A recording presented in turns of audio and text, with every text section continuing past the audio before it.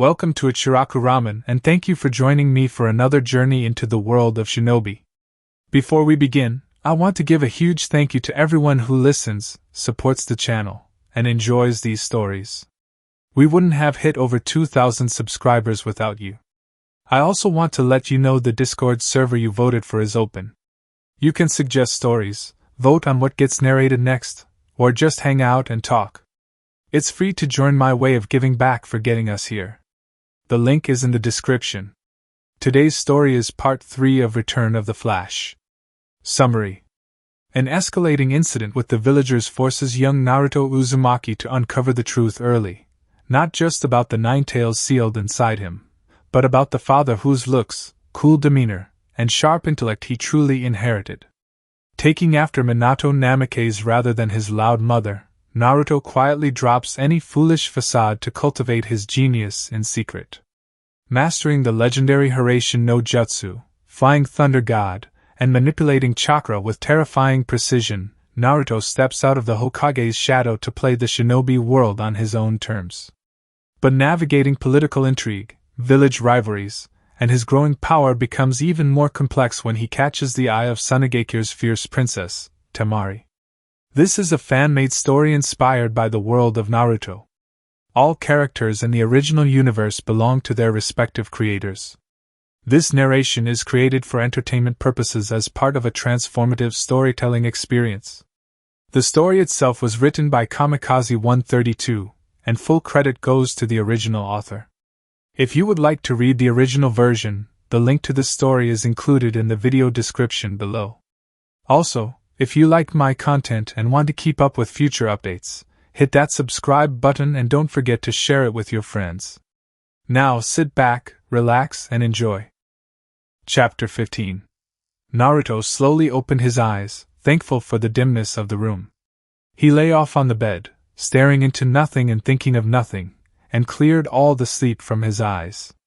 Sitting up, he was happy to find that he no longer felt exhausted and tired like yesterday evening. In fact, he could say with certainty that aside from having chakra control problems, he was in top physical condition. Looking around the room, he saw his 2 teammates sprawled out on their beds. Like him, they hadn't bothered to change or freshen up. They had probably fallen out a little after him. He took the opportunity to hit the shower first and moved to the bathroom. 20 minutes later, he was clean and fresh in a new pair of clothes, and Sasuke and Sakura were just beginning to stir when he walked out of the bathroom. He grinned at their half-sleepy forms. "Hey guys!" he exclaimed a bit too loudly. He grinned a bit more when they just grumbled angrily. No one liked loud noises in the morning. He chuckled. "Anyways, I'm heading off to breakfast in the canteen. The bathroom's free if you want it." He walked to the door, and just when he was about to open it when he turned and smirked. "I don't know if the hot water is limited or not." Sasuke and Sakura froze for a moment, and for a moment, they just sat like that.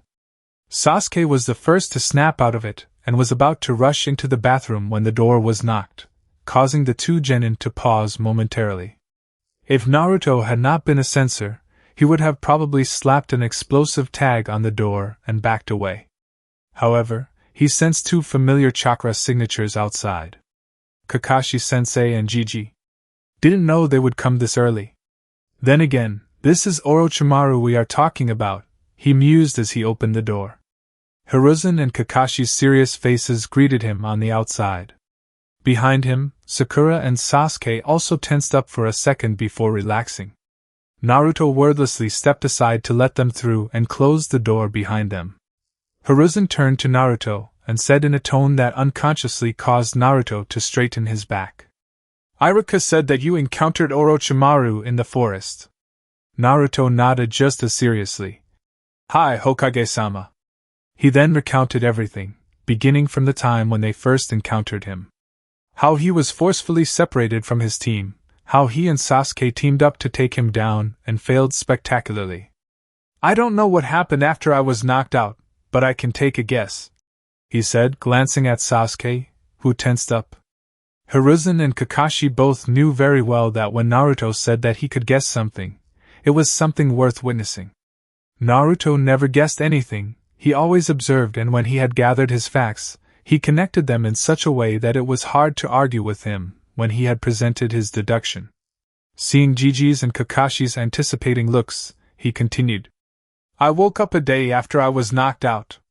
I was mostly fine, but when I emerged from our hiding spot, I observed that we had been ambushed. And unconsciously was in the clearing. When I observed Team 10's faces, they positively did not know when Lee had come, which meant Lee had arrived before Team 10 came to our aid. He was knocked out when I saw him.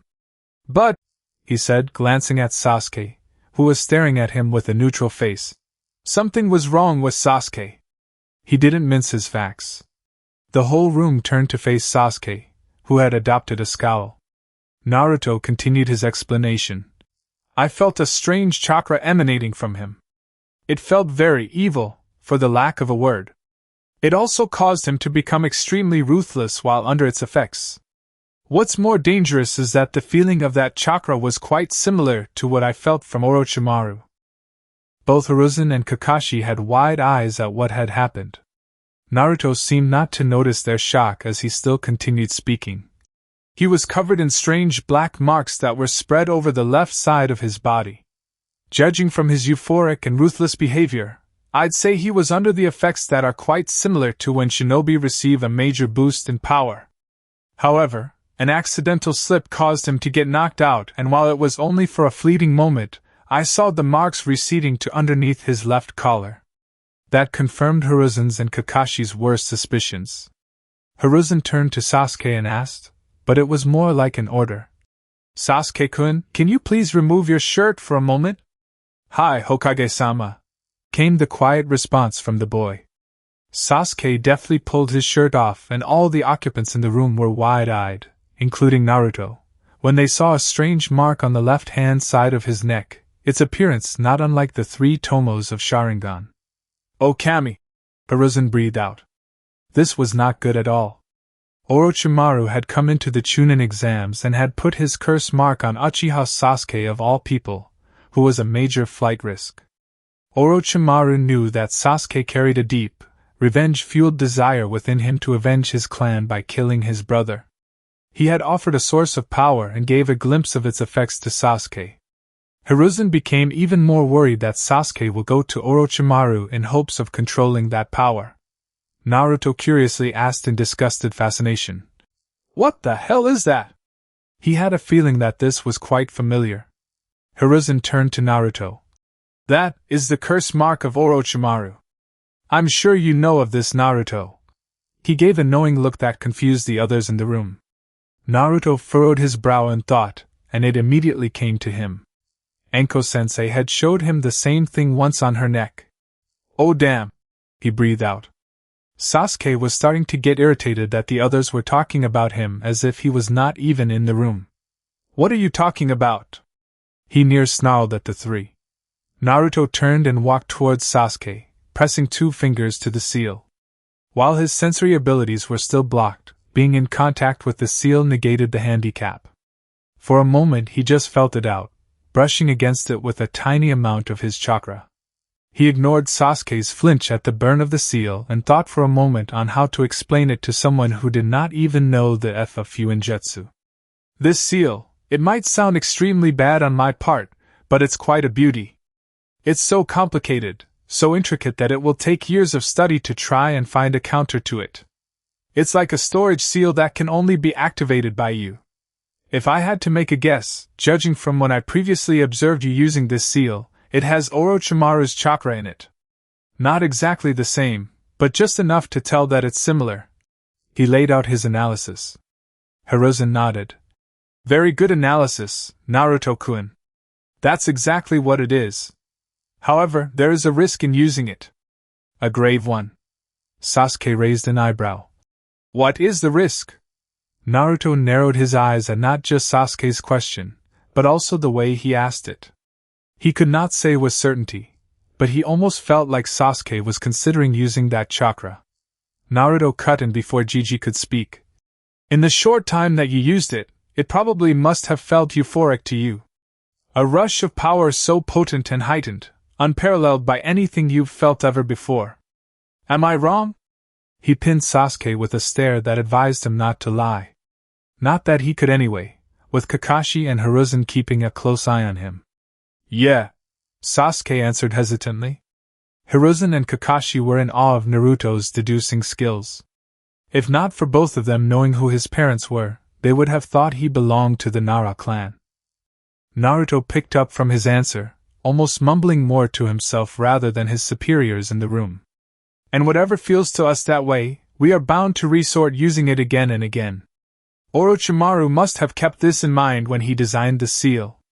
Anyone who used its power would be tempted to use it repeatedly until they become dependent on its power.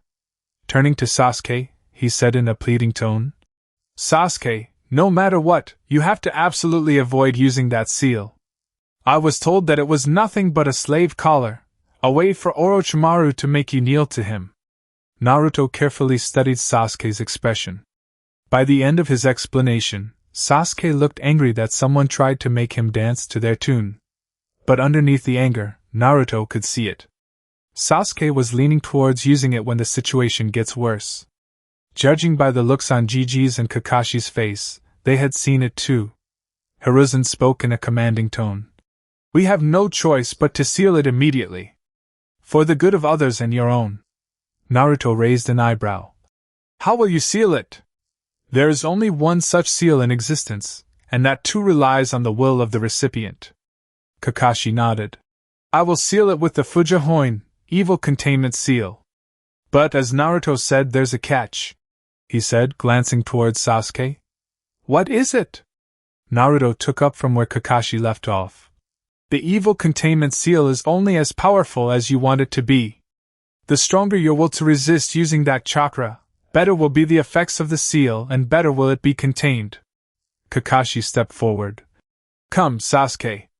You can relax after the sealing is over. We must do it now. Naruto smiled slyly. I didn't know you were versed in the delicate art of sealing, sensei. Kakashi turned with a bored eye. I picked up a thing or two from my sensei. Taking a hold of Sasuke, who had put on his shirt, he vanished in a swirl of leaves. Hiruzen proceeded to leave as Sakura closed the door to the bathroom. Gigi! He called out.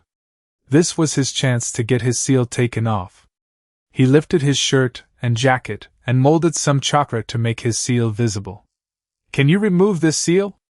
Orochimaru placed it on me, and I don't think I want my teammates to know about my status just yet. Hiruzen studied the seal and saw what it was. I can do it, but you better brace yourself. He warned before 5 kanji lit up on his fingers. On the count of 3. 1. He slammed the fingers onto the seal, exclaiming, Gojo Kane! He watched with satisfaction as the seal came off Naruto, who was unprepared and as such, fell on his butt. The 5 elements seal disappeared from on top of his seal. Naruto glared at the old man. Where was the 2 and 3, old man? Sarutobi shrugged innocently. 2, 3. All the best for the next phase. He shined away just in time to avoid a barrage of shuriken. Naruto grumbled in irritation, but brightened up when he felt his consciousness being prodded by a familiar presence. He closed his eyes and when he opened them, he was in the valley again, underneath the tree that Kurama enjoyed so much. The said demon was lazily lying underneath it, his tail swaying behind him lazily, but magnificently. He stared at Naruto intensely, who grinned back. Naruto walked up to Kurama's head and sat down in front of him. Are you all right, Kurama? Kurama scoffed, sending hot air from his nostrils. Such a seal can't affect me, but it did affect the seal your father placed on you. We aren't mutually inclusive. Naruto nodded in understanding. Kurama spoke again. By the way, nice job on trying to fight Orochimaru. You were quite efficient in your attacks, if only to compensate for your weakness. Naruto simply waved that comment away. He had gotten used to Kurama's way of complimenting a long time ago. Also, the tag team that you formed with the Uchiha was quite impressive, considering how repulsive he acts towards you. Naruto turned serious. Sasuke will do what's necessary to survive to face Itachi someday. Even if it means admitting his weakness right now and teaming up. Kurama gave a grunt to acknowledge him, But Naruto knew that Kurama could care less about Sasuke, or any Uchiha in general. "Alright, I'll see you later, Kurama." Kurama nodded and settled down for a nap. Naruto then exited his mindscape and opened his eyes in the real world. Only 5 seconds had passed. Naruto smirked at the time difference, opened the door, and proceeded to breakfast. The next 2 days were pretty much uneventful. Naruto did not waste the time given to them. The day the seal was removed, his chakra control came back. He was better than before, hell, even his chakra pools had expanded quite a bit. Nothing interesting had happened in the 2 days, other than Naruto meeting Temari once again during breakfast. Nothing major had happened, except the two had made eye contact once and looked away quickly, both of them blushing heavily. It seemed that now that the tension of the second phase had passed, the awkwardness from the end of the first date had returned in full. They didn't meet each other again until the last day, when all the genin had assembled in an arena of sorts. They were pleased to find that all of the Konoha teams had made it, along with the Odo team as well. He already knew about the Suna team. All of the genin stood in a formation before the Sandaime, who looked serious and imposing, every bit the shinobi he was known to be. He observed all the genin from under his hat, and Naruto could see none of the kindness that he was usually known for by the people of his village. "Congratulations on successfully completing the first half of the Chunin exams. You all have proven you at least have the will to become Chunin, but will is not enough by itself, however strong it may be. It's time I revealed to you the real reason why Chunin exams are held, one of the many truths you will no doubt learn later in your life." He addressed them. In reality, the Chunin exams are games of war, a representation of the conflicts between all the nations. It is a chance for hidden villages to showcase the best of the shinobi, who strive to bring glory to their homes. Other nations, all potential clients of our profession, will watch the battles. Naruto tuned the rest of the speech out as he frowned in thought. Basically, what Gigi was saying is that the Chunin exams are a show of strength from the hidden villages, and they were merely pieces of the whole game. It made perfect sense to him, though. The village received more missions and commerce, and in turn put more money in his pockets.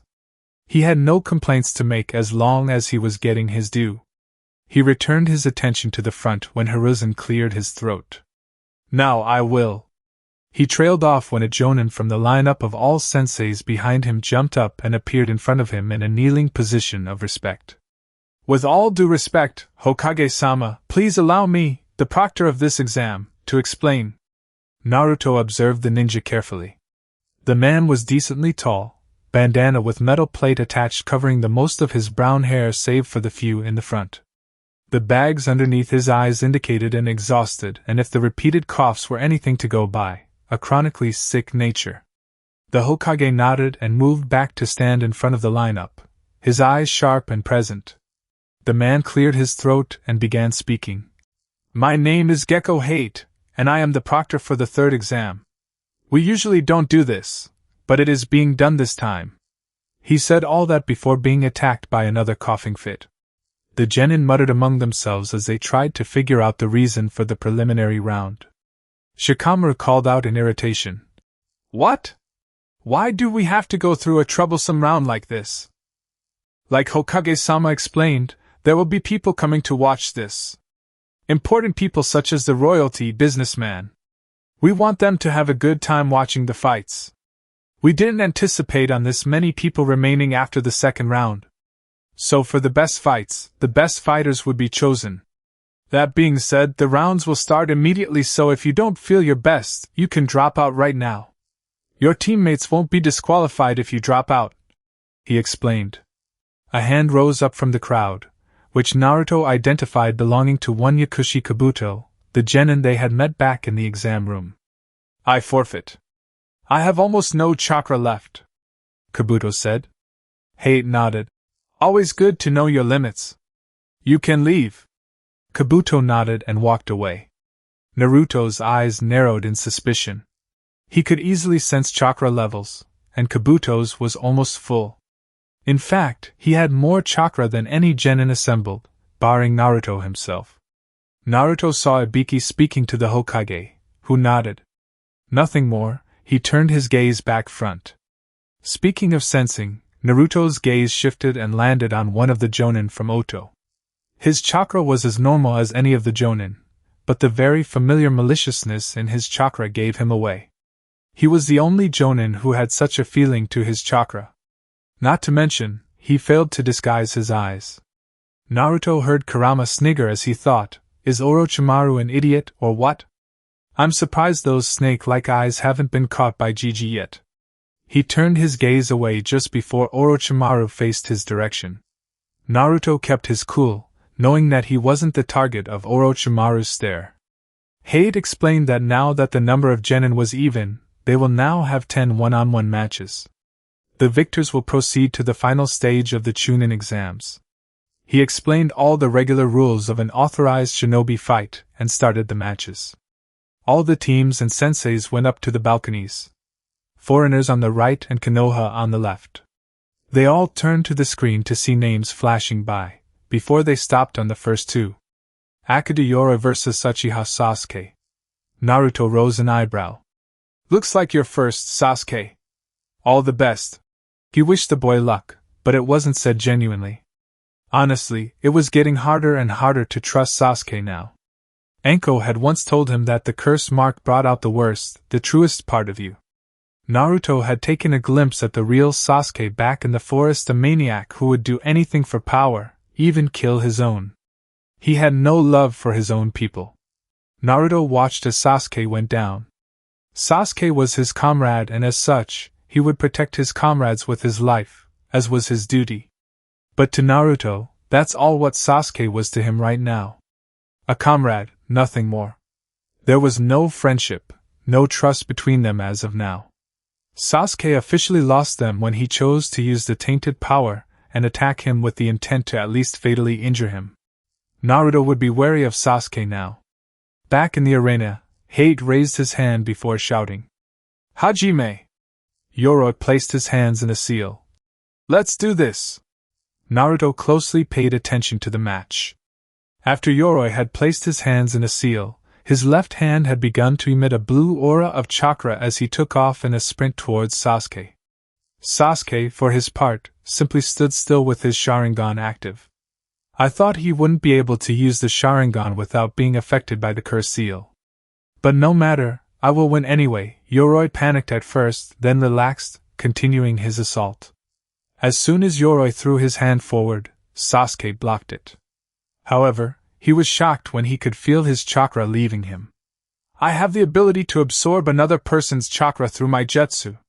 You don't have a chance, Yoroi said smugly.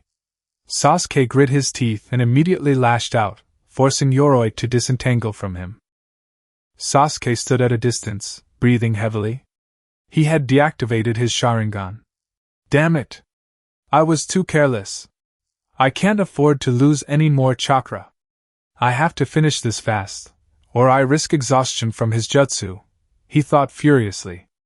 Yoroi gazed at Sasuke, feeling smug about his apparently easy victory. However, that feeling soon disappeared when Sasuke seemed to disappear as well, right in front of his eyes. However, the Jonin and Naruto saw that Sasuke had just moved incredibly fast, crouching in front of Yoroi and delivering a kick to the boy's jaw. Naruto narrowed his eyes. That cannot be his speed. He was that fast only with the power of the curse mark. But that kick, Sasuke copied Lee, didn't he? Not bad at all. Yoroi was sent flying with the force of the kick. When Sasuke appeared below him, Yoroi instantly recognized the maneuver as the shadow dance. He had no time to be shocked at all. Sure, Rindan! Sasuke executed a devastating 3-hit combo, with the last hit involving smashing Yoroi into the ground with such force that the boy was knocked out instantly. Sasuke stood back, breathing heavily and a scowl on his face. I can't believe I was pushed so far by this guy. I should have been able to defeat him no time at all. Hate checked if Yoroi was knocked out. When he was, he stood up and announced Sasuke's victory. Ino and Sakura cheered loudly at the victory, and even Kakashi cracked a smile. But Naruto was standing with a neutral expression, just looking at Sasuke and replaying the fight in his head. He copied Lee's techniques back when they were fighting. That Sharingan, quite a useful way to learn techniques, he speculated. Then he looked at Lee, who looked a bit downcast. I guess that's how everyone feels when they have all their hard work copied by the Sharingan in just a blink. I'll have to be careful from now on. Sasuke might just be looking for opportunities to use the Sharingan on me, he thought. The rest of the fights that followed were quite interesting. The next fight was Shino vs Zaku. According to Naruto, Shino won in a true shinobi fashion. Zaku could only use one arm, but he almost got Shino with his attack Zankuha. But despite being hurt, Shino was able to trap Zaku with his Kikaichu in a checkmate. The bugs had actually stuck inside the holes of Zaku's arms, rendering them completely useless and making it a victory for the Aburame. The next match was Kankuro vs Tsurugi, the genin from Kabuto's team. The match was very short. Tsurugi could contort his body, his arms and limbs getting longer and trapping Kankuro in his grasp. At first, it seemed that Kankuro's neck was snapped, but it just turned out to be the puppet, while the real Kankuro was the one in the bandages. He turned the tables on Tsurugi and trapped his in the grasp of his puppet, breaking several of his bones. Tsurugi lost the match and Kankuro was declared victorious. The next match was Sakura vs Ino. Honestly speaking, the fight was quite pathetic. It was nothing more than two fangirls fighting, though this time, Sakura was more focused on her fight rather than just impressing Sasuke. She managed to land many hits on Ino before Ino allowed her anger to take over. In an impulsive action, she cut her own hair, trying to show her resolve. Naruto just shook his head, feeling second-hand embarrassment on behalf of them. This is what ninjas of Konoha are supposed to be. The previous Hokages must be rolling in their graves. Both of them just knocked each other out. Kakashi went down to pick Sakura up, while Asuma picked Ino up. Naruto was honestly torn in his feelings about the next match. He didn't know whether to ogle Temari and admire her, or to feel bad about his fellow Konoha genin, Tenten. The matchup for Tenten couldn't have been worse. All the weapons that Tenten threw at Temari were effortlessly blown away by the other girl. Naruto shook his head. Tenten overly relied on her weapons and that was a glaring weakness. Without her weapons, Naruto doubted she knew any elemental jutsu. Tenten's final move, which was throwing all her weapons at Temari, was as useless as Naruto predicted. All her weapons were thrown back at her. Tenten flew up in the air, and was about to land on the ground when another swipe of Temari's fan sent the girl rolling on the ground, unconscious surrounded by her weapons. Lee seemed to take Tenten's defeat quite personally, and felt that Temari was a bit too harsh. He moved to attack Temari, who just blocked the attack with her fan. The world of the shinobi is harsh, Lee. What Temari-san did was actually quite mild, Gai-sensei said in a solemn tone as he guided Lee back upstairs. Temari scoffed at Lee and turned to go back upstairs, when she stole a glance at Naruto. He was looking at her with a warm smile, silently mouthing his congratulations with a wink. She blushed and looked away from him, walking back to her brothers. The next match was Shikamaru vs Kin, a genin of the Sound team. Naruto actually enjoyed watching his friends match. Shikamaru's intellect never failed to surprise him. She used needles tied with bells towards Shikamaru, who figured she would throw one with the bell and one without the bell to confuse him. She threw more bells, all dodged by Shikamaru. But he was shocked to hear a bell behind him. Turned out she used a type of genjutsu based on sound, disorienting him. After a little struggle on his part, Shikamaru managed to trap her in her shadow imitation technique. He threw a shuriken at her, causing her to do the same and dodged, but the wall was in her way and she was easily knocked out. All in all, it was a great match. Shika can go far if he focuses a bit more on the versatility of his techniques instead of just relying on the clan techniques, he thought with a smirk. He nodded to the guy, congratulating him on the match, but the boy just muttered troublesome and walked away. It was finally his turn. And his match was against Kiba. Naruto just sighed at the matchup, whereas Sakura and Kakashi seemed to wince. Even Sasuke felt his eye twitching. Kiba was in for a rough time. Ha! We got lucky, Akamaru! Kiba gloated, jumping down into the arena. Akamaru gave an enthusiastic bark of agreement. Naruto also jumped down into the arena. Now was the time to show a little of what he was capable of. Kiba didn't know of his true strength like his own team in Team 10, so he was likely to be underestimated. On the other hand, Kiba was likely to stick to clan techniques. This was a great opportunity to learn Kiba's ways of fighting. He wouldn't be revealing anything significant of his own. Naruto stood across from Kiba as hate stood between them. Kiba smacked his right fist into his other palm. "Heh, I feel bad for you, Naruto. I'll end this in just one punch." Naruto showed no reaction at that. In fact, the Konoha Jonin except Kakashi were quite unnerved at the lack of reaction from the resident prankster of Konoha. His face was devoid of expression, eyes giving nothing away. It reminded them too much of a certain missing Uchiha. Hajime! Naruto did not bother falling into a stance. First, he would let Kiba do all the work, showing him all his techniques. He was not disappointed when Kiba underestimated him and dashed forward in Lochunin speed, after getting on all fours, an elbow on the way to get buried in his gut. Kiba grinned savagely when he neared Naruto. He doesn't stand a chance against me. However, that thought was thrown out of the window when Naruto sidestepped at the last second. Kiba was going too fast to stop, so he just went past him. Naruto grabbed Kiba's jacket from behind and threw him back towards Akamaru. Kiba grunted as he landed on his back, managing to flip up after the landing. Naruto just stood there, arms at his sides. He called out, "Don't give less than your best, Kiba! Or you won't even stand a chance of winning!" Up in the stands, Kurenai frowned and turned towards Kakashi. "Kakashi, your genin is being quite cocky, despite being the dead last of his batch." Kakashi nodded. "He has every right to be." Kurenai scoffed and turned back to the fight. "Kiba will thrash him, Kakashi. Naruto is no match for his speed." She missed the entirety of Team 7 wincing. If only you knew, they collectively thought. She was about to be proven wrong. Down in the arena, Kiba was scoffing. "I don't need my best attacks to beat you, Naruto." However, Naruto was no longer in front of him. His eyes, along with all the Jonin present, widened. He turned around in almost a whiplash and panic gripped him when he saw Naruto holding Akamaru by his front legs, the puppy whimpering in fear. Naruto's voice was as cold as his eyes. "Is this enough of an incentive?" Kiba grit his teeth. "I didn't even see him move. How is he this fast? And he's got Akamaru." Kiba didn't waste any more time. "Akamaru!" He tossed a pill into the open mouth of the dog. Naruto immediately dropped the puppy and retreated to a safe distance. Now I might get a warm-up at least. He was wrong.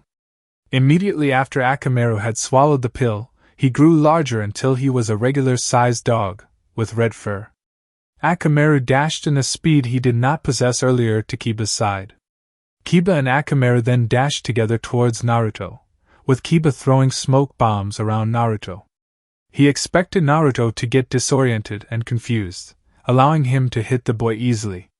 However, Naruto surprised everyone again when he stepped out of the smoke field in an instant and looked at the smoke screen intently. All the Jonin suddenly realized what Naruto was doing. He was scouting, analyzing Kiba's techniques and strategies to develop a counter-strategy. So far, Naruto had gathered quite some info on his opponent.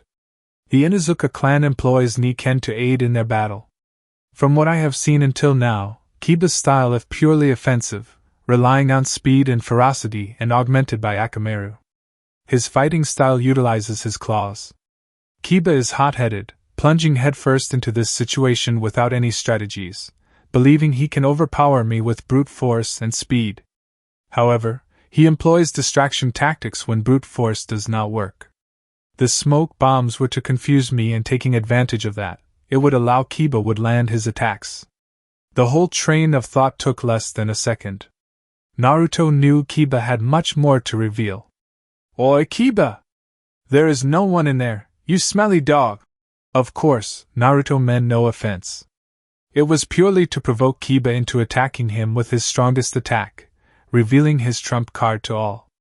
As expected, Kiba took the bait and rushed out of the smoke screen with Akamaru, both snarling furiously. "You'll pay for that, Naruto!" Finally, he revealed it. He crouched on all fours again, with Akamaru climbing on his back. Gijin Ninpo! Ninja art of beast mimicry. A puff of smoke revealed that Akamaru had transformed into Kiba, with both the Kiba crouched on the ground. Kurenai smirked on the railing. "Seems that your student is done for, Kakashi. He may be fast, but not fast enough to avoid both of them at the same time." Kakashi just smiled at her. "We'll see, won't we?" In the arena, both the Kibas took off towards Naruto, their speed greatly increased. However, Naruto surprised everyone present when he nimbly dodged all of their efforts to land on him. What confused the Team 7, however, that they didn't know Naruto incorporated his fighting style to be so flexible. They didn't know that Naruto had indeed incorporated the snake-style taijutsu in his own style of fighting. This continued for about 10 seconds, after which Naruto decided that Kiba was still hiding his ultimate technique. He absently dodged a Kiba by leaping into the air, thinking on how to make him reveal it. Kiba grinned when he saw Naruto leap into the air to dodge Akamaru. It was pissing him off on how easily he was dodging them. He never knew Naruto was capable of being this fast. But now he had their chance. "Gatsuga!" The cry snapped Naruto out of his thoughts, noticing too late the twins swirling tornadoes heading towards him in midair. He cursed for letting his concentration slip and immediately threw a kunai behind the duo before he got hit with them. Kurenai smiled in satisfaction as she saw Kiba using his strongest attack to smash Naruto into the ceiling of the arena. "Your student lost, Kakashi. Might as well go and collect him, because that was Kiba's strongest attack. Naruto won't be getting up anytime soon." Kakashi smirked beneath the mask. "Well, it's not over yet, Kurenai." Kurenai narrowed her eyes and looked down, eyes widening along with Asuma and Guy when they figured out what happened. Kiba stood triumphantly over the downed form of Naruto. "Heh! You might be tough, but not tough enough. Getsuga is a crippling attack, and you just huh?" The Naruto on the floor puffed into smoke, revealing just a kunai. Kiba spun around just in time to receive a blow to his stomach that sent him barreling into Akamaru. Naruto carefully kept his eyes on the real Kiba as they rolled. The next part of his plan required it. He taunted Kiba. "I am getting bored, Kiba. I am finishing this now, if you don't mind." Without a seal, a shadow clone popped up beside him. "I'll give you only 30 seconds. Try to knock me out, will you?" With that, both of them separated, the clone going after Akamaru and Naruto facing Kiba.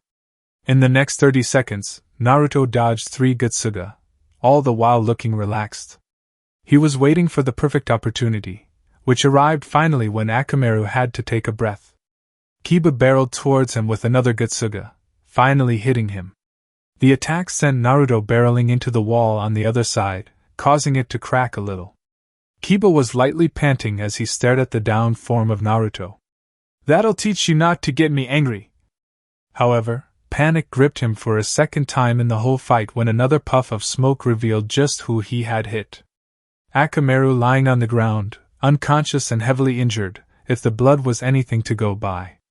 He turned around with wide eyes to see Naruto and his shadow clone smirking, both sharing a fist bump, after which the clone dispelled. The jonin above were dumbstruck.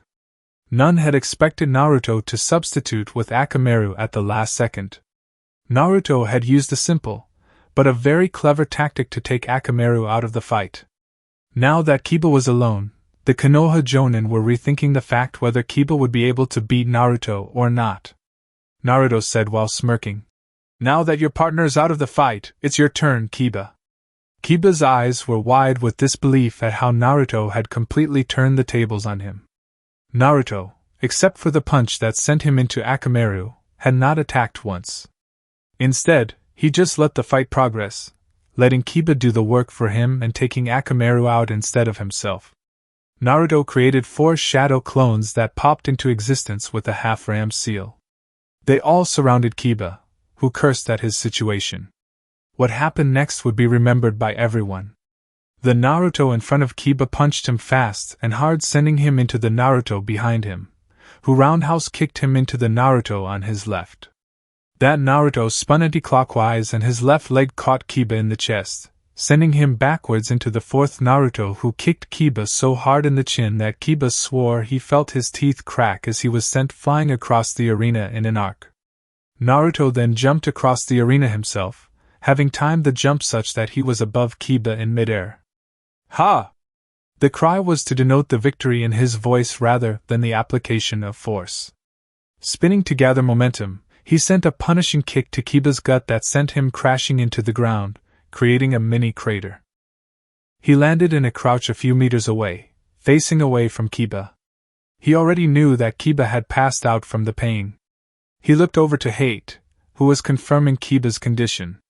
Finding him to be unconscious, Hate rose and declared, "Winner, Uzumaki Naruto." The entire crowd, including Naruto's team, was speechless. The teams outside of Konoha were gaping at the blonde, who was not even out of breath. What kind of training did Konoha give to this guy? The team from Suna had varied reactions. Kankuro was slightly sweating, not because of the punishment Kiba went through, but at how effortlessly Naruto delivered it. Temari had a hand over her mouth to prevent anyone from seeing that she was gaping in amazement. She had figured Naruto was strong, but not this strong. He had finished the fight with just a shadow clone and taijutsu, not to mention he didn't use any weapons, except for the kunai which he just used for replacement. He had not given away any of his trump cards, and could dish it out hard without resorting to any of them. He wasn't even out of breath. But the reaction from Gaara was the one that worried them the most.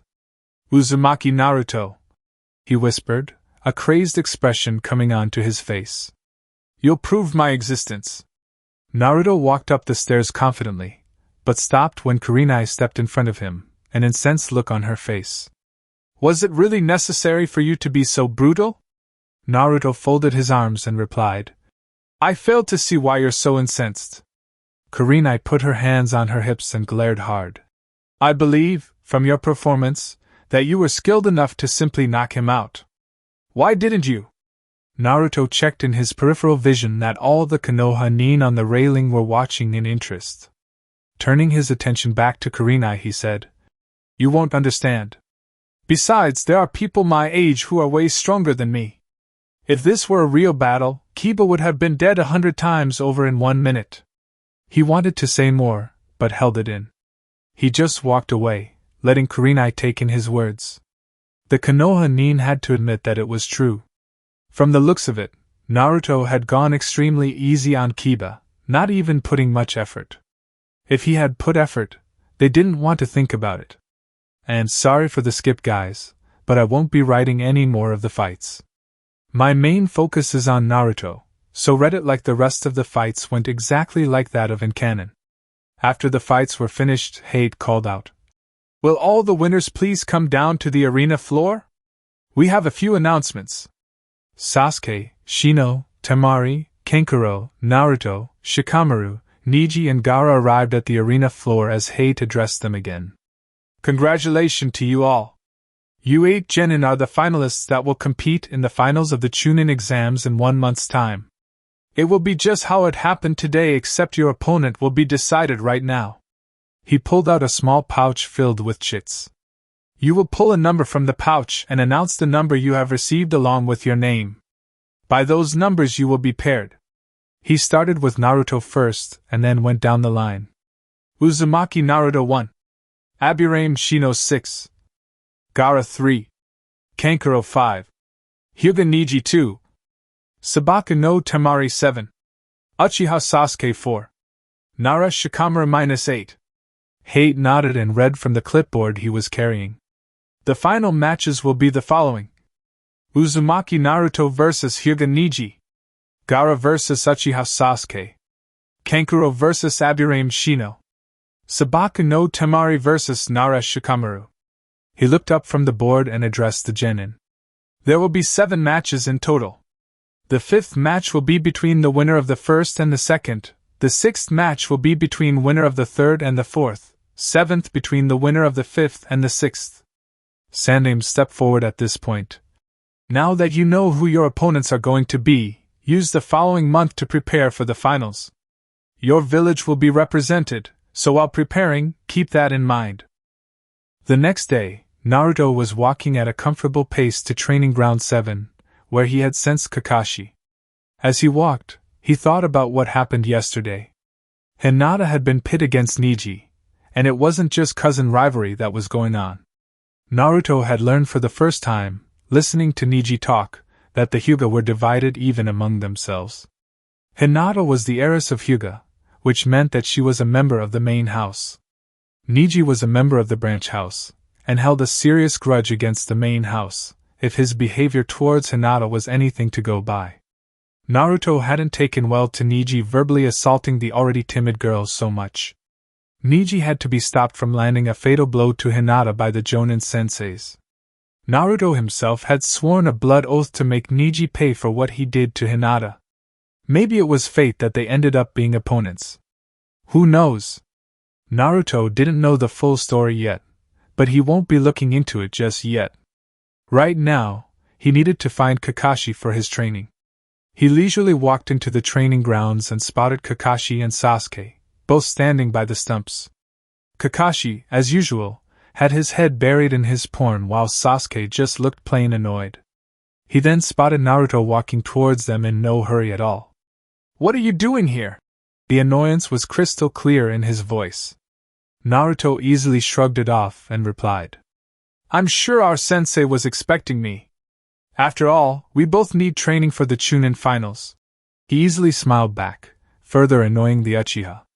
"I was, indeed, expecting you, Naruto," Kakashi said, snapping his book shut. He regretted for what he was about to do, but it couldn't be helped. Naruto stared intently at Kakashi, straight in his visible eye. There was something going on that he did not know. Casting a bored glance at Sasuke, he couldn't find anything. Boy just looked annoyed and impatient? Impatient for what? Kakashi found it hard to stare his student in his eyes. Those eyes that were full of intelligence, but always looked bored. But now that Naruto was staring at him, trying to figure out what was going on, he didn't see Naruto. Instead he saw his sensei, who only looked disappointed at him, as if already knowing what he was about to do. Naruto stared at Kakashi, waiting for him to speak. But for some reason, the usually cool Jonin looked a tad bit uncomfortable. Naruto mentally sighed, thinking that Kakashi would need some prompting to speak. Bluntly pointing a finger towards Sasuke, he asked, "Why is he impatient?" The question caused Sasuke's neck to snap towards him. It also caused Kakashi to finally regain his wits. Before he could speak, Naruto beat him to it. "Anyways, I came to ask you to train us for the finals, Kakashi-sensei." He was careful to say us, and not me. "You see, Naruto, the thing is, I won't be training you for the finals," he said, guilt bubbling up on the inside. The level of guilt grew exponentially when he learned what his student had come to ask for. But because of who Sasuke's opponent was, he needed to train him. Naruto, for his part, simply stared at Kakashi like he was stupid. Inside, though, he was a bit hurt. He knew Kakashi was the only man with a Sharingan still affiliated to the village and therefore, was the best person to train the last loyal Uchiha. But that excuse became invalid the moment he chose to become a sensei.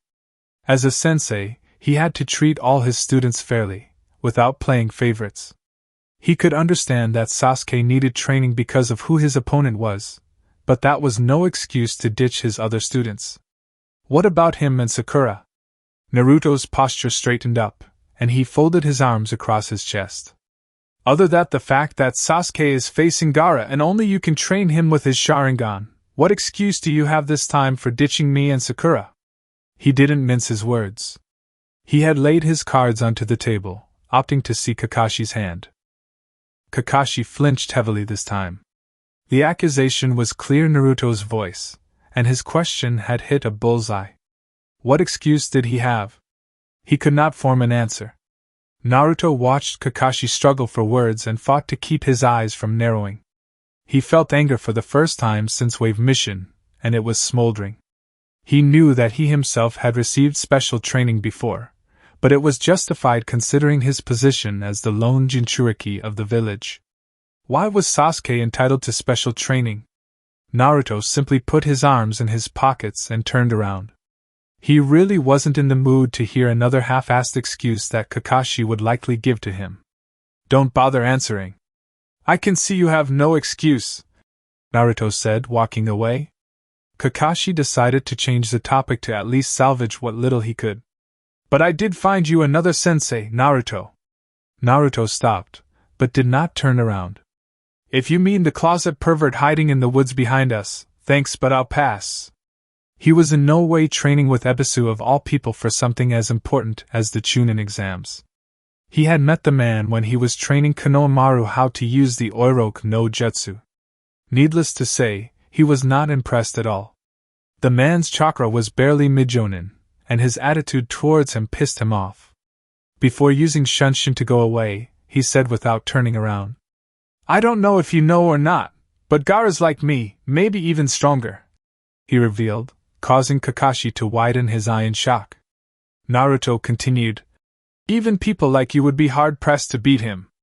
He flickered away, not waiting to watch the man's reaction or Sasuke's confusion. He appeared in front of the Hokage tower, deep in his thoughts. He was sure everyone would remember what Gaara had done to Rock Lee yesterday. The guy, with his sand, had crushed Lee's hands and legs so brutally, without any hint of remorse or emotion, that even Naruto had sweat a little. Gaara was dangerous, and he himself didn't know how he would beat the guy. Kurama had told him that since the Ichibi was the weakest of all tailed beasts, he gave his host full access to his power very early, which is why Gaara was so deranged. Shikaku had been influencing Gaara ever since Gaara could talk, so it was bound to affect him some way. Naruto did not care to go through all the doors. He simply jumped up to the window, slid it open and announced, Yo Gigi! Sarutobi was glaring at the paperwork before him with all the hate he could muster.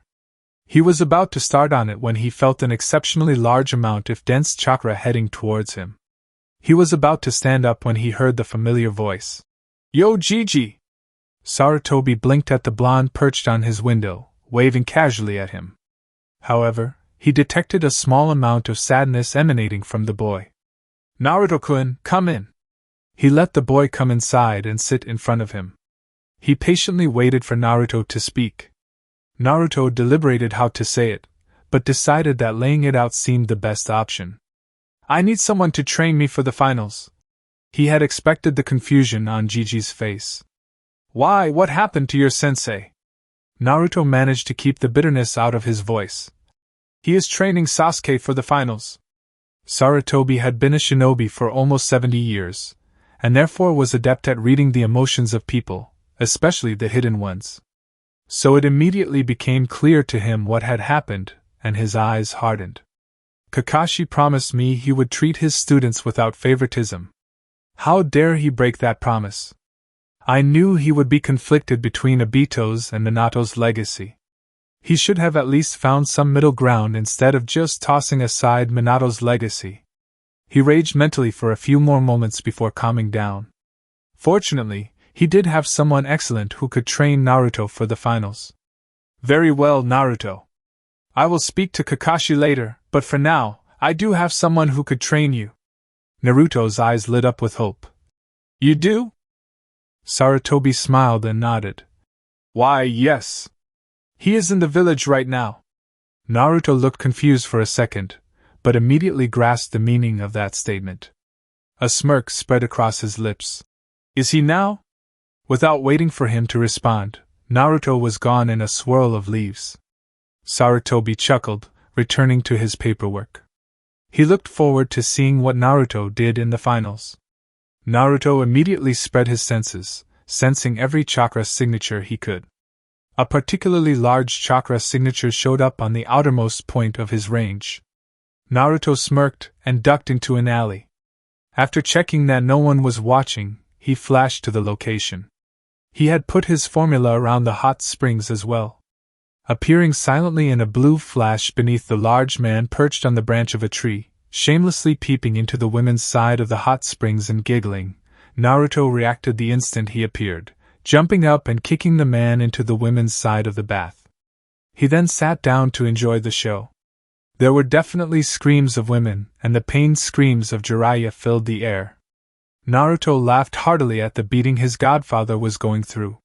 He had settled things with him a while ago, and had no problem making fun of the guy.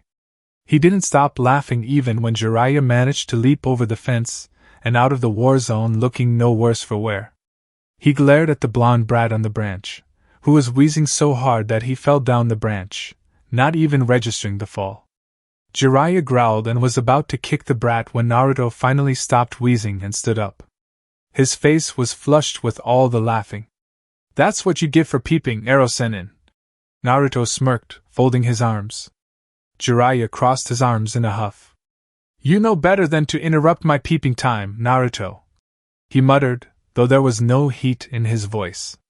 He then really looked at Naruto for the first time. He had grown well, standing over at 5 feet 2 and a well-built physique for his age. His hair was tied in his usual ponytail, and he still looked as bored and indifferent as ever. "Anyways, what do you want?"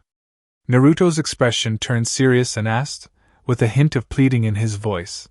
"Will you please train me for the Chunin finals?"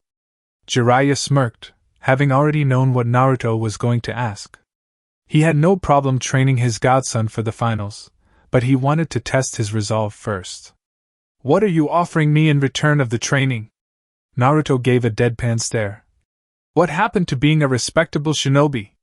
The people would be mighty disappointed to learn that the mountain toad sage is a stingy old man." Jiraiya shook his head, not at all offended. "I'm not talking about money." A lecherous grin spread across his face. "I'm talking about your Oiroku no Jutsu. It sounds very interesting from what Sensei told me." Naruto raised an eyebrow in interest. "You really are just a pervert, aren't you?" "Wrong!" Jiraiya shouted, waving a finger. "I'm not just a pervert, I'm a super pervert." Naruto let a smirk across his face. "Let's see you hold up against this." With a ram seal, Naruto was replaced with a naked, buxom young woman with smoke covering her most sensitive areas and her pigtails waving gently in the breeze. "Is this what you were referring to, Jiraiya-sama?" Naruto asked cutely with a finger on her lower lip. For a moment, he thought Jiraiya would fall over in a nosebleed. His eyes were bugged out to the max, and the man almost looked like he'd have a heart attack on the spot. But suddenly, he surprised Naruto with a two-way thumbs up, hearts replacing his eyes. "That's very good!" He almost crowed in praise. "All right, kid, I'll train you." "Great!" Naruto cheered and almost released the jutsu when Jiraiya stopped him. "One condition, though." Jiraiya stopped him. "What?" "You have to keep that henge on the entire time we're training." Naruto dispelled the jutsu, looking plain annoyed. "You are way over the top sometimes, Ero-sennin." "Don't call me that, brat," he barked, bonking Naruto on the head. "Fine, I'll train you. Meet me here tomorrow, morning 7 o'clock. Don't be late." Giving a two-fingered salute, he was gone. Naruto chuckled. It was good to see his godfather after such a long time, and he was as perverted as ever. He was gone in a blue flash a moment later. The next morning he met Jiraiya at the bathhouse again. "Good morning, Ero-sennin," Jiraiya grumbled. "You're really stuck on that name, huh?" Naruto said mildly. "You have to admit, though, it's oddly befitting of you." As they walked, Jiraiya explained.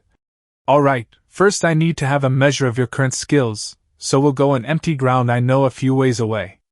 Then after that I'll help you set up for the things you need to work on, while I do my own work." Naruto interrupted with a dry tone. "You mean peeping, don't you?" Jiraiya didn't even acknowledge the question, leading them into a field with a large lake on the other side of the bushes. Jiraiya stopped in the middle of the field and turned to face Naruto. "Show me what you got," Naruto asked in return. "Should I take off the resistance seals?"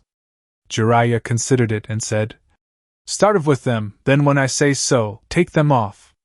Naruto grinned savagely. He could strike without holding back this time. The thought spiked his heart rate, adrenaline filling his veins. He shot forward in a dash, his right foot towards Jiraiya's face. It was blocked by the man, but Naruto only needed to get close. He engaged Jiraiya in an exchange of punches, kicks, palm strikes and jabs, never hitting the Sannin, but not getting hit either. He realized that Jiraiya was just getting serious, so he decided to up the game. Disengaging, he formed the snake seal. Futon, Kaze Jirai no Jutsu. Wind style, Wine torpedo, a spinning ball of wind sped towards Jiraiya, who looked shocked. He knows Futon? He jumped out of the way, seeing the spot he was standing on explode in wind. I would have been cut in pieces if I had gotten hit with that. He sped through his own hand seals. Ninja art, toad oil bullet. Naruto's mind worked instinctively, knowing what set oil on flame. Katon, Ryuka no Jutsu. As soon as the fire impacted the sticky oil, it raced back towards a stupefied Jiraiya. He knows Katon? He immediately disconnected the oil. He turned around on instinct to block the punch from the shadow clone, kicking it and causing it to dispel. However, chains of water rose up and wrapped around him in a flash. He knows Suiton as well? However, he was not allowed to dwell on it for long. A cry distracted him. Suiton, Dai Sagata no Jutsu! Water style, great water farm projectile. Jiraiya stared dumbstruck at the 20 feet tall spinning water drill coming from above, with Naruto holding the dog's seal.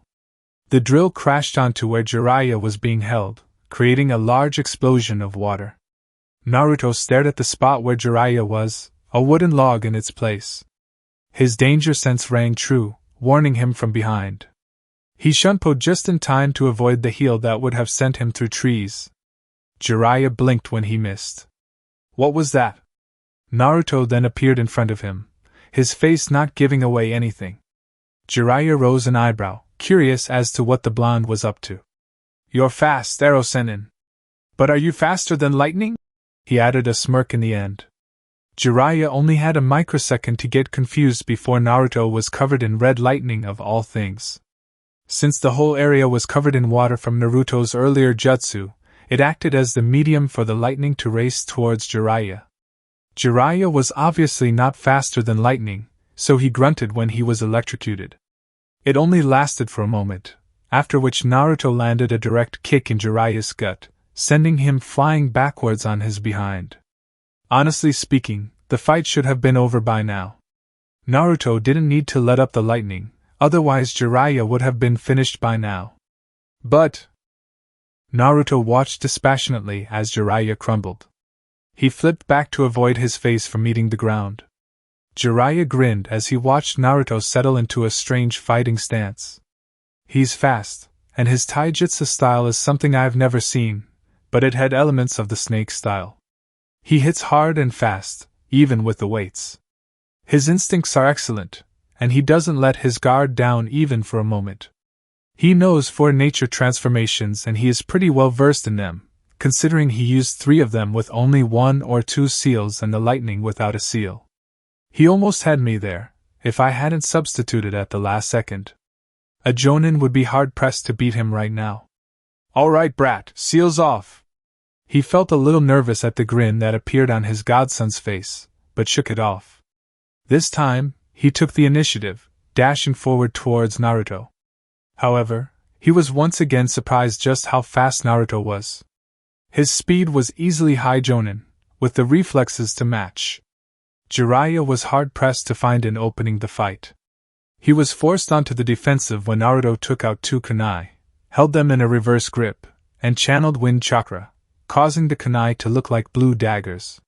He was on the defense for a while before he managed to disengage with the help of an earth spike, sending Naruto back. Naruto threw the kunai midair with deadly accuracy, which Jiraiya avoided by the skin of his teeth.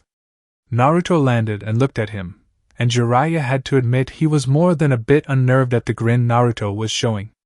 Naruto then took out 2 exploding tags between fingers of both hands, held them in a cross and threw them such that they were on either side of Jiraiya, who scoffed. If you think 2 explosive tags can take me out, think again.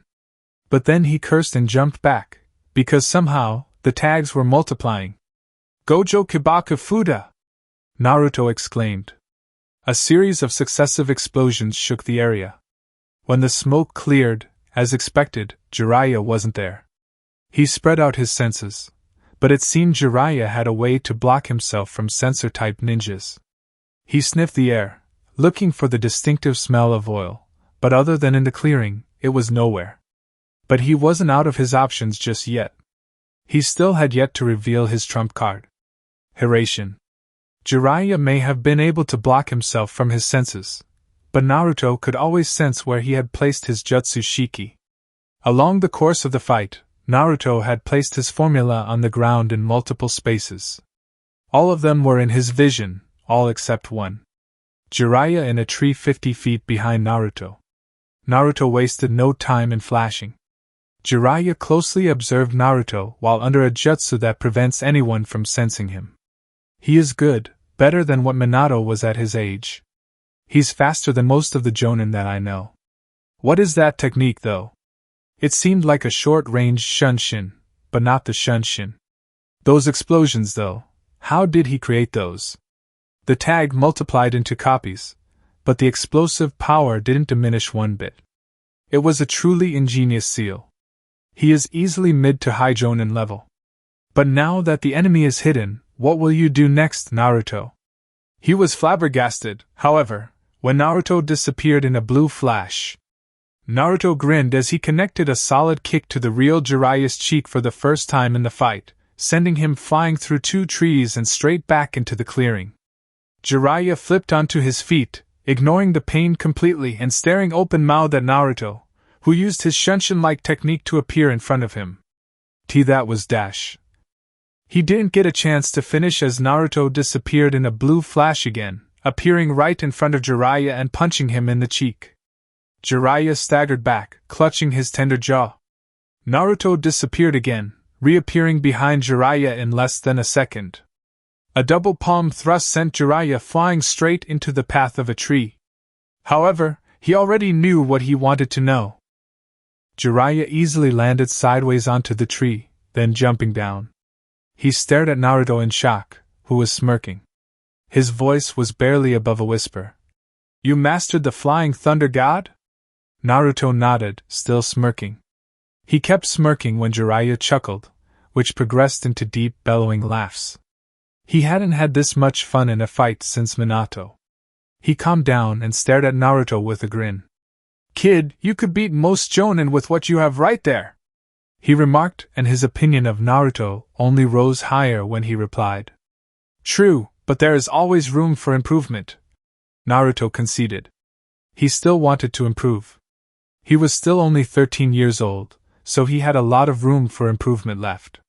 Jiraiya asked with some hope in his voice. "Naruto, how would you like to become my apprentice?" Naruto's eyes lit up. "Really?" Jiraiya nodded with a smile. He would make a damn good shinobi out of this kid, even stronger than Minato. Naruto jumped up in joy. "Why, tie?" Naruto looked at Jiraiya with his blue eyes shining. "Does that mean dash?" He didn't even finish his question when a scroll appeared in Jiraiya's hands, offering it to Naruto. Naruto opened the scroll and his eyes softened when he saw the name of the latest Toad summoner. "Dad?" His eyes moistened as he rubbed them. He took out a kunai and cut his right thumb. Just as he was about to sign on it, Kurama stopped him. "Wait, Naruto!"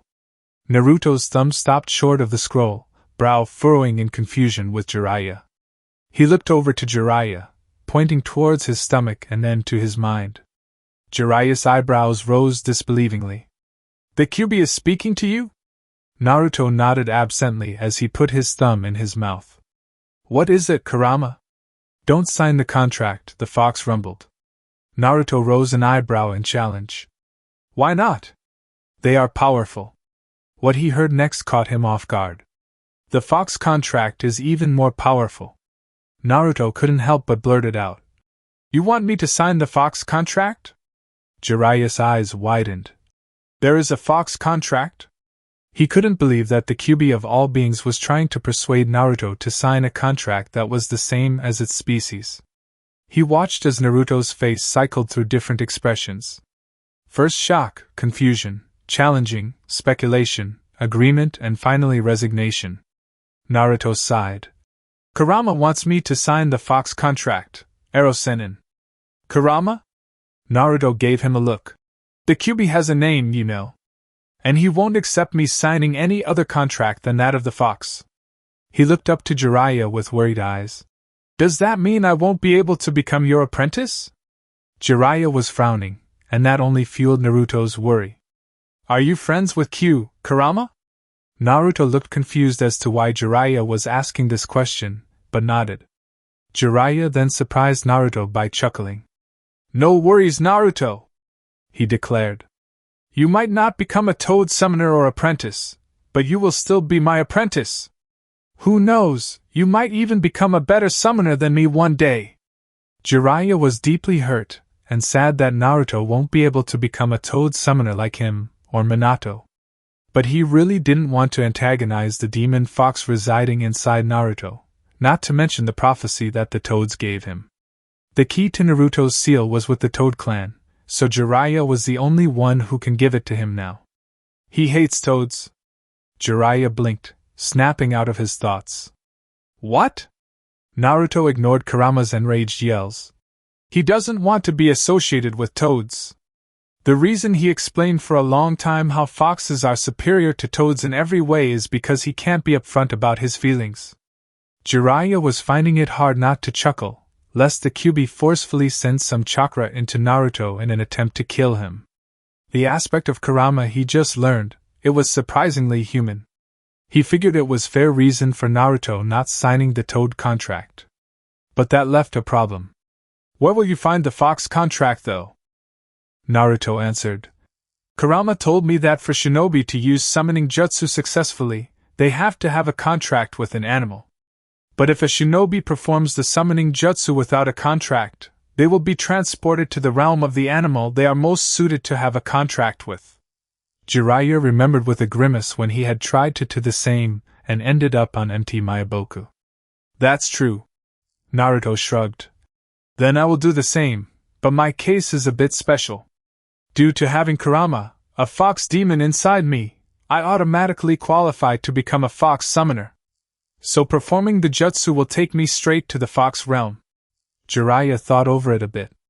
It was a sound theory, but if it didn't work, Naruto would have no way to come back. What if it doesn't work? Naruto blinked then winced. Kurama doesn't like other people questioning his intelligence. Jiraiya paled, but nodded and told Naruto the hand signs. You perform the hand signs boar, dog, bird, monkey and ram and slam your hand onto a surface. That's the gist of it. Boar, dog, bird, monkey, ram. Naruto made each hand seal slowly, his anticipation clear for Jiraiya to see. As soon as he completed the sequence, Naruto slammed his hand on the ground. A sealing array, which Naruto guessed was a contract seal, erupted and he disappeared in a puff of smoke. Jiraiya exhaled a sigh and sat down, waiting for his godson to return. Naruto appeared in the realm of the foxes, shaking his head at the sight dizziness. The sensation of traveling was not unlike Hiraishin. He heard Kurama's voice in his head, which was filled with the emotion one goes through when they come back home. Welcome to Kitsune no Kuni, Hiwa no Oka. The Hills of Peace. Naruto gazed awestruck at the realm of the foxes. It was the most beautiful place Naruto had ever seen, so exotic that it felt like the true symbolization of nature. It looked very much like a hill station, but instead of houses, a number of caves were on each hill. There were 5 hills in total, leading up to a huge mountain, the top of which was among the clouds. The place was so full of ambience that Naruto had unknowingly sat down just to admire the beauty of the place. He had never felt this close to nature ever before. Naruto had never seen so many foxes in one place before. Beautiful, isn't it? Kurama spoke in a soft tone, well as soft his rumbling voice could become. Naruto agreed in an equally soft voice, afraid that if he spoke above a whisper it would shatter the peace of the place. Yeah. He just kept gazing at the valley, a soft smile on his face, not even noticing that a brown fox had spotted him and alerted the others. A snarl interrupted his thoughts, and he found himself gazing at around 15 snarling foxes of different colors, who looked not the least bit friendly. Naruto unconsciously straightened up while sitting Indian style, making eye contact with the lead, Silver Fox. He didn't mask himself, instead, he revealed who he truly was through his eyes. The fox stopped snarling, and adopted what looked like curiosity on his face. He looked into Naruto's eyes for several moments, Naruto not flinching away for even a moment. "Who are you, human?" The smooth tenor surprised Naruto only for a second, but he recovered. "My name is Uzumaki Naruto. May I know yours?" Best to be polite rather than hostile. "Osamu," came the reply. "What are you doing here, Uzumaki Naruto?" Naruto didn't know whether his answer would infuriate Osamu or not, but it would be unwise to lie. Foxes are extremely clever creatures. "I was told to come here by Kurama to sign the contract of the foxes." He gulped when he saw Osamu's face twisting, revealing his sharp teeth. It did not help that Osamu was almost as tall when Naruto was standing. "You have some nerve, addressing the Lord of Foxes by his name, without an honorific no less." Naruto spoke before he would be forced to defend himself. "Because he lives inside me." Osamu blinked, not understanding Naruto's statement at first. But when he realized what it meant, his face twisted into a snarl once again, and he got into an attack position. "Why you dash? Stop!" A simple command from a soft voice caused all the foxes to turn around. Naruto found himself gazing at a regal-looking red fox. The voice was obviously female, filled with power and superiority, but at the same time, a warm and comforting tone. She looked beautiful. The red fox strode towards Naruto, assessing him with her gaze. The foxes parted for her, and soon she was looking down at Naruto. "Stand up, Naruto-kun!" Naruto blinked at the soft tone, but did as she said. Soon, his eyes were level with the red female fox. She gazed into his eyes for a moment, then spoke. "We have been waiting for you, Naruto-kun." Naruto rose a puzzled eyebrow. "Waiting for me?" The red fox smiled and said, "Come, we have much to talk about." She turned around, and from the way everyone bowed to her, she must be a pretty important fox around here. He walked after her, as she led the way. "I understand Kyubi-sama told you to come here?" "Why, yes, he did." The red fox chuckled. "No need to be afraid, Naruto-kun. You are one of us now. Or you will be after you sign the contract." Naruto then spoke, his confidence returning but still being cautious.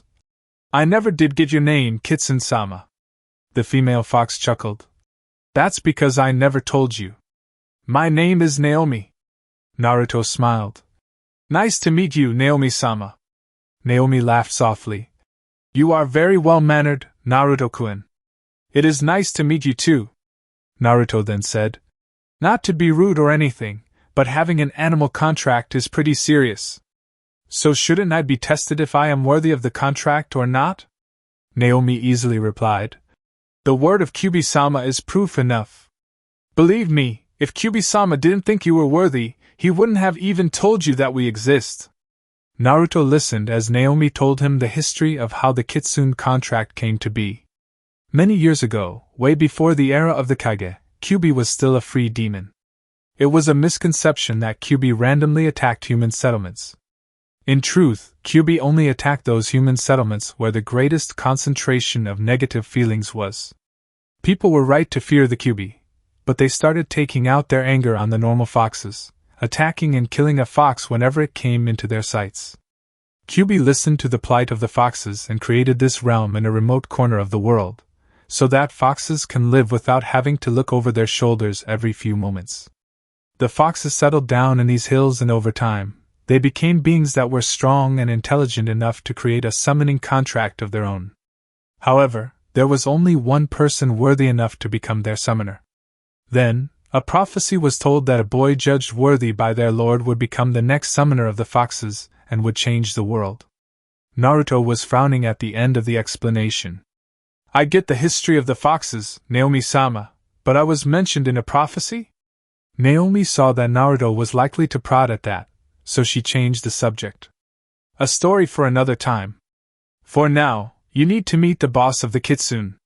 They arrived at a large gate, which stood well over 120 meters. But what caused Naruto's mouth to drop were the guards that stood on either side of the doors. They were easily 70 to 80 meters, humanoid foxes like Kurama, with the opposable thumbs and all. They were wearing black, full sleeves haori and had swords strapped to their waists. The most notable features, though, were the 5 tails that lay 8 rest behind them. At Naruto's dumbfounded look, Naomi chuckled and explained. They are boss-level fighters, Naruto-kun. The number of tails they have denote their level of strength, and as such, rank is given out. But you don't need to know that right now. She nodded to the guards, who bowed deeply to her and proceeded to open the gates. Naomi-sama, you seem to be an important figure around here, Naruto commented as they proceeded inside. Naomi winked at him. If you must know, I am a member of the High Council of the Kitsune. She laughed at Naruto's pale face and walked inside. Naruto snapped out of his shock and ran after her. The sight on the inside was just as shocking as it was on the outside. Large foxes, with tails that varied from 2 to 6, were inside sparring with each other with various weapons. Naruto found it curious that none of the noise was heard when they were standing outside the gates. A silencing barrier, perhaps? He marveled at the sheer amount of chakra he was sensing from each of them. It was easily S rank, surpassing the Kage level. Naruto himself had Kage level chakra reserves due to having Kurama inside him and Uzumaki lineage. He looked around in awe, keeping up with Naomi, until he spotted a fox. The fox was easily the tallest of all, standing a bit taller than everyone. And he had 7 tails, making him the strongest fox here. Which meant he was the boss of the Kitsune. He had a deep blue fur, and wore a red haori which had the kanji for boss on the back. On his waist was strapped a chikuto. Naomi walked up to the boss, and as she did, Naruto noticed that everyone had stopped fighting and was bowing to her. After she acknowledged them now, they turned their attention to Naruto. As Naruto expected, they looked at him strangely, probably wondering what a human was doing in their realm. Naomi walked up to the boss of the Kitsune, who bowed deeply to her as well. Naomi-sama. His voice was deep like Kurama, but unlike the demon's rumbling, his voice was a deep, smooth baritone. Takashi, she acknowledged. The now dubbed Takashi straightened up and asked, Naomi-sama, what can I do for you today?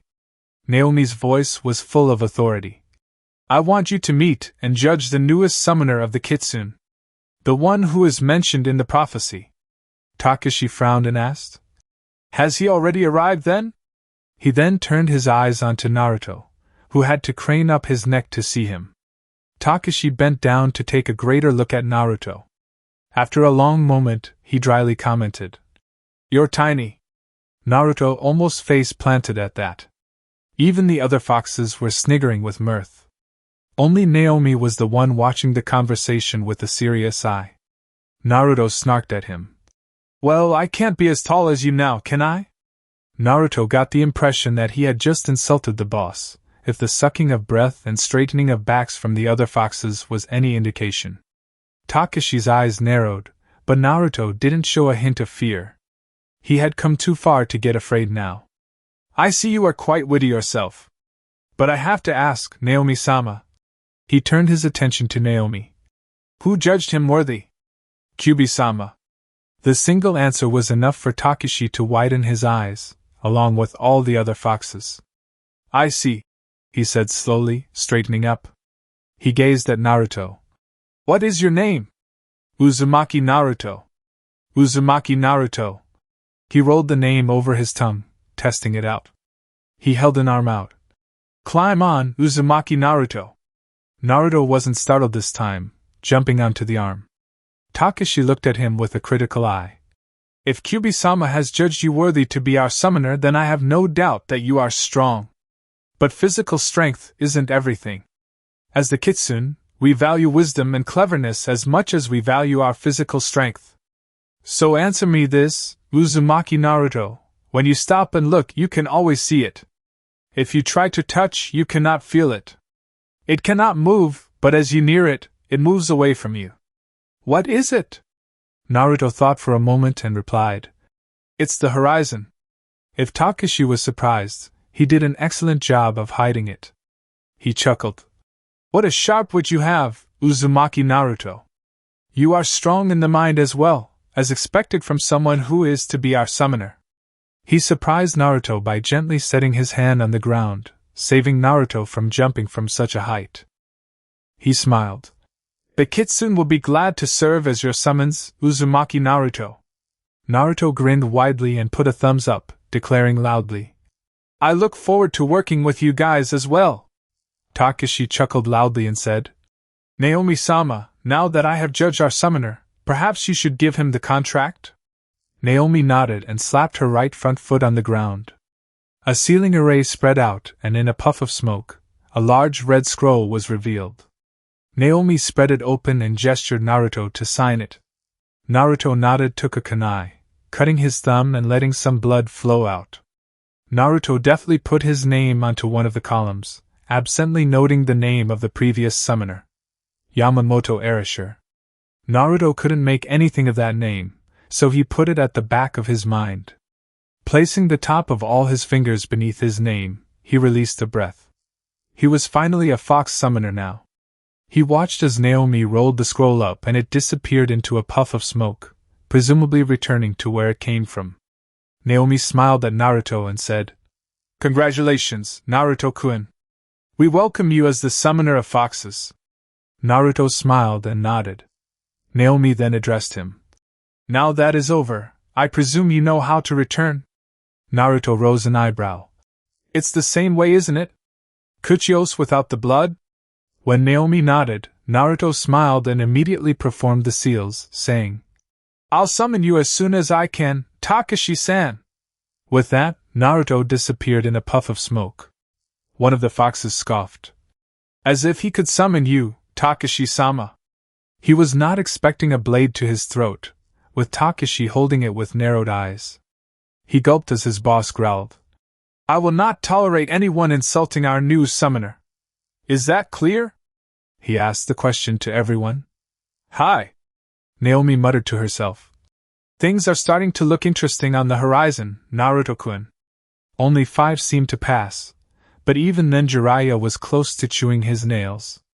He was about to go into panic mode when a puff of smoke revealed Naruto, standing triumphantly with arms crossed.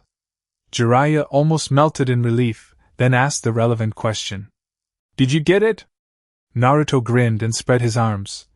You are now looking at the newest summoner of the Kitsune clan. Quick pause, guys, I just want to take a second to say thank you. We actually hit 2,000 subscribers, and that is entirely because of you.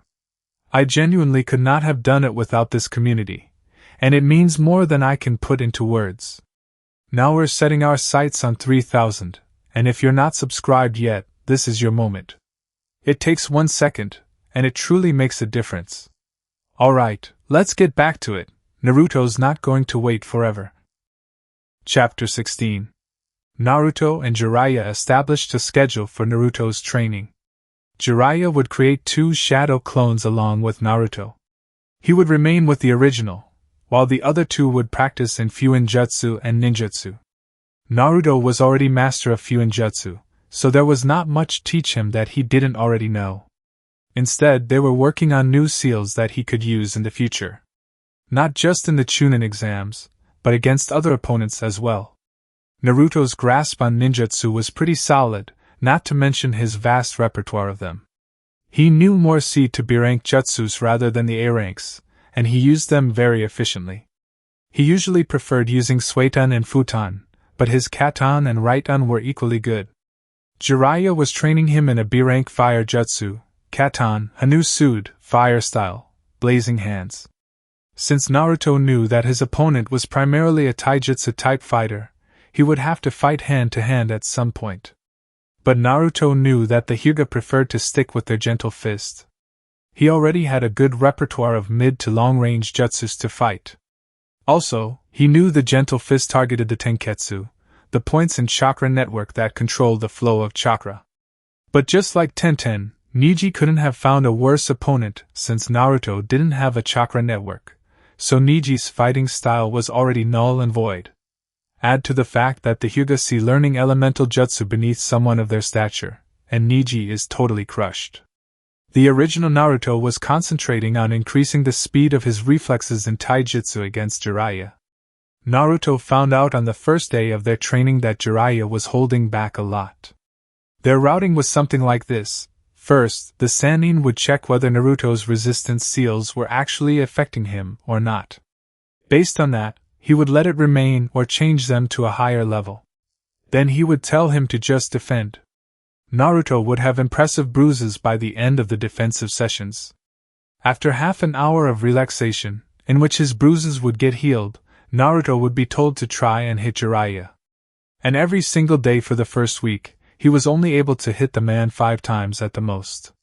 Granted, his fighting style, the elemental fist, was as aggressive as it was defensive, not to mention had a minority of made-up moves that he usually employed to finish a fight. He was still far from landing critical hits on the Sannin. Guess he isn't a Sannin in just name, after all, Naruto thought as he relaxed in the onsen. Today was the first Saturday of the month, and he and Jiraiya did nothing but a small, time-limited spar to evaluate Naruto's skills. Naruto had mastered the blazing hands in a total of just 4 hours, and spent rest of the week trying to incorporate it into his fighting style. Jiraiya had released him early because Naruto was to do his own training in the weekends.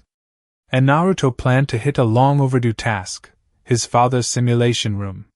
He had 5 more levels to go, and Naruto planned to hit 4 of them in the following 4 weekends.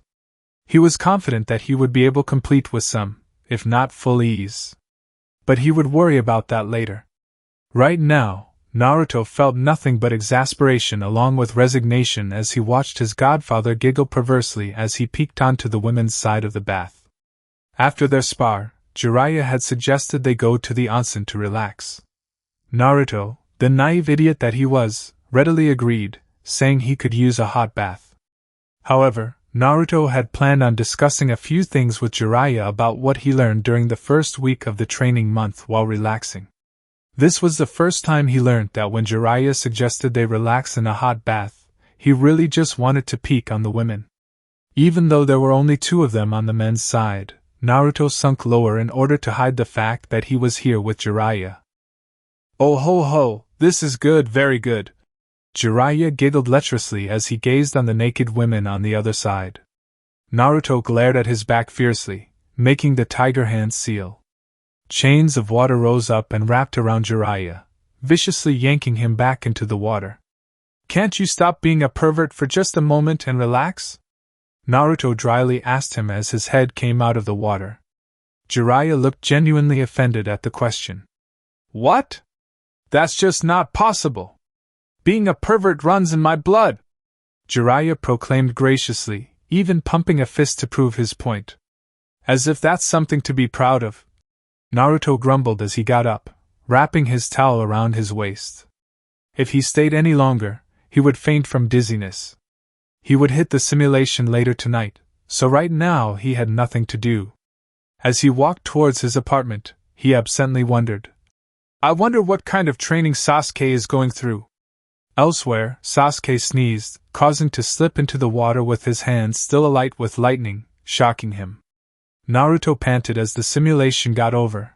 His opponent lay beaten before him. It wasn't tough, but it wasn't easy either. A wave of satisfaction passed over him as he went through the fight, in his head. This time, he had managed to inflict most of the bruises onto his opponent instead of himself. His opponent was crafty, and his fighting style was something Naruto had never seen. He fought almost like he was dancing, weaving around in circular patterns.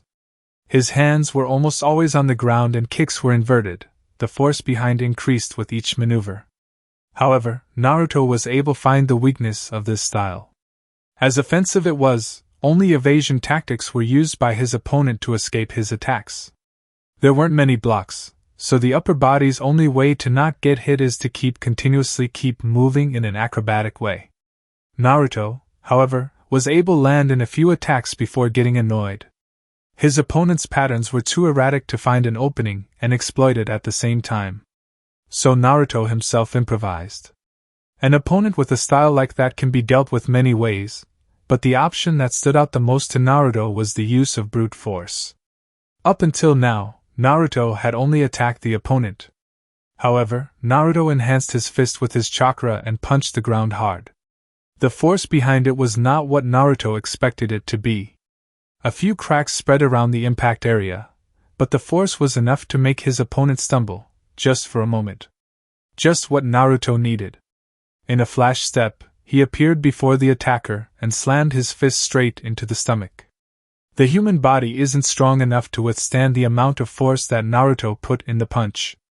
Added with the fact that the last punch was enhanced by the blazing hands, and his opponent was out for the count. Naruto flashed into his apartment, groaning and looking forward to a hot shower after the session.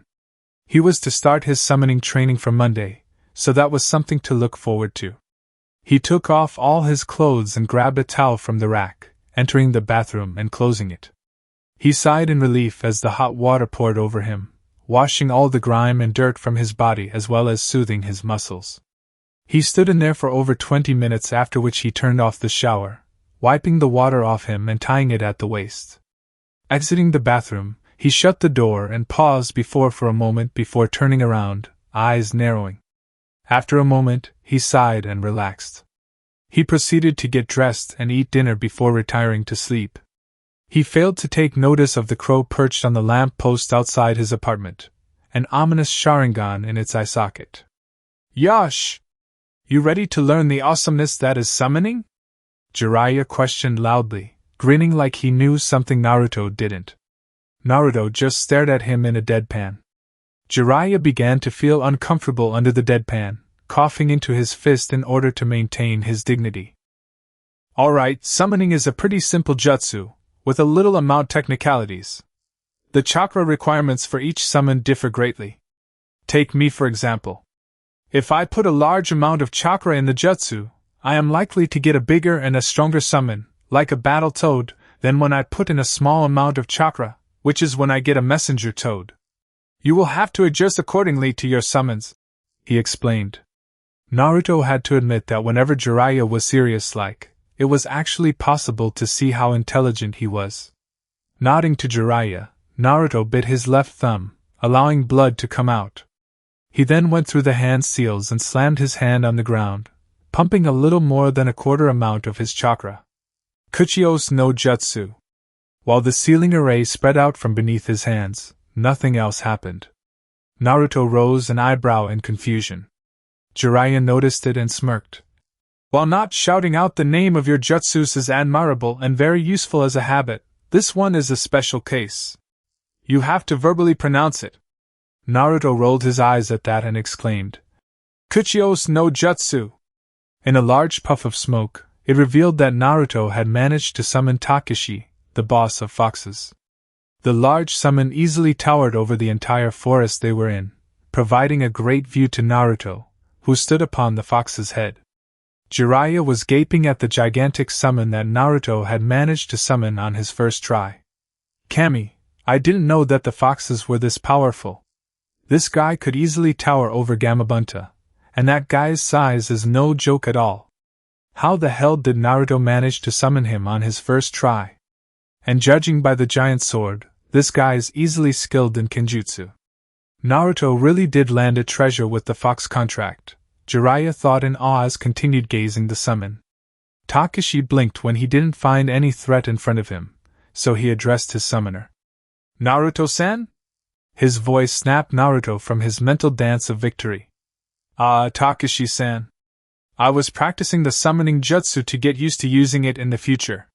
Takeshi gave a sound of realization. "I see.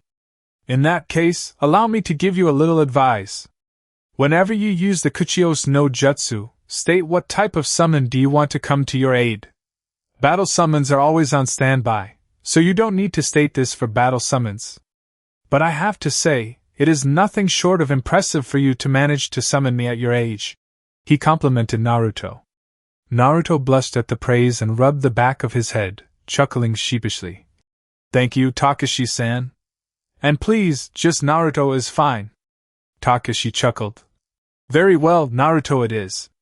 And don't hesitate to call me if things get difficult for you, Naruto." He dispelled himself after that, returning to the realm of the foxes. Naruto easily landed in a crouch beside a stunned Jiraiya. What the hell was that brat? Jiraiya almost yelled with wide eyes. Naruto gave him an innocent look. What do you mean? Jiraiya pointed a finger at him. Don't give me that look.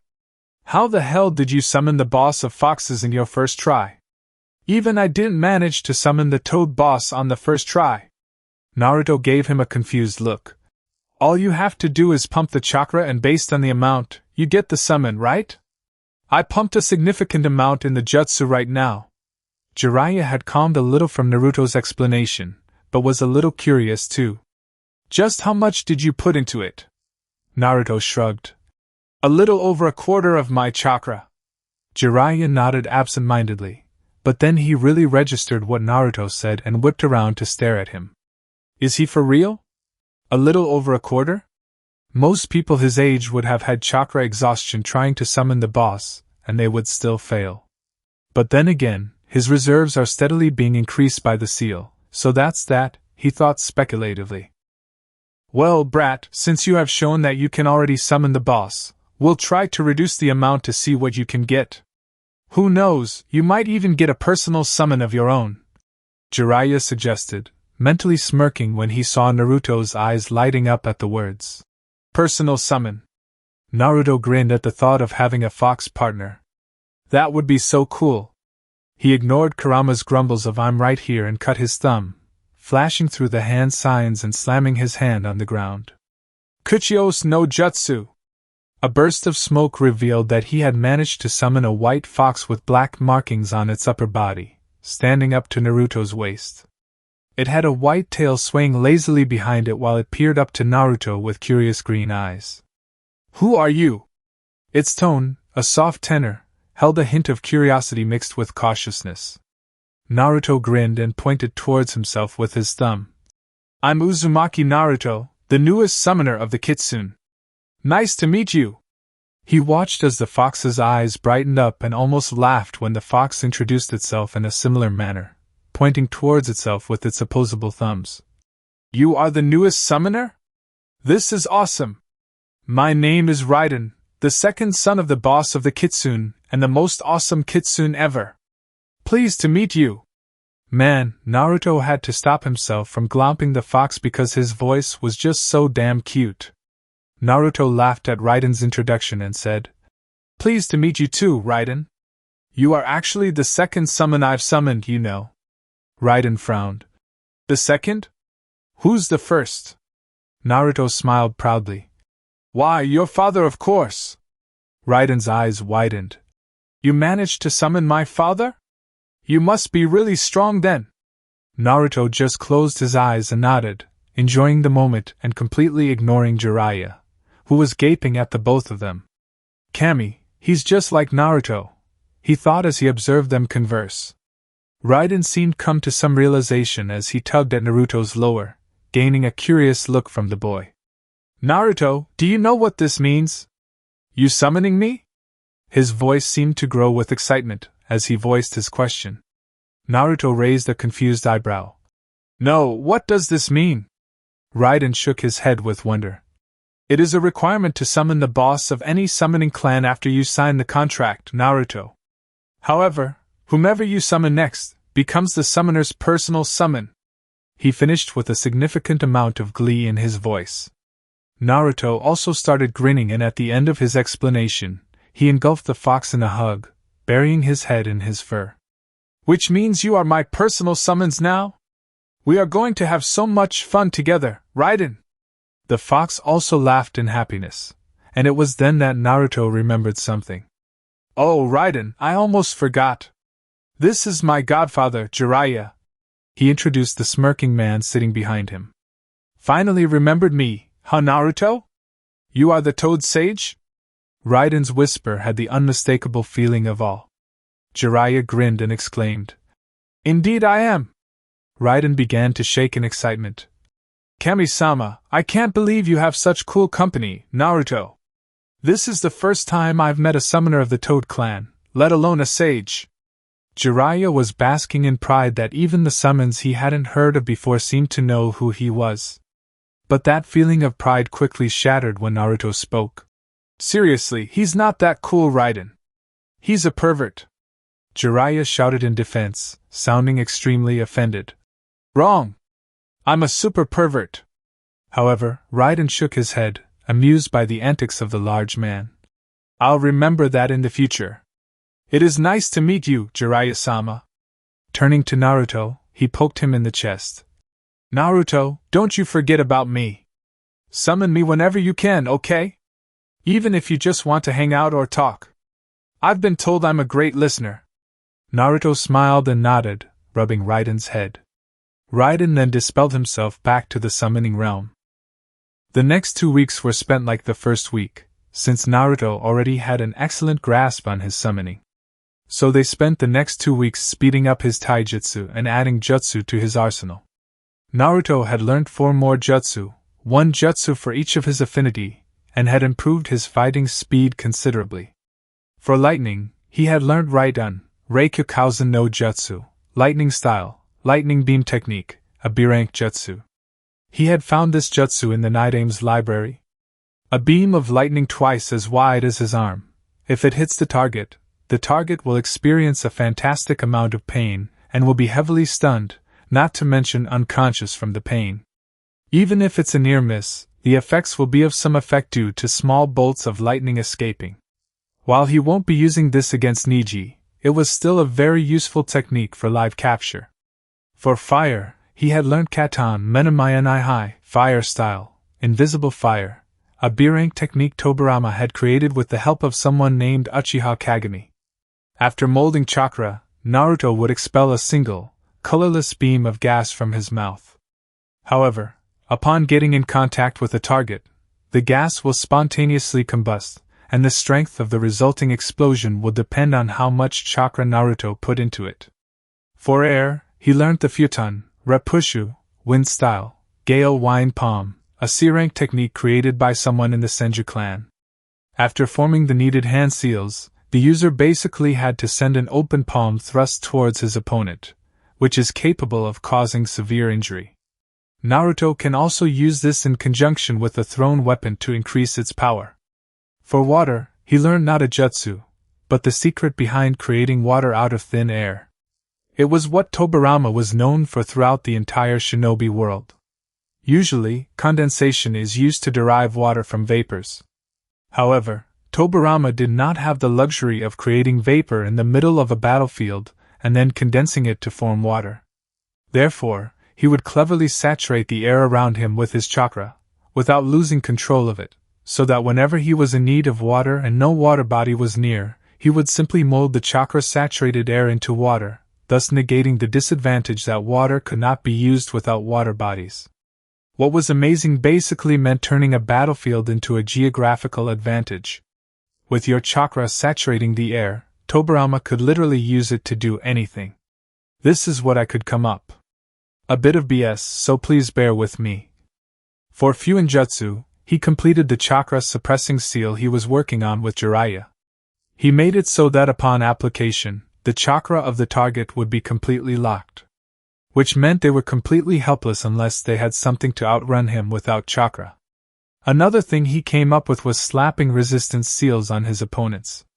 Simple, but very effective, something he would use against Neji. All in all, with the help of his shadow clones, Naruto spent almost a week to entirely master the first 3 techniques, meaning using them with the minimum amount of hand seals. He was still working on Tobirama's chakra saturation technique, using it discreetly without letting your enemy know. However, it's useless against a censor. It was the last remaining week of the month, and Jiraiya had said that the last week was fully for Naruto train himself. That was good, since Naruto, with his nigh-limitless spamming of shadow clones, had the chance to test his learnings in a battle simulation. It was the second day of the last week and Naruto was taking a water break, his t-shirt and jacket having been discarded for a while to avoid them from getting drenched in his sweat. "So, what do you think of my training, Raiden?" he asked after taking a sip of water. Raiden watched his summoner, sitting some distance away.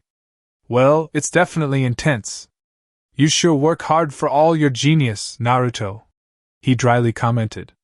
When he was first summoned, he was delighted when Naruto asked him to give him some company while he trained. He had then proceeded to watch with wide eyes as Naruto summoned an army of around 500 shadow clones for an all-out battle against them. Raiden had asked, just out of curiosity, that how much chakra had Naruto just spent making the clones. I'd say, a full 3/4 of my total reserves, Naruto had replied after a moment. Raiden had dumbly nodded and watched as Naruto proceeded to decimate his army. He had paid close attention to what Naruto had said and was doing some mental calculations.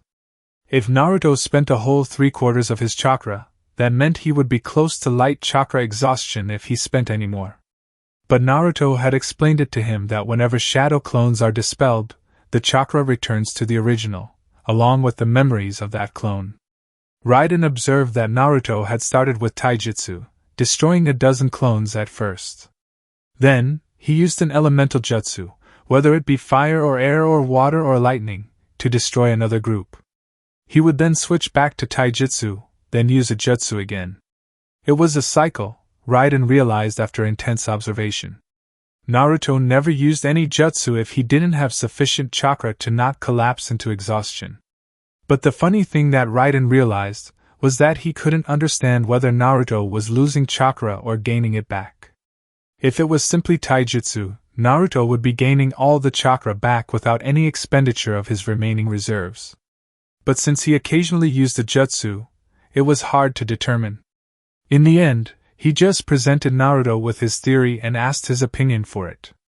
Naruto had thought for a whole 5 minutes and then replied, "I'll put a pin on it, but I'm not thinking about it now." Turns out, Naruto was mentally exhausted as well, because he gained the memories of 500 clones in just 2 hours, so he won't be exerting any more today. Raiden was surprised he had remained conscious after all that stress. Naruto chuckled. "You say it like geniuses don't have to work hard." To his surprise, Raiden nodded, completely supporting his point. Naruto corrected him right then. "Raiden," he said softly, sitting beside the fox so that his head was on Naruto's thigh. "That is a belief which isn't right. People misunderstand what genius actually means. They believe that someone who achieves something great without appearing to work hard is hailed as a genius. But that's not true. Genius is just a great capacity for hard work. Take me for example. I have excellent chakra control, which allows me to grasp jutsus very quickly. But learning jutsus and mastering them are two totally different things. It is my genius that allows me to grasp concepts so quickly and easily." He stroked Raiden's head tenderly, having the fox's undivided attention. "But only through hard work can I master them completely. That is what genius is. Genius is the beginning of something great, but it is hard work that sees you through the finish. Genius is nothing without hard work." Raiden gazed at Naruto with wide eyes, who just looked at him with a small smile on his face. The fox could only shake his head in awe as he began to see Naruto in a new light. "I always thought that geniuses never have to work hard, but I never looked it from your point of view," he mumbled, his head resting on Naruto's thigh. Naruto was wise beyond his years, that was for sure. "Why, you got some genius you are competing against?" Naruto inquired. Raiden just sighed and took comfort in Naruto's scratches behind his ears. "My elder brother Toshi is a part of the trackers of the Kitsune, and he is regarded a genius in almost every way. He already has gained 2 tails and is close to achieving the 3rd. My family always says I should be more like him," he grumbled. "He sounds interesting." "Trust me, he's a douchebag," Raiden replied as they collapsed into a peaceful silence. While Naruto wanted to say something, he kept quiet, not wanting to interfere in what was clearly a family matter. Raiden, on the other hand, was thinking about what Naruto had said. If what he said was true, did Toshi really work that hard to be where he was? Was he just seeing the tip of the iceberg? More importantly, if hard work was the key, was he not working hard enough? The questions plagued his mind for a while as Naruto kept scratching his ear. So lost in their thoughts they were that they didn't even notice the presence behind them. The sunset looks really beautiful from here. A female voice commented from behind them. Their reactions were instantaneous. Raiden was on his hind legs on an instant, taking the offensive stance of the kitsune fighting style, a snarl displaying his sharp teeth. Naruto himself had whipped two of his kunai into his hands in an instant, coating them in wind chakra and getting into his usual offensive stance, muscles tensed for any action. Only when he got a good look at the speaker did he relax. Raiden, relax? She's a friend. He sighed. Raiden looked at his partner before relaxing, turning his eyes onto the girl. Temari looked at both of them with something skin to amusement. She inspected the fox, then Naruto. Based on what she had seen from the last 5 minutes, they seemed to be pretty close. She had also gotten a good look at the bare upper body of Naruto, both front and back, and she had to admit, he was definitely hot, hotter than most of the males she had seen. She marveled at how defined his muscles were for his age. His chest muscles were clearly developed for someone his age, not to mention his abs. The perfectly chiseled six-pack caused her to blush deeply, imagining not-so-straight thoughts about her and Naruto being in an intimate position, being embraced by his powerful arms. "How can I help you today, Temari?" The voice broke her out of her thoughts, and she desperately tried to regain control of her blush. Naruto and Raiden, who now was a little taller than Naruto's shoulder on his hind legs, looked at her quizzically. Raiden turned to Naruto and looked at his face, as if looking for something. He smirked when his nose picked up traces of arousal from both Naruto and Temari. If he was smelling correctly. "Naruto, is she your girlfriend?" he bluntly asked, not even hiding his smirk when both of them turned to him. Temari looked at him with slight anger, her blush not receding at all. Naruto looked at him with wide eyes of disbelief and a slightly open mouth. Temari regained her wits faster than Naruto, who still looked agape at his partner's suggestion. She almost swung her fan at Raiden. "Why you dash?" That was as far as she got when she stopped when Naruto got in front of the fox, holding a palm up and a small smile on his face. "It was a joke, Temari. He's a bit of a joker." Turning his face so that he faced Raiden and Temari couldn't see him, he gave a death glare to Raiden. The fox would have been intimidated greatly if not for the slight blush on Naruto's face. "Go back," Naruto mouthed. Raiden winked at him and mouthed back, "All the best," before going back home. Naruto barely resisted from bashing the fox's head. He took a deep breath and turned back to Temari, whose eyes were a bit lower than his. He became acutely aware for the first time that he was naked above his waist. He tried to salvage the situation with some light flirting. "You see something you like?" He saw as Temari's eyes snapped to his and had to hide his smirk at the embarrassment swimming in her eyes. He then saw her take a deep breath herself and calm down. She then smirked and replied in the same, light flirting tone, "Don't mind if I do. And it's quite a sight." She kept her smirk from widening when she saw him look away. Naruto decided to address the issue. "So, any reason why you are here?" He walked towards his t-shirt and jacket. He quickly got dressed and faced her, arms folded. She put one hand her hip, her smirk turning into a smile. "I just wanted to say, nice job in the prelims. You gave the dog boy quite the beating." Naruto smirked and shrugged. "I had something to settle with him, that's all. And your fight was something to see as well. I feel bad for my fellow Konoha-nin," he complimented, sitting down. He was surprised when Temari walked and sat down in front of him as well, a little closer than what was appropriate. "But I'm not complaining," he mentally smirked. She shrugged. "Thank you for the compliment, but I believe it was just an unlucky matchup for her." Naruto nodded in agreement, having come to the same conclusion as before. He thought if he should ask her what was the Jinchuriki of Suna doing in a foreign village, especially during something as important as Chunin exams, but refrained. He could ask her later. Temari looked at Naruto closely. He was quite relaxed, but his position was such that he would be able to react instantaneously if she were to attack him now. "Speaking of which, say, would you care for a spar?" she asked, causing Naruto to raise an eyebrow. He gestured to himself. "As you can see, I have just finished today's training, so I'm quite tired. He watched her give a silent, ah, but the disappointment was clear. He had to give her points though. She was quite bold in her attempt at trying to learn what his trump cards were. Too bad. But, her head lifted up. I wouldn't mind a short taijutsu spar. His smirk told her exactly that he knew why she asked for such a request. He hadn't said it, but he already knew why she was there. No point in hiding now, though. You are irritatingly smart, she grumbled, causing him to chuckle. He got up and held out a hand for her to get up. She looked at it for a moment and scoffed, but grabbed it nonetheless, allowing him to pull her up. Naruto looked down at the hand he held and just felt it for a moment. It was a bit smaller than his own, yet it fit perfectly in his own. He heard a small cough and looked up to see Temari's blushing face in a scowl. He immediately let go of it, a blush creeping up his face. He realized how creepy he must have looked. He cleared his throat and gestured behind him. Shall we? That's how the next 4 days went. Naruto would summon hundreds of clones for an all-out battle to improve his application of newly learned skills and techniques, fight for over 2 hours and then relax. Temari would come by sometime in the evening and they would spar. Naruto usually limited the spars with taijutsu so as to not accidentally reveal some of his tricks. Temari had caught on as well, and didn't protest at all, preferring to keep her tricks a secret as well.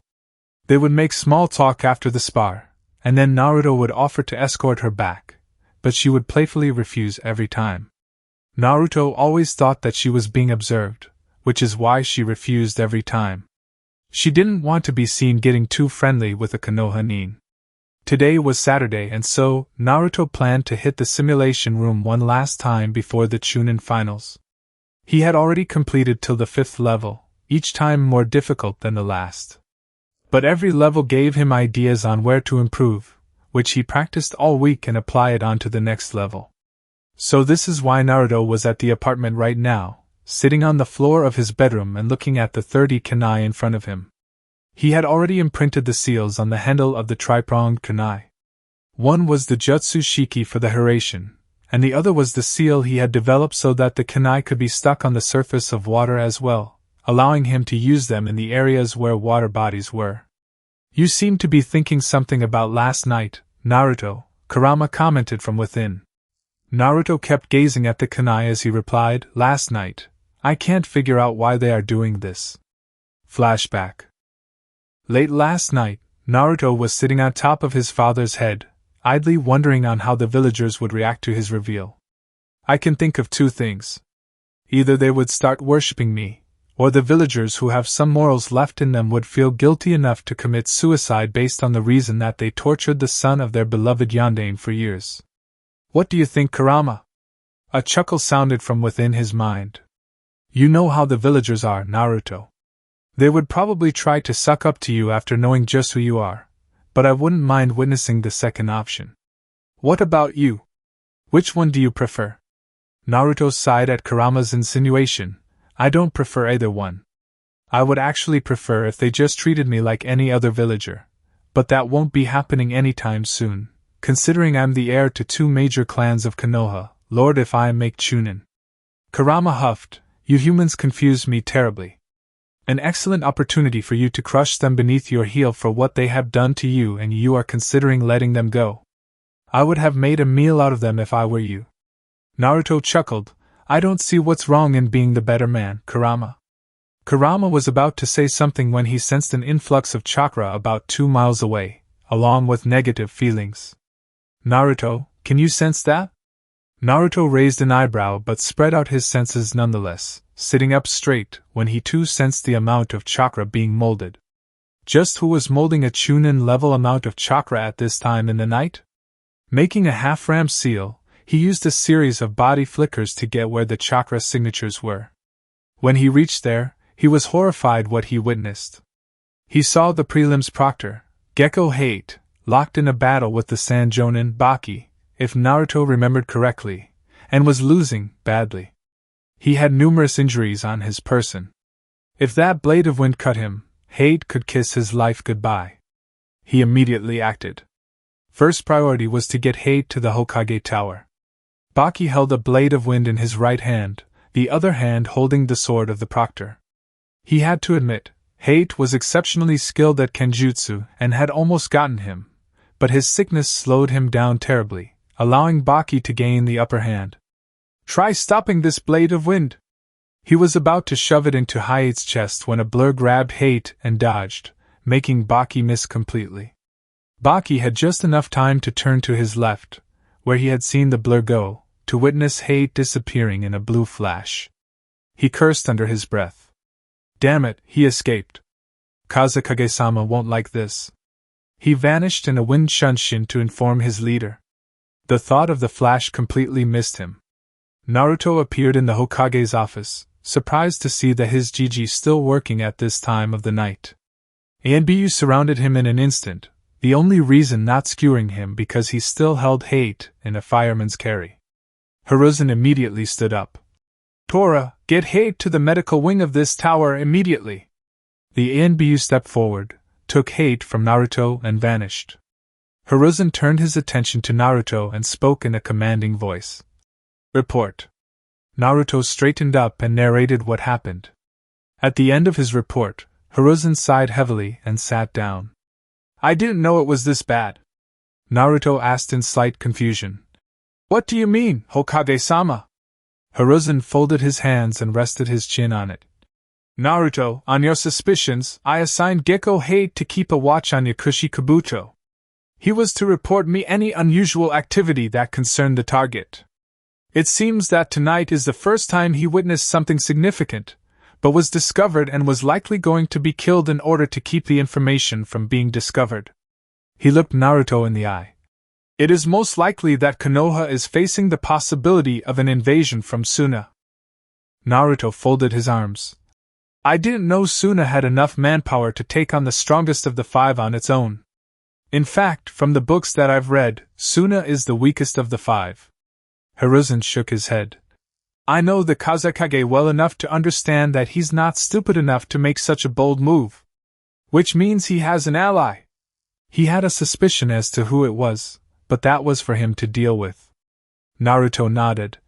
That would surely be the case, but we can rule out the possibility of Kumo, IWA and Kiri attacking. Kiri is still wrapped up in a civil war, IWA is still recovering from the defeat in the last war.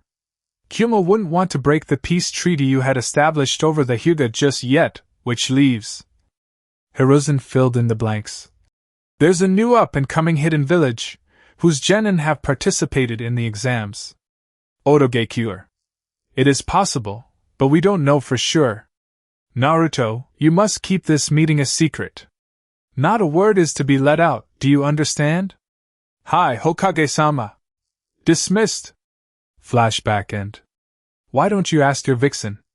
She might have an answer, Kurama suggested, both half seriously and half innocently. Naruto absently nodded, until he registered what Kurama said. What do you mean by that? Temari isn't my vixen, he corrected him in a sputter. Just what was the kitsune trying to say? Kurama laughed. I'm the only being in this world, Naruto, who you can't fool. I've seen the way you look at her. You want to just grab her and dash. Shut up! He shouted to the being inside him, his face a deep shade of red. He shook his head violently to shake off the train of thoughts Kurama had started. He couldn't imagine himself pinning her to a wall. He banged his head on the floor to clear it. Why did you suggest it? These thoughts are hard to get rid of, you know. Kurama, the bastard, just laughed heartily. Naruto decided to eat at Ichiraku tonight, just because he felt too lazy to cook dinner. Kurama grumbled from within, saying that he always made his clones cook. Naruto easily blocked him out. Gathering and sealing the kunai up in a scroll, he put the scroll in his closet and stepped outside his building. Leisurely walking in the direction of the ramen bar, he was surprised to see Temari about 100 meters from him, looking rather annoyed. She seemed to be searching for someone, and Naruto had an inkling as to who she was searching for. Naruto observed her looking around before catching his mop of blonde hair and marching in his direction, scowl firmly etched onto her face and anger rolling off her in waves. He sighed and steeled himself, for he knew what was about to come. Temari reached him quickly and stopped in front of him, hands on her hips. The anger was visible in her eyes. "Where were you today? You missed our spar!" Naruto didn't know if he should feel afraid of her or amusement about whether how cute she looked when she was angry. So he just held up his hands in defense. "I know, but I have a legitimate reason for missing it." Temari folded her arms. "Then let's hear it." Naruto put his arms in his pocket and thought on how to tell her about his simulation fight this night. "You see, Haim." He grinned at the blush that came on Temari's face. "Since Monday is the day of the Chunin finals, my sensei wanted to have one last fight to test my skills. So he told me to rest the whole day to be in top condition for our fight." The lie came out smoother than what he thought. And it was partially true. Level 6 was no joke, and Naruto wanted to be in peak form for it. Naruto got an idea. "How about as an apology, I take you out for dinner?" He didn't even stutter this time, he thought proudly. Temari thought that it was a lie, but she couldn't fault for his sensei having to evaluate his student one last time before the exams, so she believed it. She blinked at the sudden question, and a smirk spread on her face. She took a step closer to him. "Is this another date, Naruto?" Naruto smirked as well, internally jumping in joy, and took a step forward himself. Their faces were inches from each other, and he could vaguely feel the air she was exhaling. It was a unique, sweet and salty flavor. "Only if you want it to be," he whispered huskily. He vaguely remembered that they were in the middle of a market. He, however, didn't expect Temari to lean forward so that her lips were a hair's breadth away from his own. "Oh, I do," she returned. She was surprised when Naruto suddenly backed away, grinning playfully. Before she could feel hurt about her advances being rejected, an arm was draped across her shoulder, pulling her close. She yelped and steadied herself against what she felt to be Naruto's upper body. "Then I really hope you don't mind if we go to Ichiraku. If I had known, I would have planned earlier." Naruto tried to play it smooth. It was a risky move, pulling Temari into a side hug. He had expected to be bashed in the head by her fan, but when she didn't, he relaxed and simultaneously celebrated inside his mind.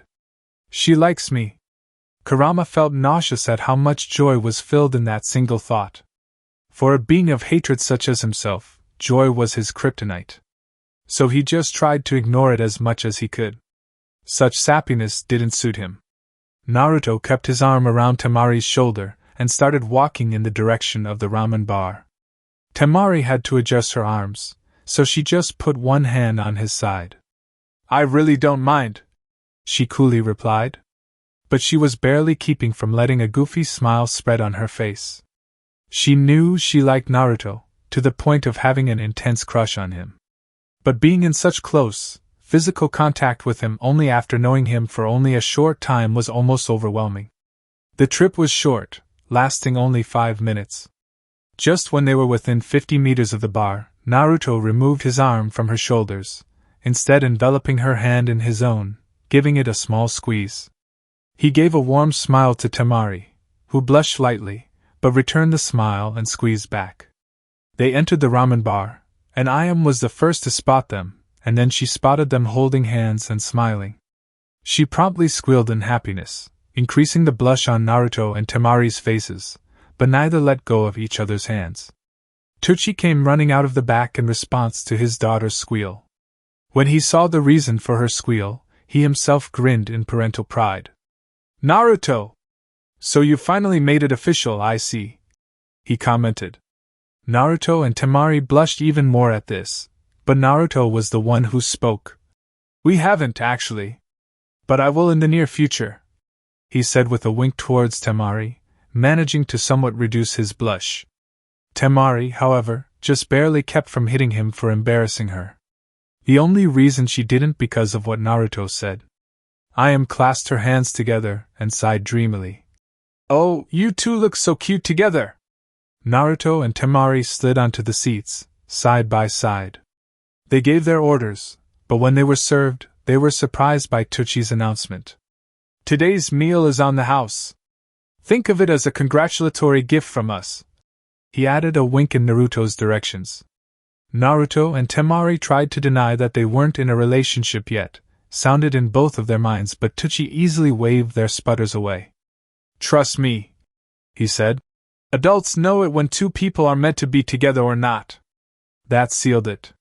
Naruto and Temari and both reached the peak of embarrassment after hearing that statement, but there was nothing they could do until they finished their meals.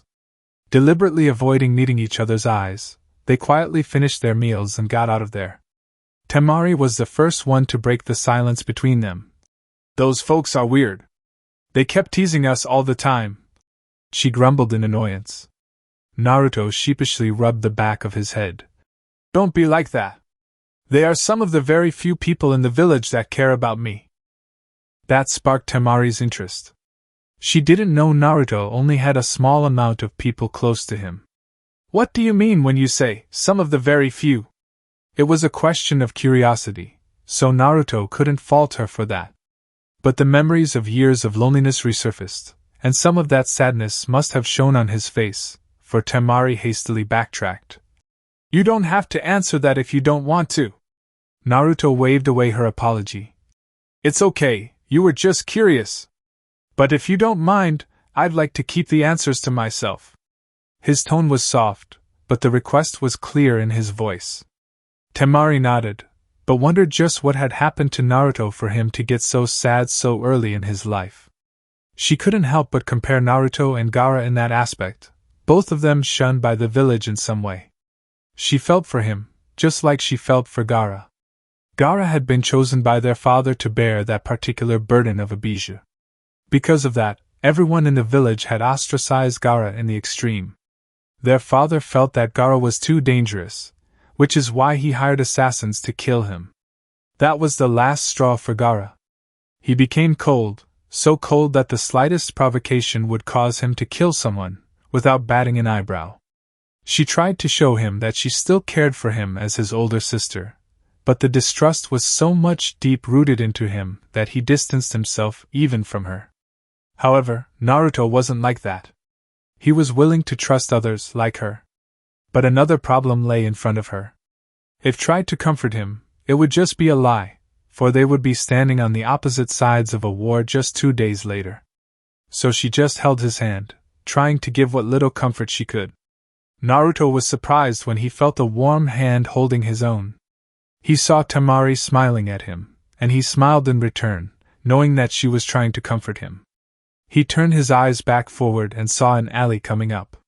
He felt extremely bad for what he was about to do, but as a shinobi of Konoha, the village came before everything, even personal feelings.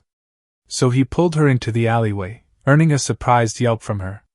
However, she was well trained. Her reflexes were fast, but nowhere near his own. He immediately grabbed her right hand with his left, pinning it above her head. Just as her left reached for her fan, he grabbed it with his right and forcefully pinned it alongside her other hand. He positioned himself carefully but swiftly, putting his legs slightly in between of her two legs so that his privates would be protected. He kept his head at enough distance so that she couldn't headbutt him and break his nose. All in all, Temari had nowhere to go, no matter how much she thrashed. He raised right leg a little, then gently stamped it on the ground, erecting a special privacy barrier around them. This was one of his father's creation. You can hear the sound from outside, but the sound from within the barrier won't be heard from outside. Also, a pulse of chakra within the barrier won't be able to be felt from outside. Which meant no pulses of chakra could be sent to signal for help. Tricky business to use it with his feet, but thanks to his excellent chakra control, Naruto managed. Temari was surprised just how swiftly he was able to outmatch her reflexes and pin her to a wall. She felt hurt inside, a feeling of betrayal that was overshadowed by the boiling rage. She even felt slight fear with the way they were positioned. She turned furious eyes onto him, but froze when a wave of killing intent passed over her. Looking up into his eyes, she felt afraid when all she saw was a freezing coldness, absent of the complete warmth they were filled with from earlier. The killing intent was not a problem though, as she just brushed it aside. Gaara repeatedly used it on them, so the effect was null. She tried to project her rage on him. What are you doing, you son of a dash? What is Suna planning? That question stopped her cold eyes widening. She suddenly had an idea of what this was all about. What? Naruto narrowed his eyes, freezing her with just his stare. She wasn't even thrashing in his arms now. I don't like repeating myself, so pay attention. What is Suna planning to do? Temari tried was so frozen with his stare, the stare that promised a lot of pain if she didn't answer. She hastily sent out a pulse of chakra, hoping someone would sense it and come to her help. It's useless, he coldly informed her. I've put up a barrier around us. No one would be able to sense that pulse of chakra. In fact, no one would be able to sense anything, let alone hear. Her hopes of getting help crashed and shattered. She also noticed that the killing intent had increased substantially, causing her to shake a little. I can easily deduce that Gaara is an unstable Jinchuriki. Yes, I know that, he said in response to her wide-eyed look. No village would dare send an unstable Jinchuriki into another village. I also witnessed your sensei. He sneered at the word. Attacking a fellow Konoha nin with the intent to kill, possibly to prevent some important information from being discovered by us. So I'll ask again, what is Suna planning to do? Temari couldn't believe that Naruto knew about what Gaara was. Add on to the fact, he had apparently witnessed Baki-sensei attacking a Konoha nin. And she had been captured by Naruto for information on the invasion. They were already on the cusp of being discovered, so she couldn't see many options. Sighing with resignation, she admitted, I'm sure you know of the new village, Otogekure. Upon seeing his nod, she continued. A while before the Chunin exams, our father, the Kazekage, was approached by the leader of Otogekure, a man known as Orochimaru. Naruto did not allow Temari to see his shock at that piece of news. He just nodded Temari to continue. I don't know what they talked about, but father began planning for an invasion a while after their meeting. He informed us that Otogekure would be aiding us during the invasion to cripple Konoha. It was his plan let Gaara loose during the invasion. Since Gaara has full control of his bijou, he would be set free to destroy the village in his unleashed form. Is that right? Temari nodded, knowing that the invasion had practically failed, now that she had divulged the information. Naruto released a sigh. I suspected as much. Temari tried to hide the quiver in her voice. But why did you question me yourself instead of handing me over to the Hokage? Naruto removed the cold gaze from her, unconsciously making her relax. He looked back at her with a worried gaze. I don't think you would have liked being subjected to the interrogation department. Trust me, they aren't nice. Temari wholeheartedly agreed with that. She didn't even want to imagine what they would have done to get the information out of her. She looked up, and it was then she realized their positions. Her arms pinned to the wall, Naruto's legs in between hers and bodies pressed to each other's. Oh, and don't forget that their lips were once again separated by mere inches. A blush of massive proportions came onto her face as she locked gazes with Naruto, who realized the same thing as her. His face also matched the same shade of red as hers as he locked his gaze with her. An awkward silence descended upon them, which Temari broke after several moments. Naruto! She whispered, trying to think of something to say. But Naruto was on a different track from hers. This was his chance, his moment. And he was, in absolutely no way, wasting it. Not to mention, if he did waste this chance, Jiraiya would beat him to within an inch of his life and then some. So he was going to seize it with both of his hands. SSSHHH. He shushed her softly and leant forward, gently capturing her lips. It was the most pleasurable feeling Naruto had ever experienced. Her lips were soft, lingering with the taste of the ramen she ate earlier, which made her taste all the better. Temari went wide-eyed for a moment, but she closed her eyes in pleasure and slowly returned the kiss, molding her lips with Naruto. She knew it was wrong of her. They were enemies on the opposite sides of a war now. They shouldn't be kissing like this, but she couldn't help herself. She had, ever since that chaste kiss from that day, wanted to see for herself how Naruto's lips tasted like. Naruto felt like he was on cloud 9. He decided to take it a little further and bit her lower lip, causing her to gasp. He took advantage of it and pushed his tongue into her mouth, exploring it. He didn't know why, but he wanted to taste more of her, feel more of her. So he released her hands and put them around her waist, pulling her flush against him. Temari was stunned when she felt something wet entering her mouth and exploring it slowly. It took her a moment to realize that it was Naruto's tongue, but instincts were faster than her thinking. So even before she decided what to do, she was already massaging her tongue against Naruto. She couldn't even begin to describe the pleasure she was feeling. When Naruto released her hands, hers automatically went around his neck, pulling him close and further deepening their kiss. She could feel how warm Naruto was, since they both had practically molded their bodies together. They separated for a moment to take a breath, a string of saliva connecting their mouths. Before Naruto could even begin to think whether to do it again or not, Temari had already connected their mouths again, kissing him with more fervor than the previous kiss. Her tongue aggressively invaded his mouth, exploring it and massaging his own tongue with more force than what his tongue did to hers. Her one hand went up to his head, running through his hair. Naruto did not even think, he just enthusiastically returned her actions. His hands began to wander. First, they explored her back, then they explored her sides, each action gaining a pleased moan or sigh from Temari's mouth. He slid his hands lower, letting the primal part of his brain take control. His left hand wrapped around her waist again, while his right slipped lower and gently squeezed her butt. Temari felt like she was in heaven with all the pleasure she was feeling. In the back of her mind, she wondered whether Naruto was just this good or was it the euphoria of the first kiss. Either way, she wasn't complaining. She was about to break their kiss when one of Naruto's hands gently squeezed her butt. Pleasure racked through her body, and she released a loud moan of approval and pleasure. Naruto, taking it as a sign to continue, gently squeezed her other cheek, being rewarded with another moan. Suddenly, he didn't know why, he decided that Temari was standing a bit lower than what he liked. So he bent a little, taking hold of her inner thighs from behind, and hefted her up, pushing her against the wall, causing her to give out a surprised yelp, but she didn't break their kiss.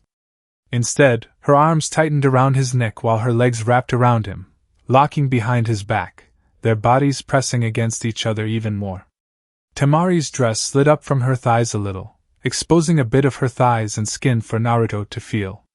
Naruto repositioned both of his hands on her clothed butt and squeezed, gaining moans of approval from Temari. They kept kissing like that for 5 more minutes, with Naruto occasionally and simultaneously squeezing both of her butt cheeks and gaining moans of pleasure, after which Naruto finally heard the rational part of his brain that was screaming, "You are going too fast, you idiot. Stop." Temari, too, finally felt amidst all the pleasure she was feeling that they were going too far too fast and was about to break their kiss and leave, forcibly if she had to, but she didn't need to. Naruto broke their kiss first, looking at her with reluctance. No words needed to be said by either of them. Naruto gently released her, her legs coming to rest on the ground and his hands coming to rest on her waist, while hers moved to his shoulders. Both of them were breathing heavily, tasting each other's breath, trying to come down from the high.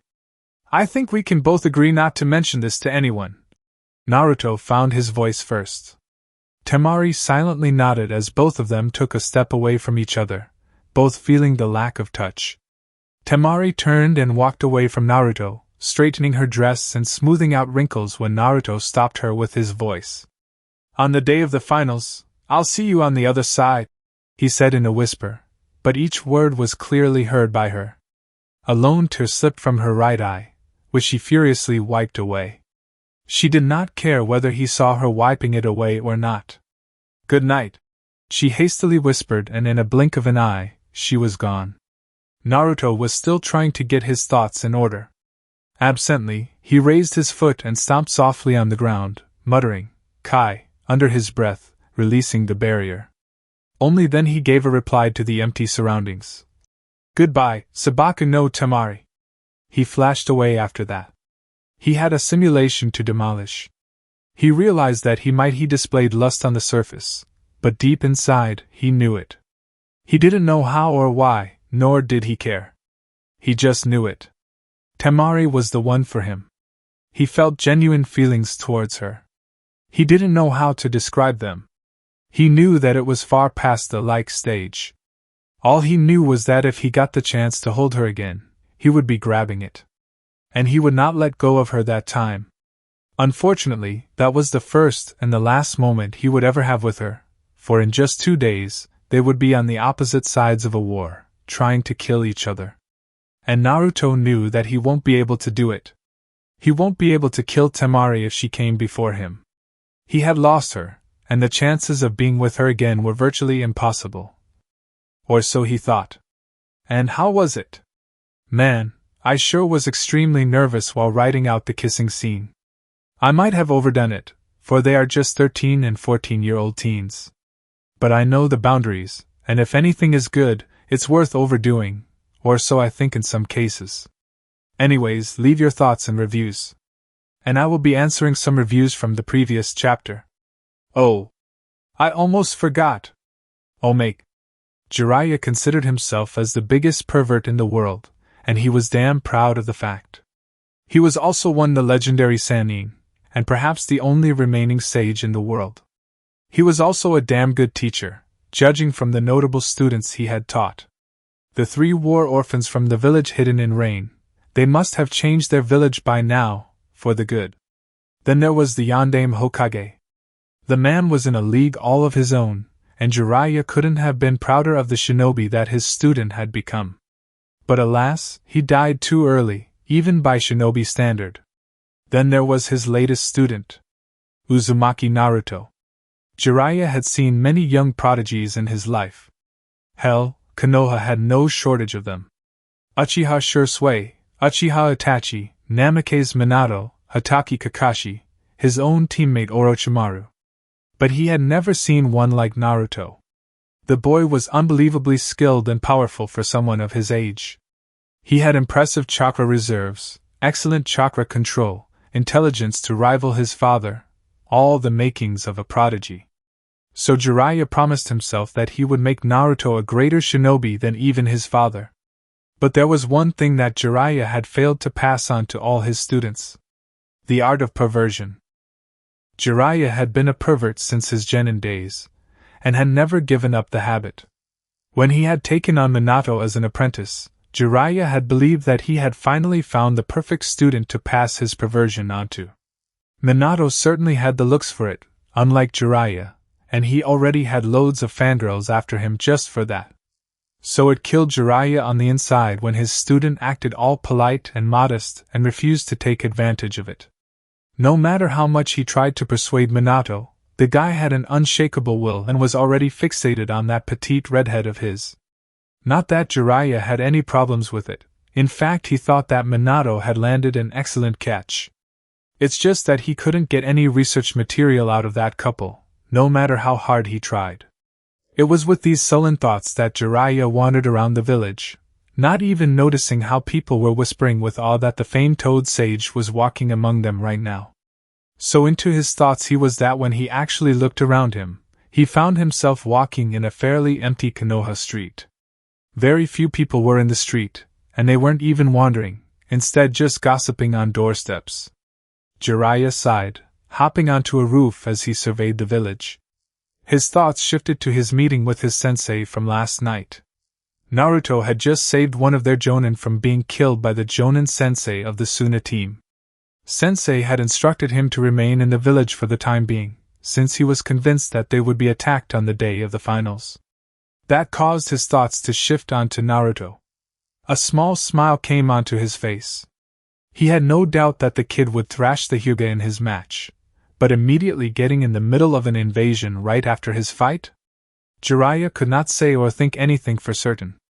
A movement was caught in his peripheral vision, causing him to turn to left. His eyes widened with glee upon seeing the sight, and it was all he could do from hooting and shouting in joy. There was his student, in an alleyway across from him, locking lips with the pretty, blonde genin from Suna. Not just any genin, Jiraiya thought, because he was pretty sure that she was the daughter of the Kazekage. Naruto, the son of the Yondaime Hokage, was kissing Sabaka no Temari, the daughter of the Yondaime Kazekage. He didn't know whether it was fate or not, but he could care less about it. He wasted no time in whipping out his research notebook, hastily writing into it. Kinky, he giggled quietly, to not alert them of his presence, with a lecherous look on his face after he saw their positions. Naruto had Temari's arms pinned over her head, and both of his legs were in between the female blonde's legs. Oh ho ho! This is good! Go my student, go! He mentally cheered his student on.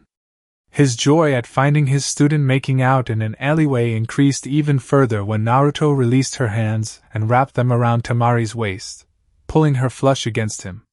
Temari wrapped her own arms around his neck, deepening the kiss further. This is the ultimate jackpot. He is all over her. And it's not just a simple kiss. They are eating each other's mouths.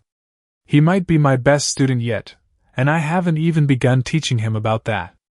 Jiraiya kept his giggle to himself as he gleefully wrote down God knows what in his notebook, not taking his eyes off the couple for a second. He almost broke his cover when he yelled in joy when he saw Naruto grabbing Temari's butt, earning a pleased moan from her. That did it for him. He kept his notebook aside and just watched them with great pleasure. He knew he would remember this forever. He is getting bold, that's for sure. He is doing it as if he has previous experience, but Sensei didn't mention any previous relationships. But judging from her moans, she seems to have no problem with him doing that. I'll just jot this down later. Right now, I will see to the end of this. A trickle of blood fell from his nose as he continued watching them without any shame. He almost resorted to dancing on that rooftop when Naruto picked Temari up, her legs going on either side of him and locking behind his back as the kiss intensified even more. He is really, really good. I haven't seen something as good as this in years. Oh, my next book will be breaking records. He kept watching, nodding in equal parts of appreciation and glee as Naruto squeezed her butt, earning pleasurable moans, back to back. At this rate, he might even get his cherry popped tonight. He was almost disappointed when the steamy make-out session came to an end, but that feeling was overridden by the immense pride and satisfaction he was feeling for his godson for landing such a girl for himself. He frowned, however, when they seemed to separate with solemn faces. Temari left, but not before shedding a tear at something Naruto said. Naruto didn't make her cry, that he was sure of, because the boy had the same feeling of sadness around him as the girl. It must have been something serious for them to get like that after a session such as that, he thought. No one should look that sad after a hot makeout such as that. Jiraiya knew he wouldn't, for he would jump at the chance. But perhaps his reasoning was flawed, for he hadn't had his first kiss in all 50 years of his life. Oh well, time to cheer, or maybe embarrass, his godson by letting him know of his audience. He finally let the giggle he had been holding in for so long loose. Naruto didn't disappoint him. His keen sense of hearing immediately picked up the giggles that he knew were aimed at him. Jiraiya was laughing on the inside when Naruto's face changed to that of horror. The amusement must have shone through his eyes, for Naruto's face instantly went red in embarrassment and anger. Mainly embarrassment, though. Yaro seni. He leapt towards Jiraiya like a tiger. But his mind must still be addled by pleasure, for Jiraiya dodged like he wasn't even trying. Jiraiya laughed as he prepared to flicker away. Thanks for the research material, brat. He was gone after that. Naruto fumed as he spread out his senses and easily locked onto Jiraiya. He couldn't believe that his first kiss, more like a makeout session, Kurama so helpfully reminded him, was witnessed by Jiraiya. What was worse was that the man had made research material out of it for his porn books. Like hell he was going to let that happen. Things like that, no matter how awesome and pleasurable, were supposed to remain private. Chapter 17. Naruto flashed straight to his parents' home. He needed something to calm down, something to focus on. His mind was in a haze, with all his rational thoughts and logic buried beneath a storm of emotions he could make no sense out of. This was the first time he was feeling something like this, and his gut instinct was understandably confused. Fortunately, he had Kurama to talk some sense into him. Naruto! Calm down! Take it slowly, step by step. He rumbled in a calm manner, trying to work the panic out of Naruto's system by pushing some of his yang chakra through. He could feel Naruto trying to think this through logically, as he had done with every situation before. Naruto registered Kurama's shouts, and upon hearing the annoyance in his voice, he forcefully shook his head. He took deep breaths, letting each one out slowly. It took him over 5 minutes to calm down enough so he could listen to Kurama. He slowly sat down in the living room sofa, right in front of his parents' portrait. He put his chin on top of his joined hands and listened. "All right, I'm calm now, sorry about that. I just didn't know what to do," he said in a neutral tone, with only a hint of confusion in it. Kurama scoffed, "As you should be. I really don't see what's there to panic about.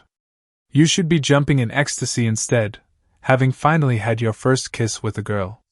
Naruto frowned a bit. "Maybe you're right. However, even if I kissed her, she is going to be my enemy on the day of the finals. I don't know what I would do. As a shinobi of the leaf, it is my sworn duty to destroy the enemies of the leaf. However, I know that I won't be able to bring myself to kill Temari. And I can't even imagine the treatment a prisoner of Konoha gets." Kurama raised an eyebrow. "What you need to do is slow down.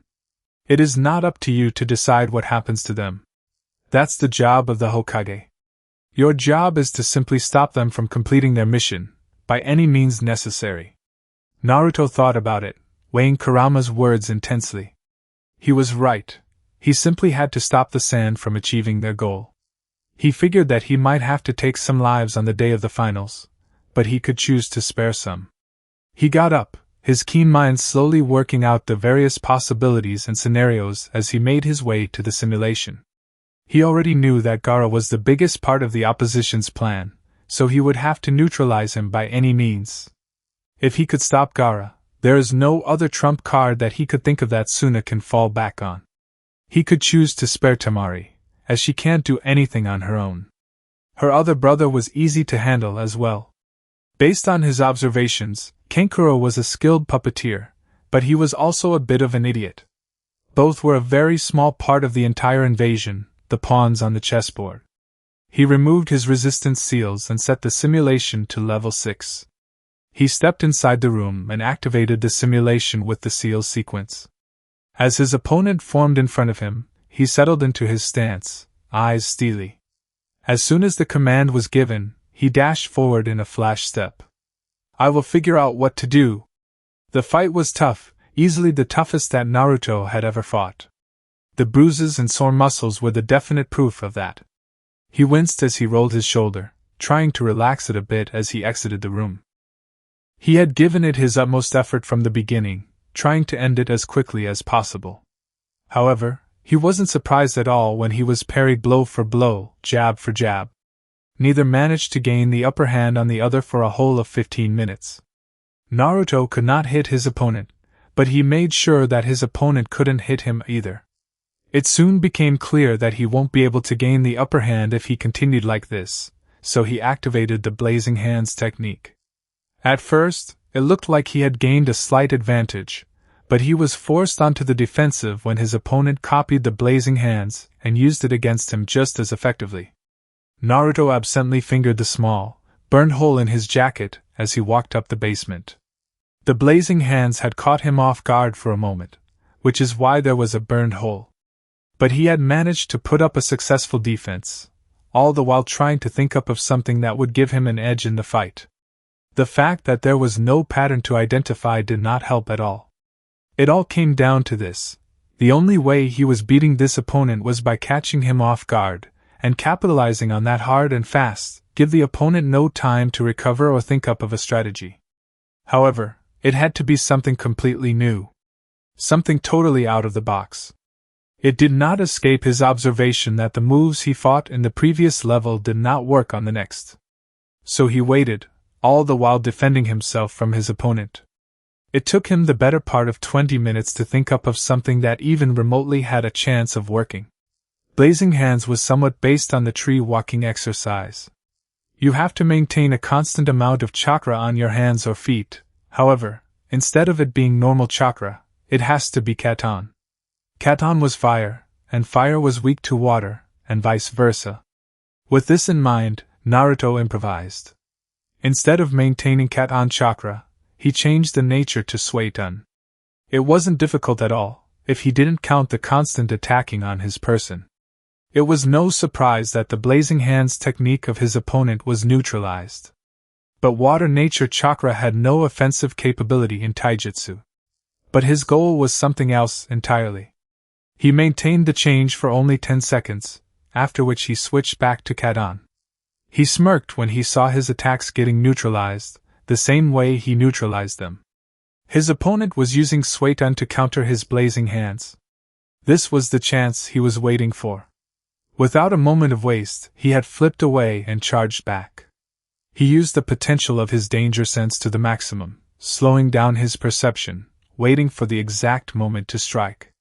When his punch towards the stomach was predictably blocked by a fist, he struck. Red lightning danced across the body of his opponent, sending his electrical impulses into overdrive and spasming his muscles.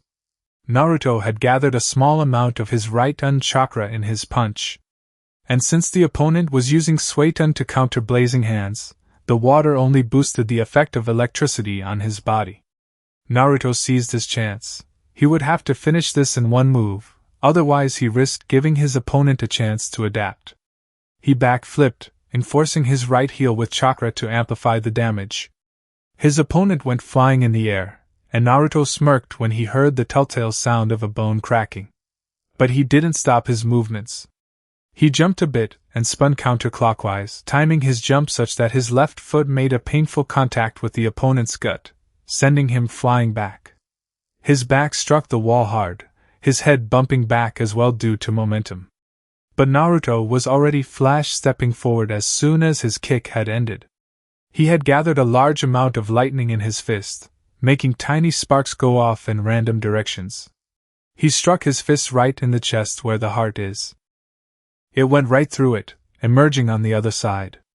The right-un chakra burned away any blood that would have gathered on the fist, if it were a real opponent. As it wasn't, the simulation ended, signifying his victory. The sheer amount of lightning in his hand had given him a high amount of piercing power. The power to cut through almost anything.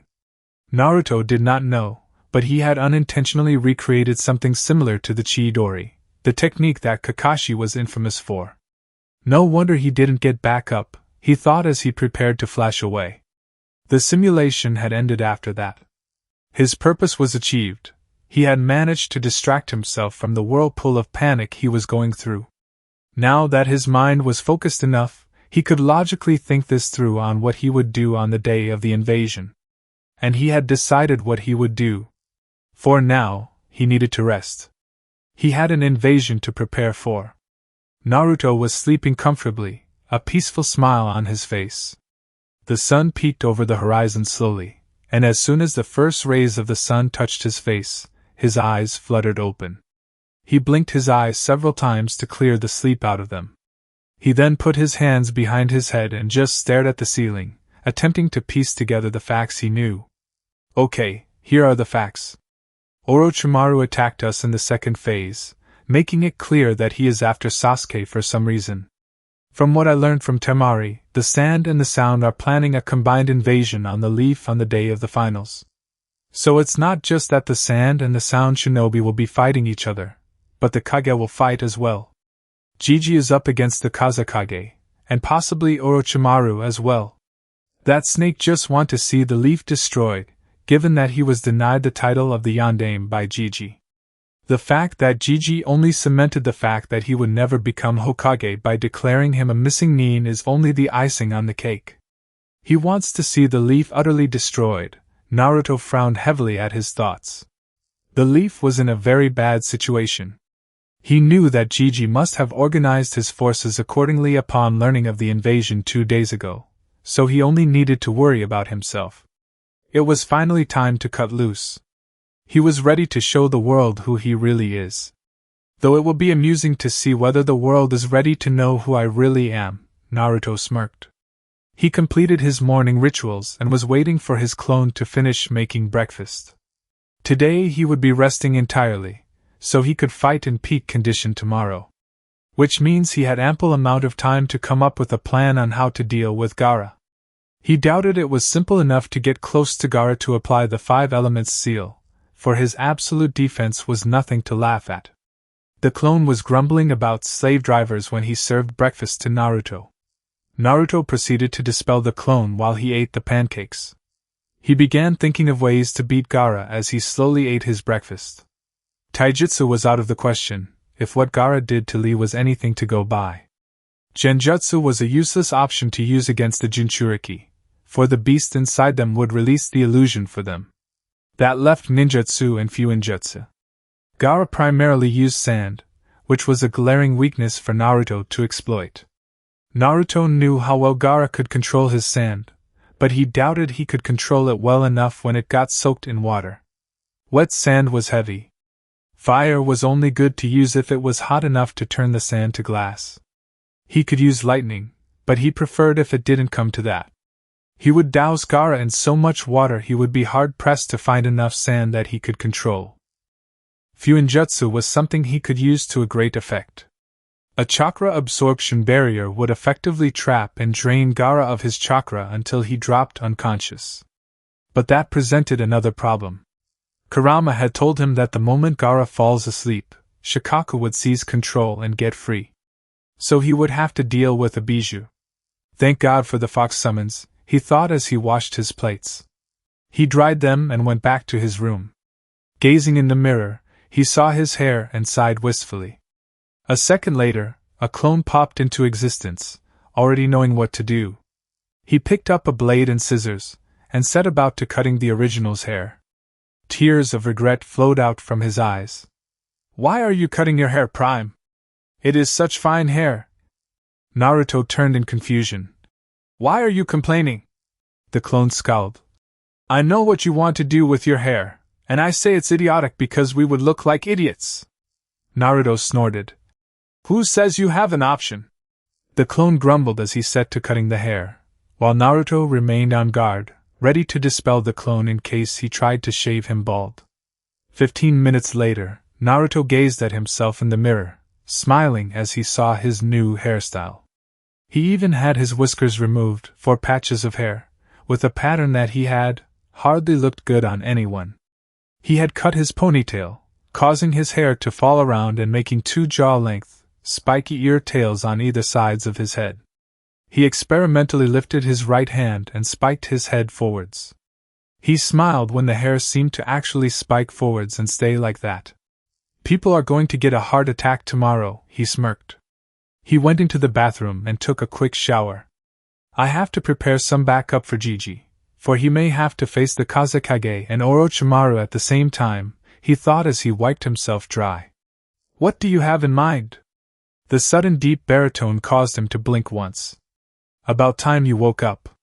I was beginning to get worried when you didn't respond to my thinking earlier." Kurama scoffed. "You're about 10,000 years too young to worry about me. Anyways, what do you have in mind?" Putting on his clothes, he scoffed in return and replied, "I'm only a genin. I can only prepare a few hundred shadow clones, nothing else." Kurama thought for a few moments and said, "You underestimate your shadow clones. Don't forget, you are a decently skilled mortal of your age." He gracefully ignored the snort from his host, "and as such, shadow clones of your caliber can act as a great support for anyone." "If you say so," Naruto absently replied as he dressed up as usual. He looked at his hair in the mirror, noting the way in which it formed a spiky mess on his head. He arranged it so it was spiked forward on top of his head. He wondered what to do about his ear tails. He knew that his father, too, had jaw-length bangs on either sides of his head. He could replicate that, but he really didn't want his hair sticking around his face if it got wet with water. He could tie the bangs under his headband, but then it would still stick randomly when wet. What to do? It's quite rare to see someone like you, who never pays attention to irrelevant things, fussing over your hair, Kurama slyly commented. Naruto scowled. "It's a relevant concern, okay? And when did I ask for your opinion on this anyways?" "You didn't, I was simply stating a fact," the reply was swiftly delivered. Anyways, I have something that you can try. A bit old style, but you might do some justice to it. 5 minutes later, Naruto was looking over his new hairstyle. You know, Kurama, this actually looks good on me. You do have good advice sometimes. The beast snarled in annoyance. You sure have some nerve, making fun of me like that. Naruto smirked but said nothing, further aggravating the bijou within. He had tied his bangs in the middle with bandages, and then tied his headband over the bangs. He has Ashura's hairstyle. Search for Naruto Ashura hairstyle. He grabbed 2 blank scrolls and his sealing supplies. He felt for the marker he had left on the training spot where Jiraiya trained for the last 3 weeks. He was gone in a flash. Naruto appeared in the clearing, spreading out his senses and confirming if he was truly alone or not. When he had confirmed, he sat down and opened one of the scrolls. Taking out his brush and ink, he started writing seals for a prisoner containment scroll, with a slight alteration. In just under a minute, he had completed writing down the sealing sequence. He inspected it for any mistakes, then nodded upon finding none. Standing up, he made a half-ram.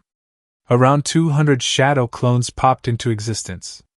Alright, I want you divide into 2 groups of 100. Hi! For a second, Naruto feared that the sound of 200 people simultaneously shouting would draw someone's attention. He sensed for any foreign chakra signatures, but found none. Nonetheless, he had to do this quickly. It took him just under 10 minutes, but he managed to seal 1 group of clones into the scroll. Normally, a prisoner scroll is made for dead people who have no chakra. Also, it is made only for 1 person. So Naruto had to tweak the seals a bit so that the amount of chakra that was shaped into his 100 shadow clones did not get disturbed in any way. He also tweaked the seals to allow solid, 100 constructs to safely get sealed. He exhaled a breath and did the same with the other 100. In 20 minutes, he had prepared a backup for himself and Gigi. Each backup worth 100 shadow clones.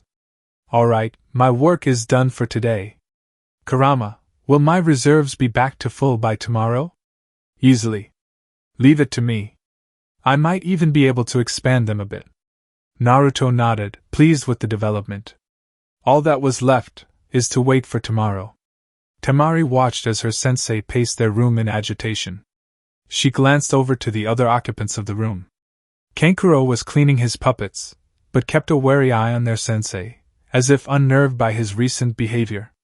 Gaara was just simply staring out of the window, arms crossed. No one knew what Gaara was thinking all the time, but it wasn't that hard to guess that he was bloodthirsty. All this time, there had been no one who Gaara had managed to kill, aside from the second phase of the exams. He was getting restless, and that spelled danger for all of them. Temari thought back to the events of last night, and had to vehemently fight off the blush that threatened to cover her entire face in red. That was her first kiss, and it couldn't have been any better. The way they had moved against each other was just mesmerizing. But then the memories of what had happened before their kiss came up, and Temari found it easier to beat back the blush. She had planned to tell her sensei about her being ambushed, but was dumbfounded when Baki told her that they may have already been discovered. There was a loose end untied. Some Konoha shinobi had been spying on Baki's secret meeting with their ally. Baki had almost managed to finish him off, but the shinobi was rescued by someone. Someone so fast that all Baki had managed to see was a blonde blur and a blue flash. Which meant that Temari didn't need to tell him if they had already been discovered. Baki was getting worried about the next day. The Kazekage had told him that they would be proceeding with the invasion no matter what. So far, the Konoha forces had not shown any signs that they knew about the invasion. But he had a bad feeling in his gut, and his entire shinobi career had told him to always trust his gut. He had no choice but to ignore it and follow the orders of his leader. Morning arrived sooner than Naruto thought. He got up, thinking about what would happen today.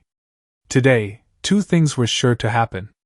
He was not just going to beat Niji, no, that would be too light of a punishment for what he did to Hinata. He would show him just how little fate meant to him. He was going to utterly humiliate the Hyuga. The chances of him winning were already in his favor with his lack of a chakra network, but he would put effort for Neji. The other thing was the invasion, something that scared Naruto a bit. So many people could die, and those people would not just be the enemies, but his comrades as well.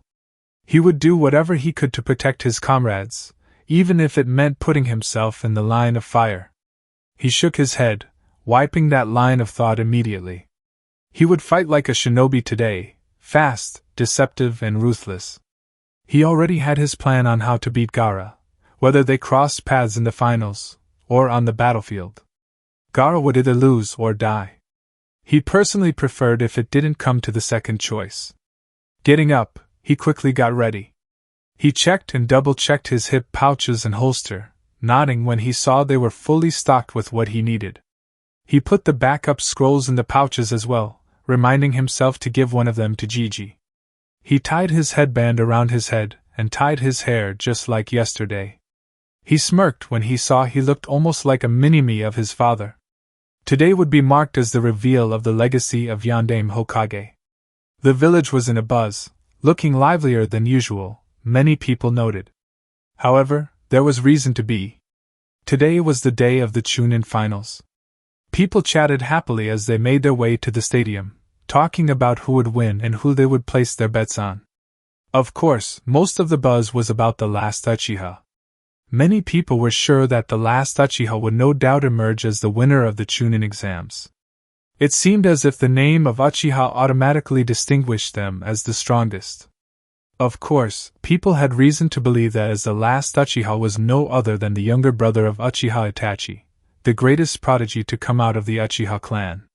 So, there was a lot of hope placed on youngest Uchiha to perform well. Many other people were rooting for the Hyuga genius, Hyuga Neji. The boy was hailed as the prodigy of the Hyuga clan, and there was no doubt as to how powerful the clan was. A prodigy of a powerful clan such as the Hyuga would no doubt be another favorable contender for the title of the winner of the Chunin exams. Naruto smirked as he made his way to the stadium, ensuring he was out of everyone's sight. It was important for him to not be seen by anyone. He wanted his entrance to be one worthy enough for the son of the Yondaime. As he made his way to the stadium, he paid close attention to what the people were saying. Most of them seemed damn sure of Sasuke's victory, while the others were in the favor of the Hyuga. Others were not even mentioned, which suited him just fine. The more he was ignored, more potent would be their guilt. He wanted the people of Konoha to know just who they were tormenting all this while. As the stadium came in sight, Naruto changed his route to arrive at the back of the stadium. Looking up, he saw the back wall of the stadium looming in front of him. There are still over 5 minutes before the announcements begin, he mused. He sat down to wait, and while he waited, he thought back to what Neji had said during the prelims. Flashback. Naruto watched in horror as Neji stood over the downed form of Hinata, who was twitching in pain. No one can defy fate, Hinata-sama. Fate deemed you to be weak, that is why you lost to me. Flashback end. Naruto frowned as he thought back to those words. The amount of scorn Neji held for his sister was unreal. He whispered, "Why do you believe in fate so much, Neji? Just what happened to you to believe in bullshit such as that?" He was shook out of his thoughts when his keen ears picked up an announcement. "All final contestants please get down in the arena." Naruto took a deep breath and stood up. This is it, he told himself. Looking up, he saw that the top of the wall was about 10 meters above the branch of the tree he was standing on. He made a clone, who charged his legs with chakra and jumped, easily vaulting over the wall. Shikamaru looked as lazy as usual, but he closely observed his opponents. His opponent, the girl from Sand, looked every bit confident of her victory. But there was a small hint of apprehension in her eyes, which darted around the arena anxiously. He didn't bother looking at Shino. The guy was as stoic as a stone, and never gave anything away. The glasses and high collar of his jacket only made it difficult to read him. The puppeteer from Sand was just like his sister, but unlike her, there was no anxiousness radiating from him. The last guy from Sand was the one that bothered Shikamaru the most. The redhead was dangerous, no doubt about that. Although his expression was stoic, it was betrayed by the sheer amount of bloodlust he could feel from the guy. He still remembered what happened to Lee in the prelims. Gaara had not hesitated one bit to kill him with his sand. He was a seasoned killer, one that Shikamaru doubted anyone wanted to cross. From the minute twitches that he could see, Shikamaru deduced that he was eager to get on with the fighting. He looked over to Neji, who was Naruto's opponent. Regarded as the rookie of the year of his batch, Neji was a proclaimed genius of the Hyuga, who were known for their deadly and unique taijutsu. While a formidable opponent, Shikamaru doubted he would win against Naruto. He knew that Naruto was powerful, but he had the feeling that Naruto had yet to show what he was fully capable of. Speaking of, he looked around, trying to find his blonde friend. Him and Sasuke, both of them were absent from the lineup, as well as the audience stands. If they didn't arrive right now. Troublesome, he muttered. The proctor, a different one from the prelims, was standing in front of their lineup. A lazy one, from what he could see. Ladies and gentlemen, welcome to the Chunin exam finals. I am Shirani Ginma, the proctor of this stage. The matches will be as follows: Uzumaki Naruto vs Hyuga Neji, Uchiha Sasuke vs Sabaku no Gaara, Aburame Shino vs Sabaku no Kankuro, and Sabaku no Temari vs Nara Shikamaru. Turning his attention to the lineup, Genma continued. The rules are the same as preliminaries, however, whether you win or lose doesn't matter. Your promotion will be decided on the basis of your skill, your strategy, and execution. Stands. Sakura looked worried as she tried to spot her two teammates. Ino, who was sitting next to her, said, "Where do you think are your teammates, Sakura?" While she still believed Sasuke would win the finals, she had gained a healthy amount of respect for the blonde Uzumaki, ever since she suffered the humiliating defeat at his hands. The ease at which he handled her told her how pathetic she really was. Also, it was evident just how much he was holding back from absolutely thrashing her. Sakura shook her head worryingly. I don't know. Where are you, Sasuke-kun, Naruto? A sound coming from above the finalists caught hers, as well as every person's attention. Arena. The proctor was just about to speak some more when a sound above them caused everyone, including the audience and the Kage, to look up. In a puff of smoke, a small object fell right in front of the assembled genin. It was revealed to be a kunai, but not just any kunai. A three-pronged kunai. There was a collective gasp among the audience when they recognized what it was. Genma had wide eyes as he stared at the kunai, being reminded of the only person in the entire nations who used to wield these. Before he could think anything else, a person appeared in a blue flash. A pin-drop silence washed over the entire stadium as everyone got a good look at the person. Kagebox. Hiruzen stared in awe as the person was revealed to be just who he thought it would be. And Kami, he looked just like his father. Minato, you would be proud of who he's become. Beside him, Orochimaru was seething. His fists were hidden from view, so that no one could see that they were clenched tightly. Uzumaki Naruto. It is not possible for anyone to master that jutsu in just a month, which means you knew it well before, and you knowingly held back against me. Very bold. But then he smirked. If you weren't the Jinchuriki of the Kyuubi, I would have marked you instead of Sasuke-kun. To have that jutsu in my arsenal, I would have been unstoppable. Stands. Everyone's eyes were at the point of bulging out when they saw the kunai used by their beloved yondaime being thrown in the arena. Everyone had gasped collectively, and had jumped up on reflex when the person who had likely thrown the kunai had appeared. It couldn't be, it just couldn't be, were the thoughts of everyone. They were filled with disbelief, trying to deny what was right in front of their eyes. But no matter how much they wanted to, it was simply undeniable. Spiky blonde hair, which was no longer tied in a ponytail, but in a style that was painfully reminding them of a similar blonde. Two jaw-length spiky bangs, although tied beneath the headband and the bangs themselves tied around the middle, there was no mistaking just who the blonde Uzumaki resembled so much. He was almost a literal copy of Namikaze Minato, with only his hairstyle distinguishing from the famous Hokage. The yondaime couldn't return from the dead, which left only one conclusion. To think that the demon container was also the son of the Yondaime. The crowd exploded in mutters, exclamations of Yondaime, mostly drowning any other verbal exclamation. It was something that no one was expecting to see. No one knew that the Yondaime had a legacy, and now that they thought about it, it was right in front of their eyes all the time. Guilt began to creep into every Konoha villager about how they treated the boy, who was almost royalty considering just whose legacy he represented. "Is that Naruto? He looks so hot!"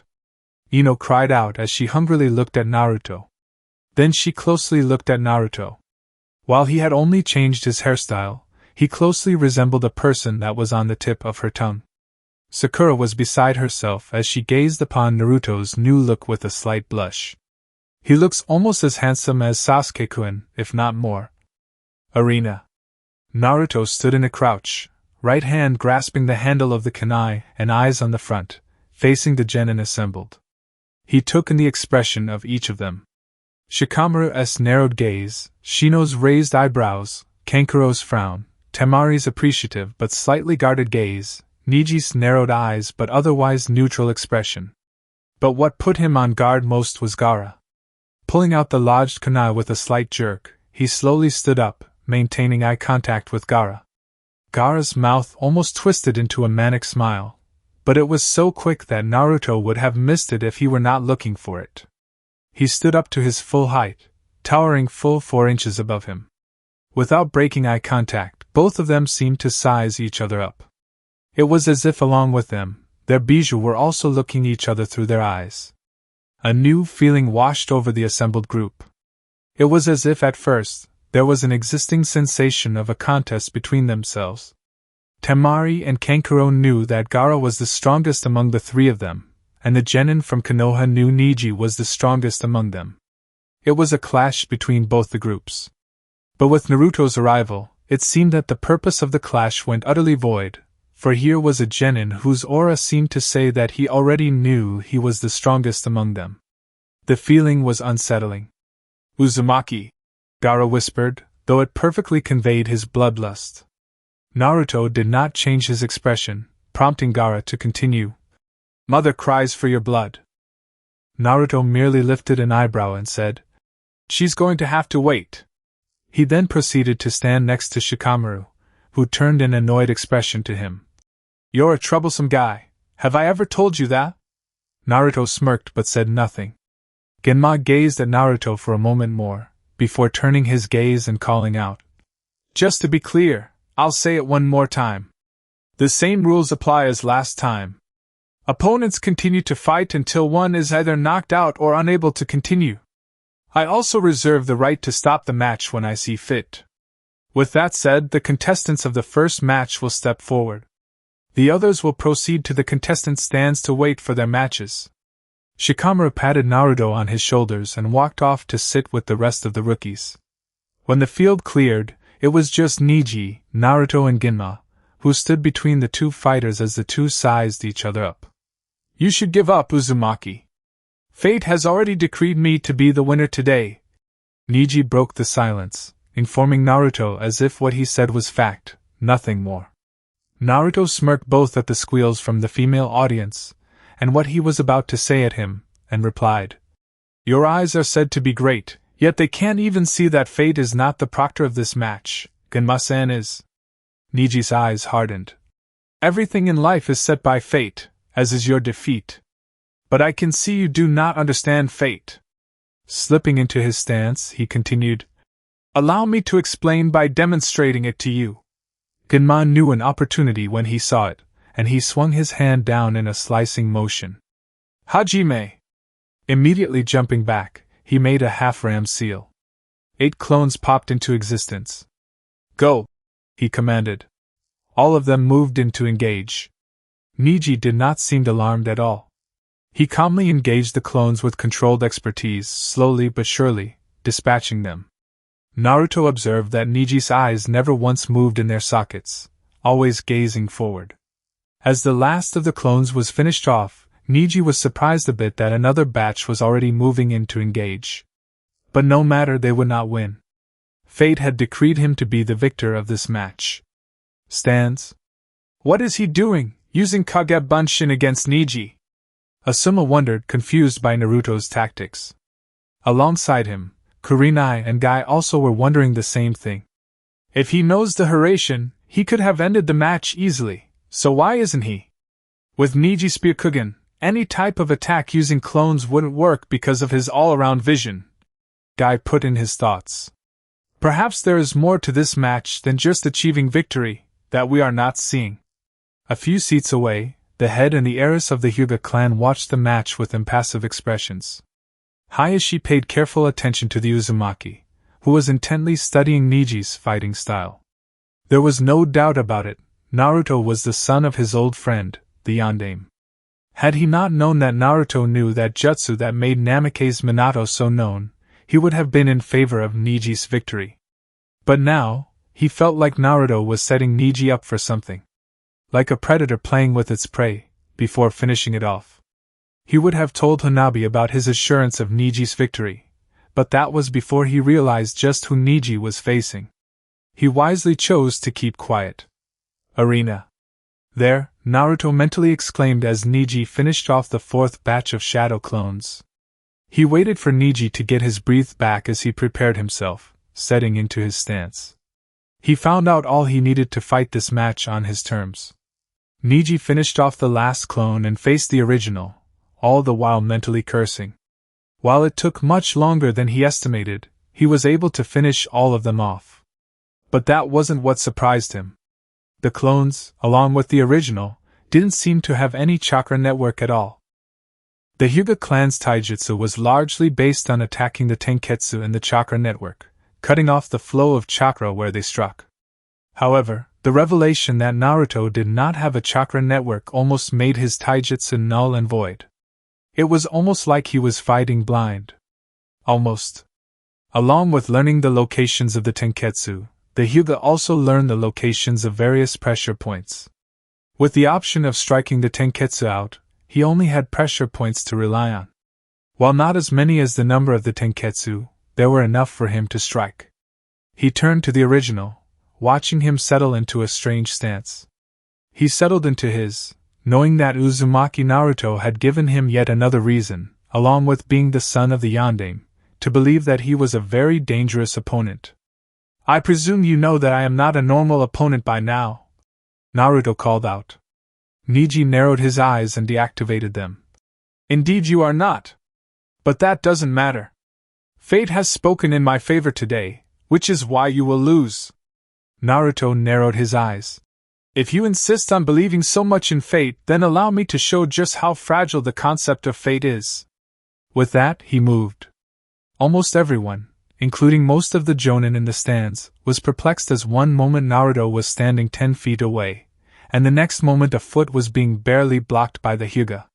Many people thought that it was Hiraishin, however.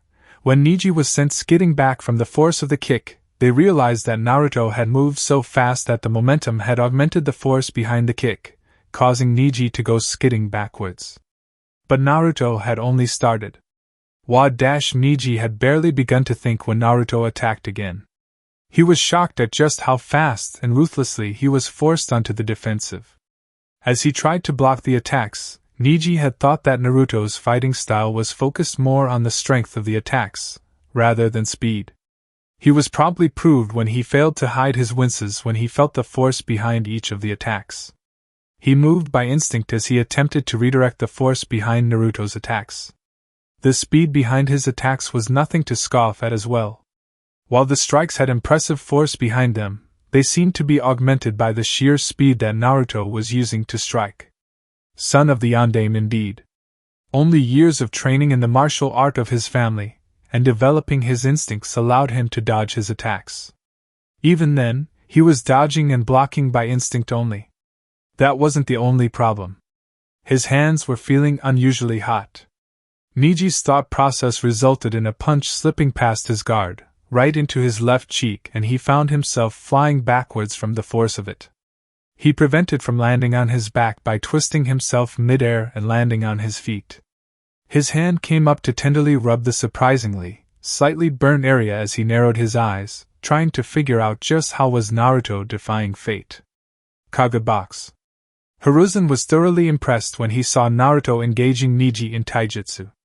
Usually it was considered suicidal to engage a Hyuga in taijutsu, but it seemed Naruto had no such qualms.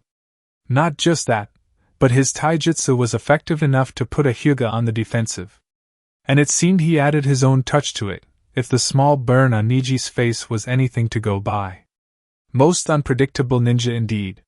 He pulled out a notepad, which he had brought to write points on which each genin qualified for the position. He wrote down something and kept it aside. Your genin is quite impressive and bold, Hokage Dano.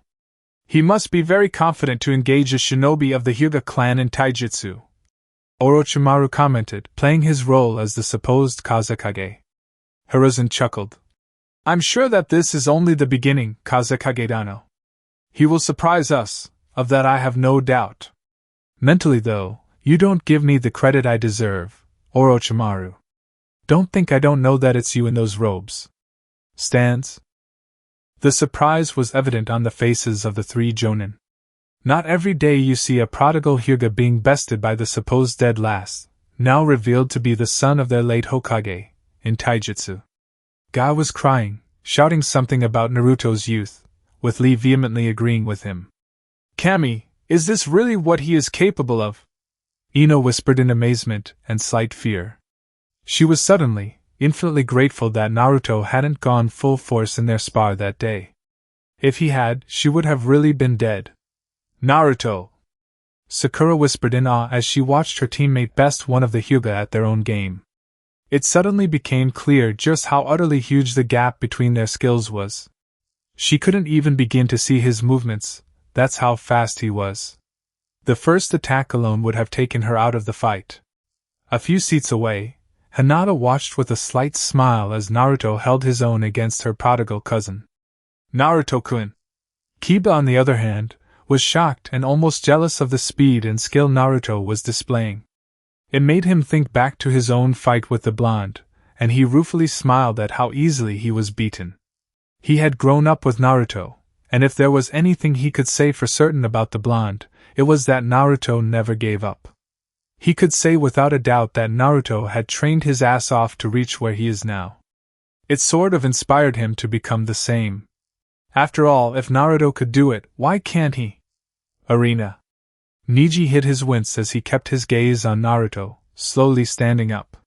He evaluated on whatever he had experienced so far.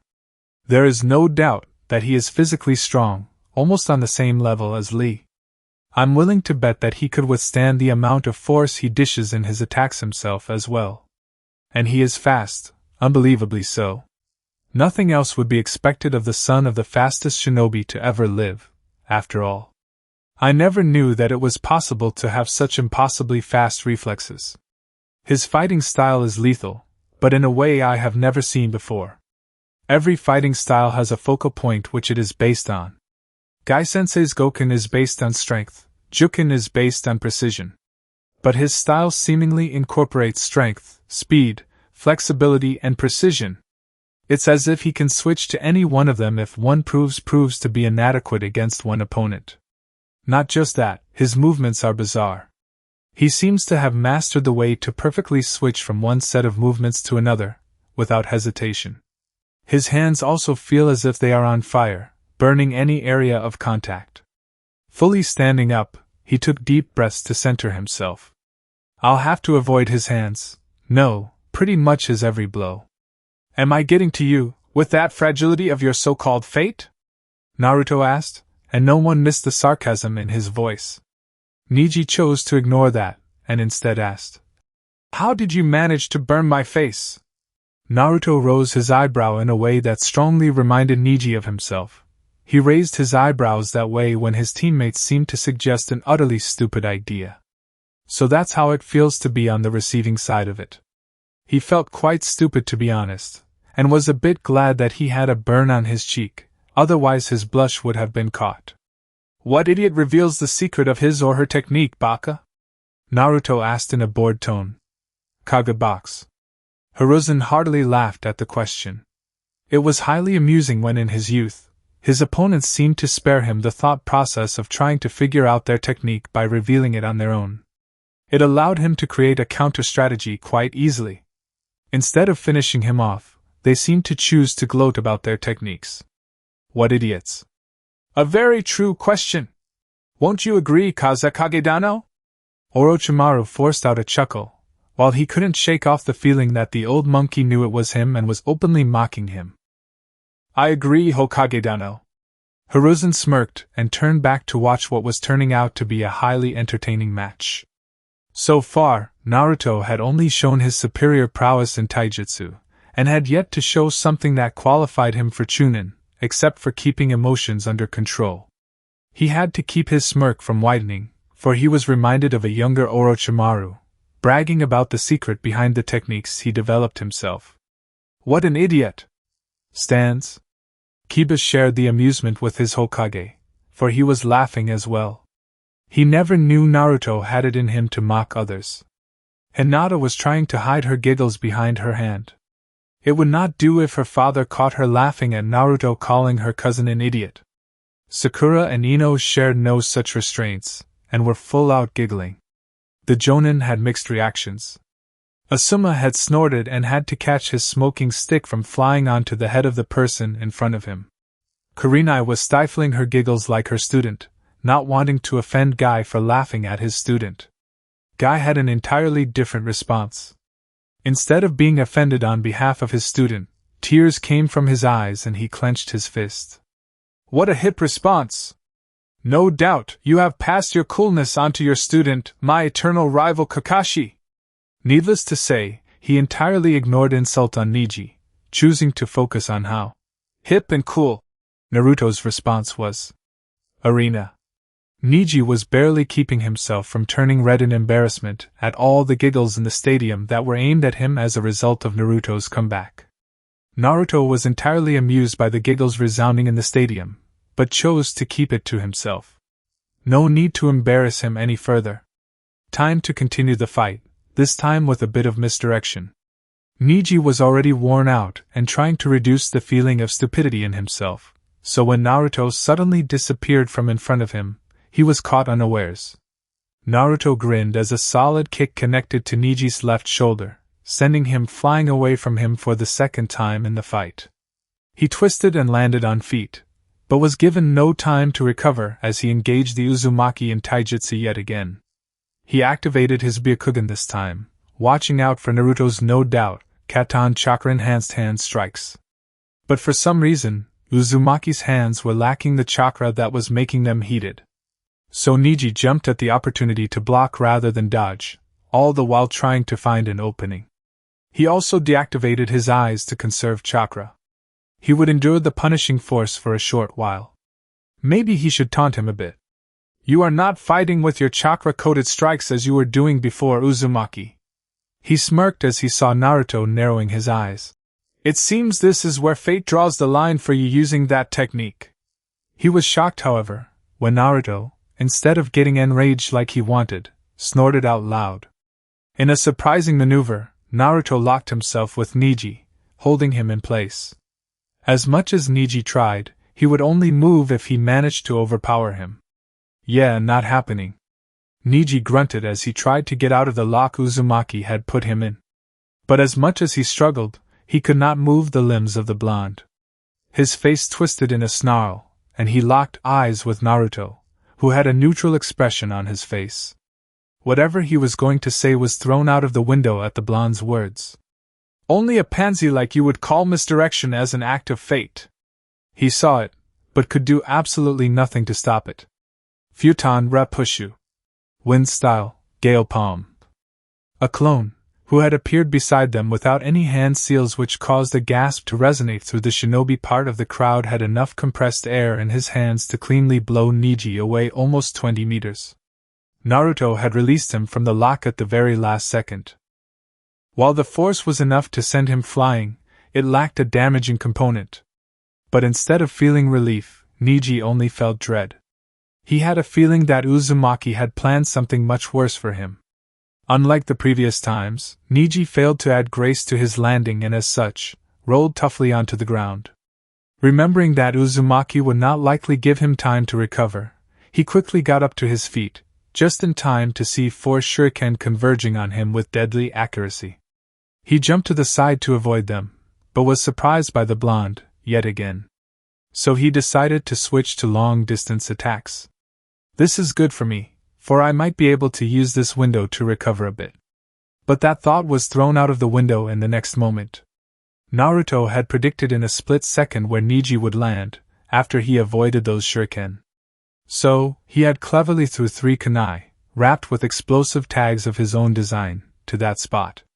Neji grit his teeth as the kunai came closer and closer. It seems I'll have to use that. Naruto watched as the kunai almost hit Neji. His eyebrows raised in surprise when Neji suddenly spun, so fast that he wasn't even visible anymore, and was covered in a dome of his own chakra. Hakusho Kaiten! Naruto activated his exploding tags just as they reached Neji, and watched with a mix of curiosity and fascination that the dome of chakra spinning around Neji completely protected him from the resulting explosion.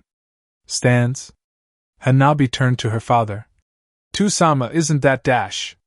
"Yes," Hayashi replied instantly. His own eyes were narrowed as he clenched his fists. Kaiten is supposed to be the technique of the main house. How does Neji, a member of the branch house, know it so well? Arena.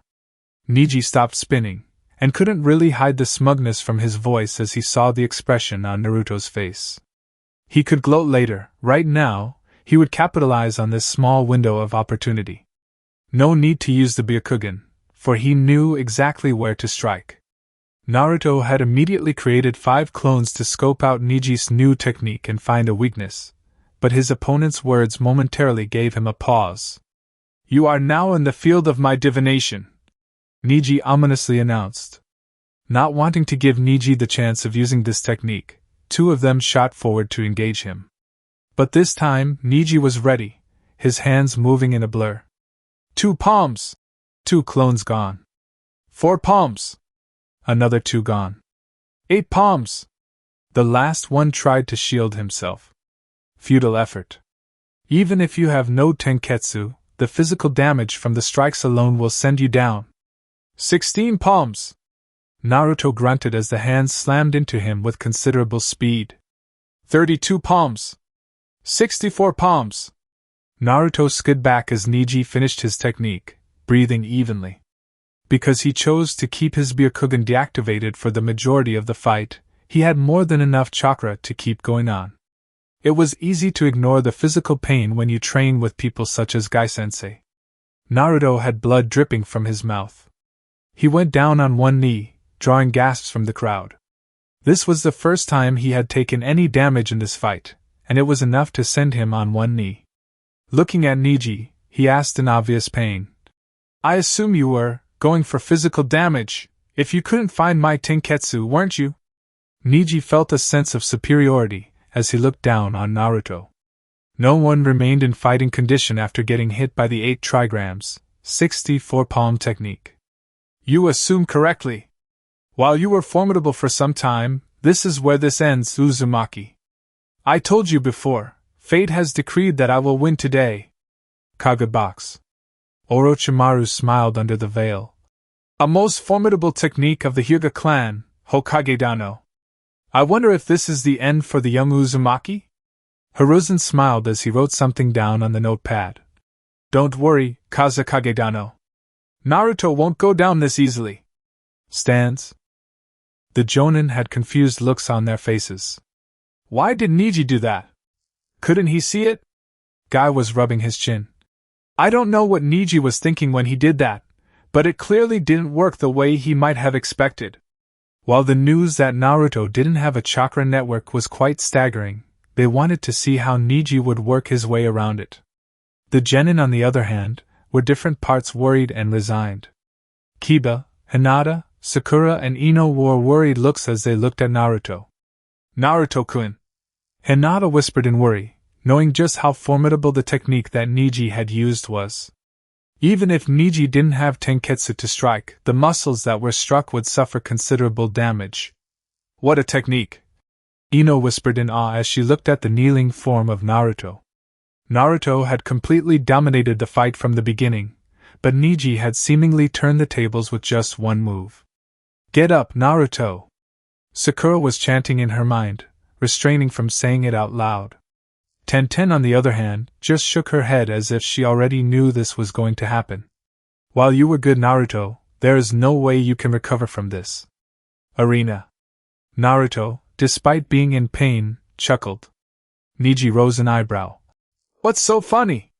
Naruto looked up with mirth swimming in his eyes. "And I told you, fate is very fragile."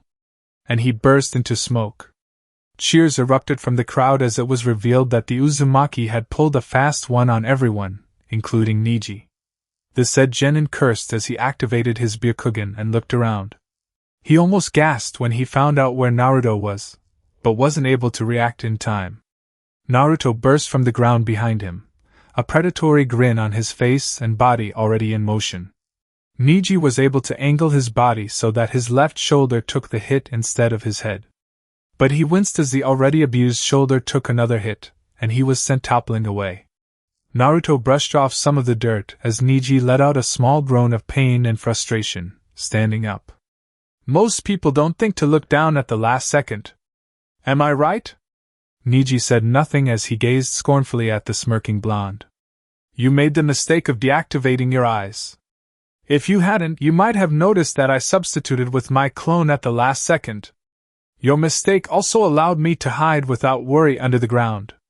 Pretty good for misdirection and deception, don't you think?" Niji grit his teeth.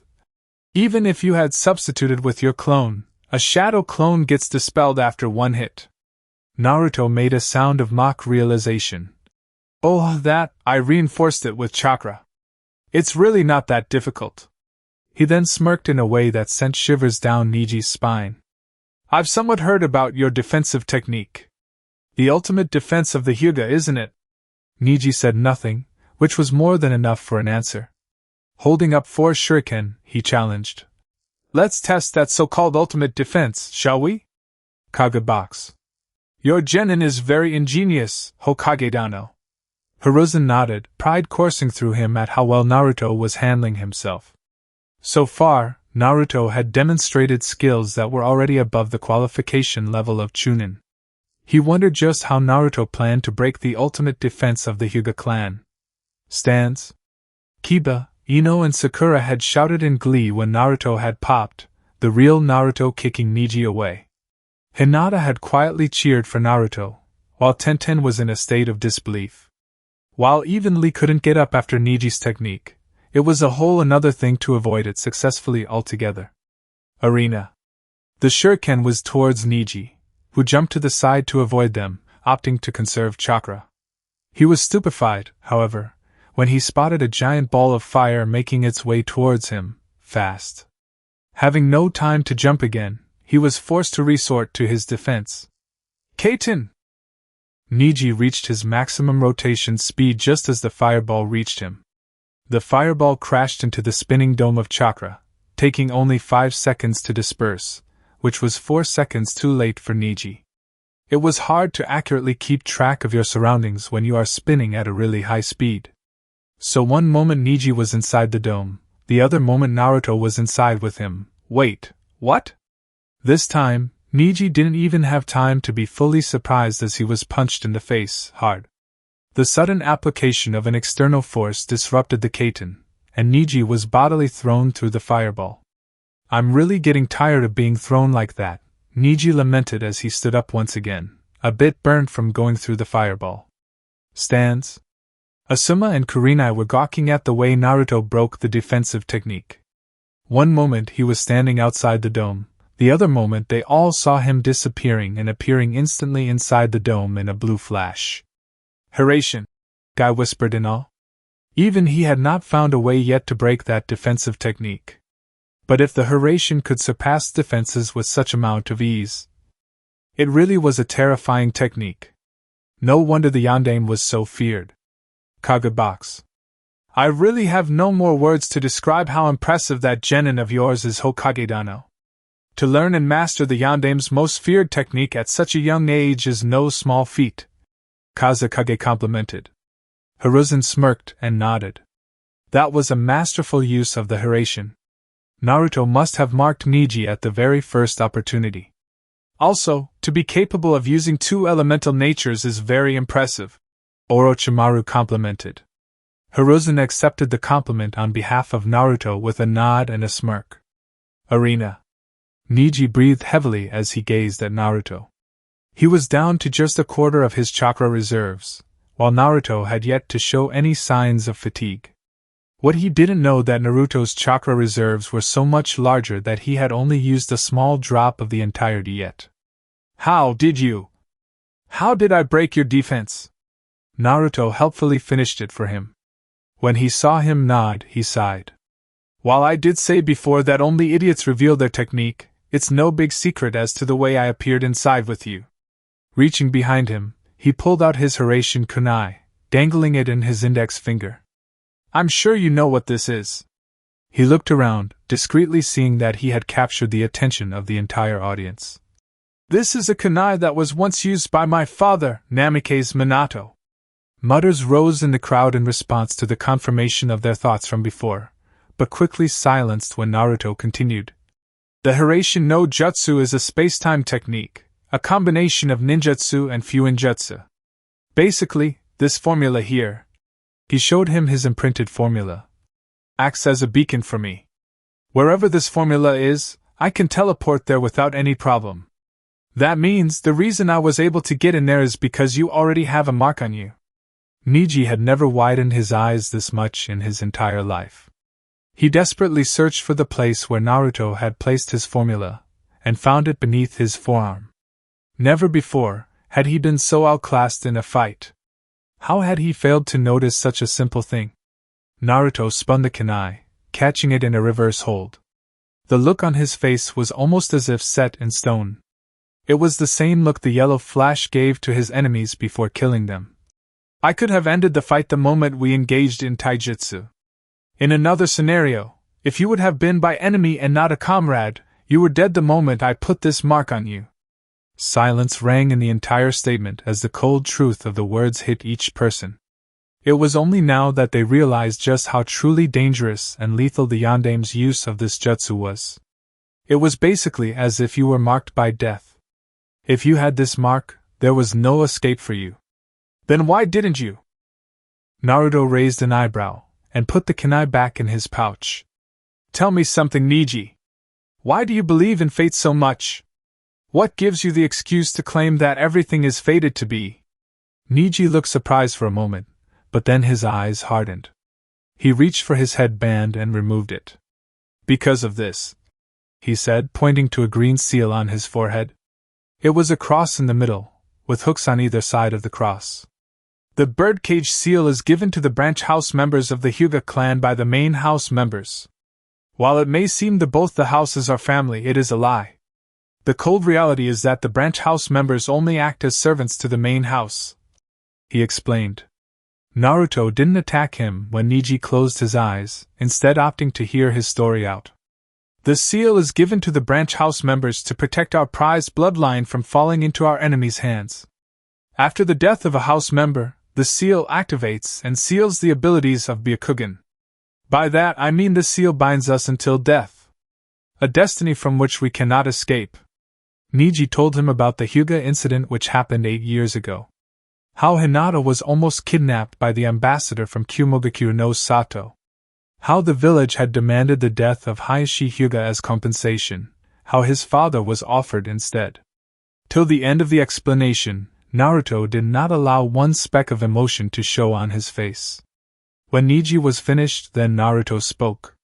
You speak that it is fate that the branch family will always remain bound. Yet you contradicted your own belief when you tried to kill Hinata in the prelims. You tried to divert from your predestined path. All of this, because you hold a grudge against the main family? Neji finally lost control of himself. My father was taken away from me because Hiraishin-sama couldn't take the responsibility for his actions. My father had to give his own life, just so Hiraishin-sama could keep on living. Naruto said nothing for a while. Neji thought he had got through the blonde, but was shell-shocked when he heard Naruto's next words. I already planned on winning today, but I'll say it just for you. I won't be losing to a coward who's always blaming all of his problems on some nonsense such as fate. Someone as ignorant as you is in no position to lecture me. Neji shot back. You can never understand what it's like to be burdened with a symbol you can never be rid of. There was a pin-drop silence in the whole stadium. The whole audience felt the impact of the words. Neji couldn't have been more wrong. The senior shinobi feared Naruto would lose it, even the Hokage. But thankfully, Naruto kept a tight lid on his emotions. It wouldn't do losing it in the center of a crowd. Naruto sighed wistfully, whispering, "You're wrong. I know exactly how it feels, but enough talk," he finished in a strong voice. He made a ram seal, and Neji felt that it was better to be cautious rather than just wait and see what happens. Immediately, he jumped back, or tried to anyway. It wasn't as if he was paralyzed, but it felt like his body was stuck in mud. Just as you have to struggle to move your limbs when drowned in water or mud, Neji had to struggle to just move his arms. It was as if he was stuck in clay. What the hell is this? Naruto was calmly walking forward, now that he had successfully activated his seal. Resistance seals? While normally used for training, it's somewhat unusual to apply it in combat. You are currently experiencing a level 3 resistance. Fuinjutsu is perhaps the most versatile of the shinobi arts, won't you agree? Kagebox. Your genin is just full of surprises, Hokage-dano. To make use of seals so efficiently in combat, with just his chakra, it's almost as if he is already an expert. Not many choose to study that particular art. Hiruzen chuckled and replied, Naruto is more than just skilled in Fuinjutsu. He is perhaps the most skilled person I have ever seen. Not surprising, if you consider just who his father was. The other Kage nodded in approval. He definitely qualifies for Chunin. To think he had managed to put a Hiraishin and a resistance seal on his opponent. He had been several steps ahead of his opponent right from the beginning of the match. Hiruzen absently nodded, choosing to focus on the match. Taijutsu, ninjutsu, Fuinjutsu. Stands? I didn't know Naruto knew Fuinjutsu like that, Ino exclaimed. Sakura smiled, proud of having a teammate like Naruto. Naruto is an expert in them, you know. Kiba hollered. YOSH! Go, Naruto! Tenten was dumbstruck just how many steps Naruto had been ahead of her teammate. The Jonin were beside themselves. Asuma was rubbing his head. You know, he really is quite well versed in sealing for his age. Not many people can apply seals with their chakra just like that. Kurenai nodded, and both of them tried to block out guys shouting of how youthfully Naruto was displaying his skills. Arena. Neji stood rooted to his place, and to his horror, Naruto came running towards him, with him being unable to do anything about it. He received a painful punch on his right cheek, and the force behind it was enough to send him stumbling to his left. It hurt, considering he was experiencing resistance in his movements. Naruto was suddenly in front of him, punching at the same spot again. Only this time, it hurt a lot more than before. The result was the same, Neji went stumbling to his left. Finishing it off, Naruto 540 kicked the side of his head with such force that Neji could have sworn he saw stars in front of his eyes. He was sent onto the ground, and this time, there was no getting back up. You might think that it was because of the resistance seal, but no. He had taken way too many hits, and his body had finally given up. Neji could do nothing but glare at Naruto as he crouched in front of him. I told you, Naruto stated softly. Fate is a fragile concept. Our destiny is never set in stone, Neji. I am not strong because I was fated to be. I chose to work hard to reach where I am now. Hinata calls you Neji and Ai-san, doesn't she? You really should stop treating her like the way you do. She only wants to unite the branch family with the main family. She looks up to you as her big brother. It is only fitting you treat her like your sister. It's time you stepped up and stopped using fate as an excuse. He then removed the resistance seal from Neji. He stood up and started walking away, letting the medics carry the injured Hyuga away. He smiled as he heard a soft, maybe you're right. Perhaps there was some hope, after all. Genma declared loudly. The winner is Uzumaki Naruto! The entire stadium burst into a tremendous applause. Everyone was clapping as hard as they could, even going so far as to stand and start chanting. Namikaze! Namikaze! Namikaze! The chant resonated around in the entire stadium, and within seconds, the entire stadium was chanting it as well. Naruto, for his part, smiled softly. The sight of everyone cheering for him, even if it was a name that he really didn't use, brought a lump to his throat. He was finally acknowledged by everyone. Bowing to the crowd, he turned away and headed to the genin stands. He received many good-natured pats on the back, and shook almost everyone's hands on the way. The words, "Great job!" and "Congratulations!" rang frequently in his ears. He just accepted them all with a smile and continued on his way. When he reached the stands, he took in the reactions. First there was Temari. She was gazing at him with a small smile, and nodded at him, mouthing, "Good match." Despite what had occurred between them 2 nights ago, they could respect each other as competitors. He nodded back in acknowledgement. As he walked by her, her brother was next. He just scoffed and turned away, but Naruto could spot small beads of sweat. Smirking, he continued. Gaara was staring at him, arms crossed. His expression gave nothing away, but his body twitched every now and then. Naruto spotted the cork on his gourd shaking, as if the sand was struggling to come out of it. He didn't wait to see if it would actually come out. Shino gave him a nod of respect, acknowledging his strength. "Good job, Naruto." Naruto nodded back. "Thanks." Naruto didn't need to guess the response of Shikamaru. "Troublesome." The shadow user sighed, further slouching, if possible. "You just had to go and cause a ruckus, didn't you?" Naruto snorted. It was true, the crowd was still chanting his name. He shrugged in mock modesty. "What can I say? I'm just that charismatic and awesome. Would Uchiha Sasuke and Sabaku no Gaara please come down?" Kagebox. "A splendid display of skills, I say. Don't you agree, Kazekage Dano?" "Indeed, Hokage Dano. I really didn't expect this match to be this entertaining." Hiruzen smiled as he gazed at the blonde genin, soon to be Chunin. "Well done, Naruto. You performed better than expected. Though you could have ended the match far more quickly, you chose to amend Niji's ways by proving him wrong. You just might have gained a friend and a trusted comrade in him." He then frowned. "It seems Naruto's teammate, Sasuke-kun, still hasn't arrived. And I can't spot Kakashi among the Jonin as well," he thought, looking at where the Jonin senseis were standing. He shook his head slightly in disappointment. "Kakashi, your habits just cost your genin his chance at promotion." He motioned the Jonin that was standing as his guard. "Inform the proctor that Uchiha Sasuke is disqualified due to his lateness." Orochimaru frowned beneath the veil. He didn't want the Uchiha to be disqualified as he wanted to see how much Sasuke had improved. "Hokage Dano, can we not give him 5 more minutes to arrive? I am eager to see my son test his skills against the last Uchiha." Hiruzen kept his face carefully neutral. He knew exactly why the Kazekage wanted to see the last Uchiha in action. "Apologies, Kazekage Dano, but I cannot allow any favoritism towards my shinobi, last Uchiha or not. Following the orders of a superior is an important part of being a Chunin. By not showing up on time, Uchiha Sasuke is showing insubordination. I cannot, in good conscience, allow such a genin such as that to progress to Chunin.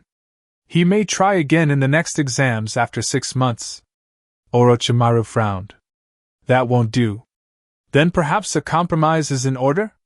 It would be rather disappointing if he did not fight today, as many of the visiting nobility came here specifically to see the Uchiha fight. How about disqualifying him and denying him the chance of promotion, but allow him to fight in an exhibition match at the end of the tournament against the winner? That would allow the crowd to see the Uchiha fight, but still punish him for insubordination." Hiruzen thought it over a bit. If he disqualified Sasuke, Gaara would be declared the winner. According to the matchups, Gaara would then fight the winner of the first match, which was Naruto. While he was a bit worried about letting Naruto fight such a dangerous opponent, he had confidence that Naruto would be safe. Nodding, he said, "That is an acceptable arrangement, Kazekage-dano." Stands. Ino was gaping at the piece of news that was revealed to the whole of Konoha and people from beyond. To think that Naruto, the dead last of their batch and the foremost prankster of Konoha, would turn out to be the son of the man Konoha almost worshipped. "I never knew," she whispered. She could not believe she missed such a big fact. She was supposed to be from a clan that were masters of the mind, yet she couldn't not see such obvious resemblance. She ought to be ashamed of herself. If not for the age, Naruto and Namikaze Minato could be clones of each other. Blonde hair of almost identical shade, azure eyes that were unique to them, it could not be more obvious than that. Sakura's jaw was almost unhinged. She couldn't believe she never saw the resemblance as well. It was so obvious. And come to think of it, she treated him like crap. The son of the hero who saved Konoha from the Kyuubi, treated like crap. Not just by her, but by the whole village, including her mother. She wanted to crawl into a hole and just hide. Kiba couldn't believe it. Well, he could, but had a hard time comprehending it. The person who he thought could never become a competent shinobi in the first place had just beat the known prodigy of the Hyuga, a person who was favored the most to win the Chunin exams. And apparently he had done without breaking a sweat. He ruefully chuckled. "I couldn't have been more wrong about him." Akamaru whined in agreement. Tenten was shaking her head in disbelief. She couldn't believe Naruto had beaten her teammate, who she believed to be the strongest genin in Konoha. But then again, he had the Yandame's jutsu on his side. Arena. Genma frowned but nodded at the message sent from the Hokage. Turning to the crowd, he announced the Kage's decision. Due to not showing up in time for his match, Uchiha Sasuke has been disqualified from the final stage of these exams. He continued despite the booing from the crowd. However, the Hokage has allowed an exhibition match between the winner of the tournament and Uchiha Sasuke in order to satisfy the visiting nobility. But he won't be given the chance to get promoted to Chunin. Therefore, winner by disqualification, Sabaku no Gaara. Stands. The audience, even though they were witness to a match such as that of the Hyuga and the Uzumaki, now revealed to be the sole Namikaze, were distraught to hear that the Hokage had chosen to disqualify the last Uchiha. Many were waiting solely to watch that match, so the reason for their displeasure was quite obvious. Their spirits were lifted up a bit, though, when they heard that the Uchiha would be fighting in an exhibition match with the winner of this tournament. Everyone began muttering amongst themselves excitedly. Just maybe, they might get to see a match between Uchiha Sasuke and Uzumaki Naruto. The last Uchiha versus the last Namikaze. Up in the area for the competing genin, Naruto was frowning at the latest announcement. "A bit of a partial treatment, don't you think?" he addressed Shikamaru. Shikamaru frowned as well. "Yeah. He is getting a chance to fight, whereas any other genin wouldn't have been considered in the first place." Naruto nodded in agreement and added to the point. "Not only that, but he will be in peak condition to fight, while we would be worn out from fighting all the opponents. It's more than a bit unfair." Then he added mentally, "Though that match won't be happening anyways. The invasion would maybe begin as soon as the quarter-finals end. Thank you, Kurama, for expanding my chakra reserves and making sure I am in top form today." He received a snort in response. "I care not much for your words. Thank me by making sure you defeat that accursed Tanuki. He is trespassing on my area." Naruto smirked at the command. He planned to do it anyway. Down on the arena, Gaara turned and started walking back to the waiting area. His sand was twitching angrily as his next victim wasn't there. His blood had been pumping to fight the Uchiha, who he saw as a strong opponent. To find out he wasn't here. The only reason he hadn't started killing everyone with his sand was that his next match was with the Uzumaki. Uzumaki Naruto was someone worthy, someone who would prove his existence. Genma announced. "The next match will be between Aburame Shino and Sabaku no Kankuro." Before he could say anything more, he was interrupted. "Proctor, I forfeit!" Kankuro's yell was followed by a confused look from Genma and a roar of disapproval from the crowd. Naruto narrowed his eyes at Kankuro and Temari.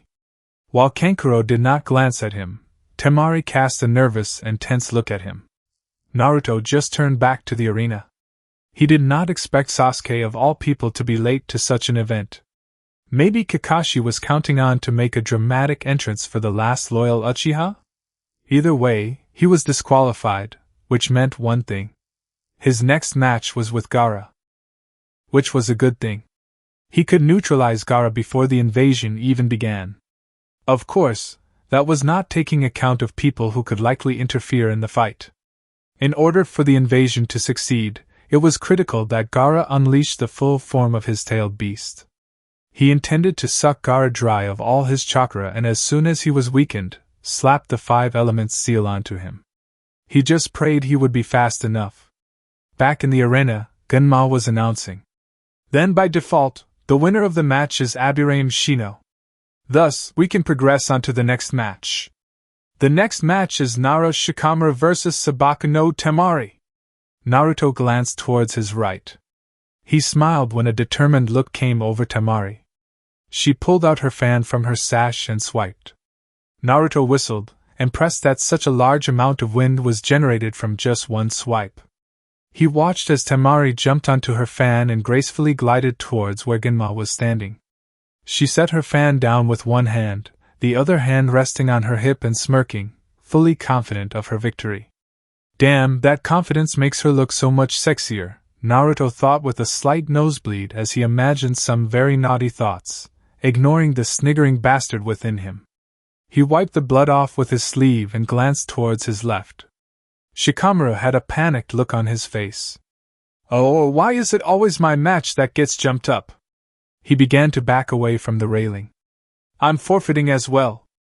I don't care what my troublesome Ka-san says or does to me, I am not Dash. His rant was cut off when a hand was placed on his shoulder. He turned to face Naruto with a quizzical look. What are you, Dash? It's okay, Shika, Naruto said, complete with the sympathetic look. Shikamaru gave him a suspicious look, so Naruto did his best not to smile. But there's just one problem. If possible, Shikamaru narrowed his eyes even further. What? You can't forfeit. The next moment, he was standing right in front of a smirking Proctor and Temari. He blinked once, trying to figure what the hell just happened and how did he get down here. He turned around, and saw the complete look of innocence on Naruto's face. He gave a look of bloody murder at the blonde he called his friend. He had the nerve to use the Flying Thunder God to send him to the arena. He turned around, grumbling that at least he didn't have to walk the distance from the waiting area to the center arena. Naruto smirked when Shikamaru gave a burning glare at him. He wouldn't have been able to send Shikamaru the arena if a marker wasn't already present. As it happened to be, there indeed was a marker, on Temari's skin, right below her left butt cheek. He put it on her while they were kissing in the alley, and he was holding her up by her butt. Her dress had rose up a bit, exposing more skin than what was appropriate for people of their age. A drop of blood trickled from his nose, happy times. He was brought back from a trip down the gutter by the proctor's call of beginning the match. He smirked when he saw Temari outright assaulting him, but had enough sense not to pursue him in the trees. He smirked as he saw the match progress, with Shikamaru passing time so as to lengthen the limit of his shadow. While Temari was certainly clever enough to engage from long distance, she failed to see that Shikamaru was obviously leading her into a specific position. Sorry, Temari, but you weren't in the winning position in the first place. You aren't ready to beat an opponent of Shikamaru's caliber, yet. Naruto's guess about what Shikamaru was trying to do was proved right.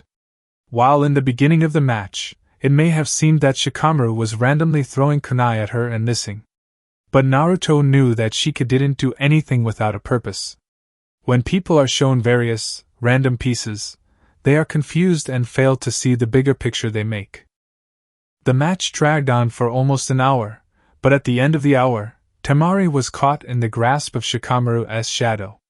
While it had seemed the kunai were just thrown around randomly, each of them had acted as a sort of platform for the shadow to jump from.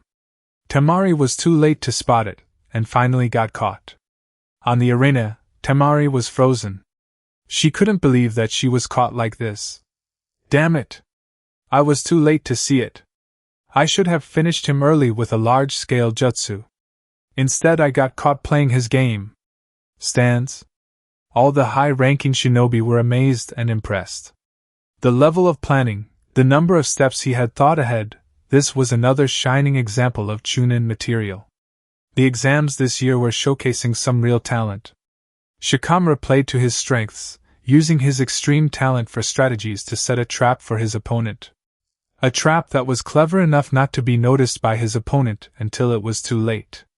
While he had not dispatched his opponent like Naruto, the skills shown was enough to tell that the lazy Nara was worthy of promotion. Naruto had owned his fight from the start. Even though everyone was smart enough not to engage a Hyuga in taijutsu, Naruto knew he was better than Neji. Even when he was confronted with Neji's defensive technique, he proved his smarts as he found a way around it. Overall, both the matches had shown that the genin from Konoha this year were worthy of being promoted. Arena. Temari felt the unnerving feeling of not being in control of her own body as it stiffly shuffled forward. It was very awkward to walk with movements not your own. As the gap closed down between them to a mere 5 feet, they locked gazes. Shikamaru's gaze was level, his eyes giving nothing away.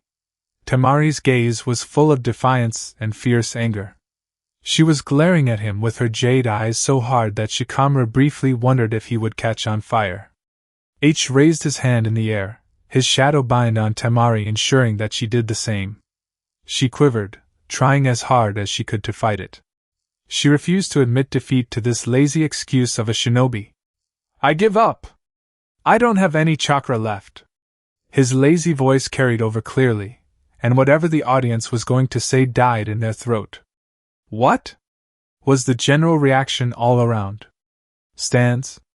Asuma was shaking his head. That kid has never been motivated for anything ever since I met him. The audience slowly started clapping throughout the stadium. People could appreciate a good battle of minds, even if it wasn't as flashy or as big as they wanted it to be. Arena. Genma just snorted and announced. Winner, Sabaka no Temari! Shikamaru released his hold on Temari, who only just managed to catch herself. She stared at the retreating back of the genin, and managed to stutter out. W.Y. Shikamaru turned around and answered, shrugging in a way that really made him look like a guy who doesn't want to be bothered for anything. It makes no sense to succumb to chakra exhaustion just for this when I might need my energy later. He turned to go to the audience stands.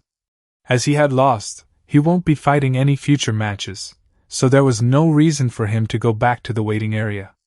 As he approached the place where he had spotted Shuji before his fight, he was slightly surprised to see almost all the rookies and Jonin senseis present, talking to Naruto. The blonde was chuckling at one of Lee's no doubt highly youthful statements. Everyone was trying to talk to him, and Naruto was answering all their questions with a patient smile. The guy had become an instant celebrity. He spotted Shikamaru walking up and turned away from the group, choosing to grin in the shadow user's face.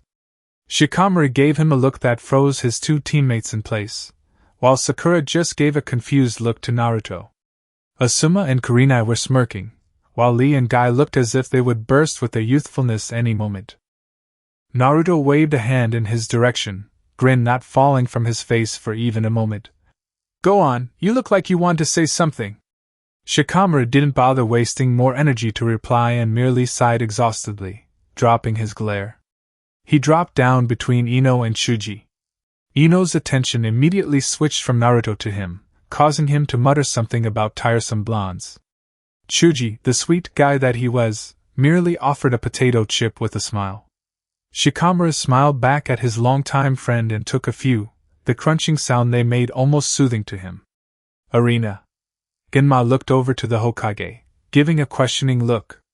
The Hokage shook his head and waved him to continue with the matches. Genma nodded and turned to the audience. The quarter-final matches are over. We will now proceed to the semi-finals. First semi-final match will be Sabaka no Gaara vs Uzumaki Naruto. Audience. The crowd roared in approval of the match, as they wanted to see, once again, the only son of the Yondaime in action. They were not going to see the Uchiha in action until the very end of the final match, but they weren't complaining about seeing Naruto in action in Sasuke's place.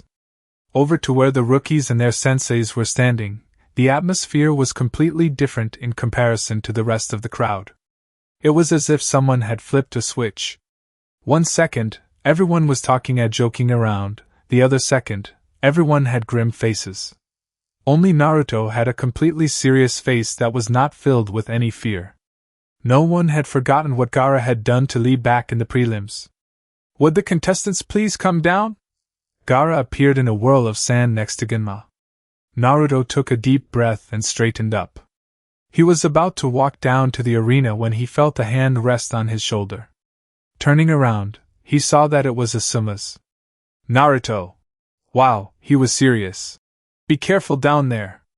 Kurenai and Guy also nodded seriously around him. Try to finish it as quickly as you can. Naruto smirked. I could finish it in a flash, but I've got a different strategy in mind. With that, he walked off, the rest of the rookies mumbling their good luck wishes. He snorted when Shikamaru mumbled a, "You better not die."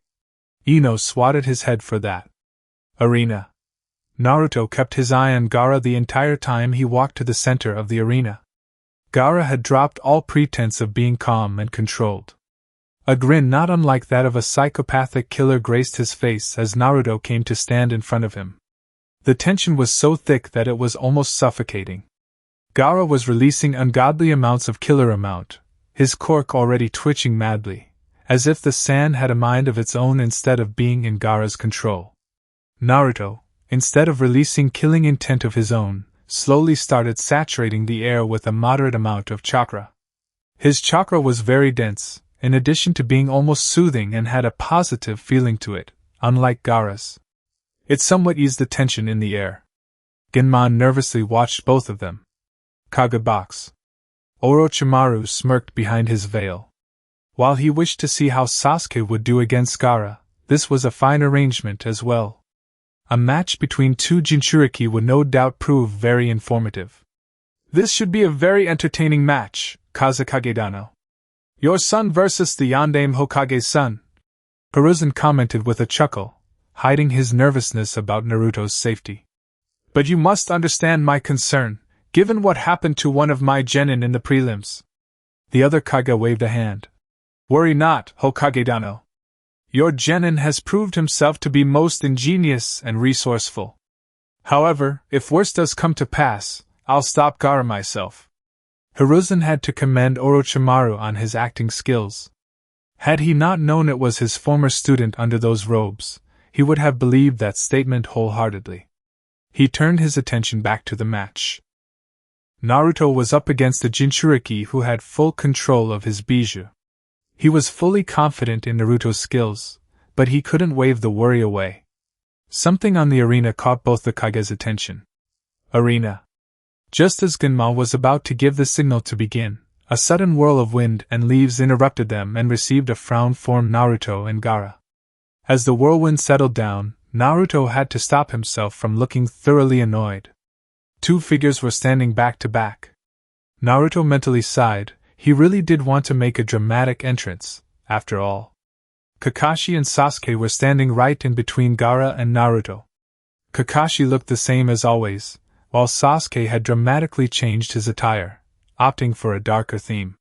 He wore a black, one-piece version of his usual attire, with bandages wrapped around his left arm. Sasuke smirked as he came face to face with Gaara. He had trained heavily for the last month, even mastering a lethal jutsu. A jutsu that would secure him his victory. Sorry I'm a bit late for our match. But we can begin now.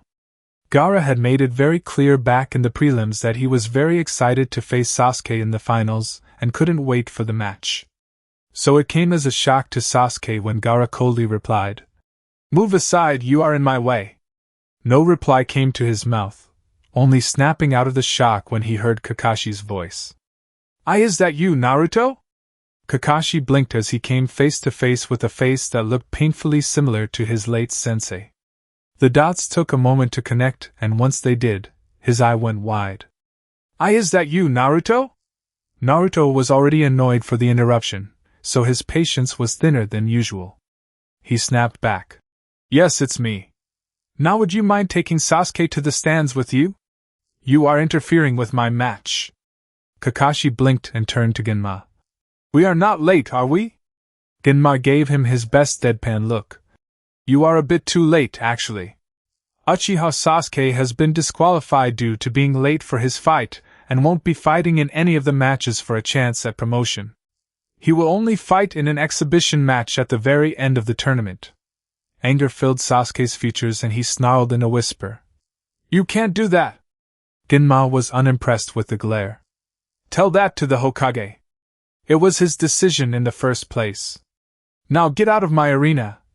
He motioned to them. Sasuke turned his snarl onto Naruto.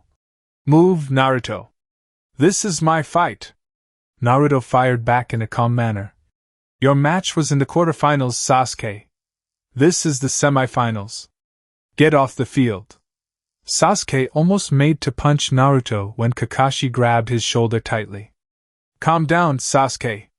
Turning to Naruto, he gave an eye smile. The whole month he had felt tremendously guilty for not training Naruto. Seeing this as the semifinals, it was easy to conclude that Naruto had won his first match against Neji. Congratulations on winning your first fight, Naruto. All the best for this one. With that, he shined to the stands with all the rookies and Jonin senseis. Genma turned to Naruto and Gaara. Are you two ready? Naruto nodded, while Gaara made his impatience known. Just started already. Mother is hungry for his blood. Genma nodded and chopped the air in front of him. Hajime! Naruto immediately jumped back.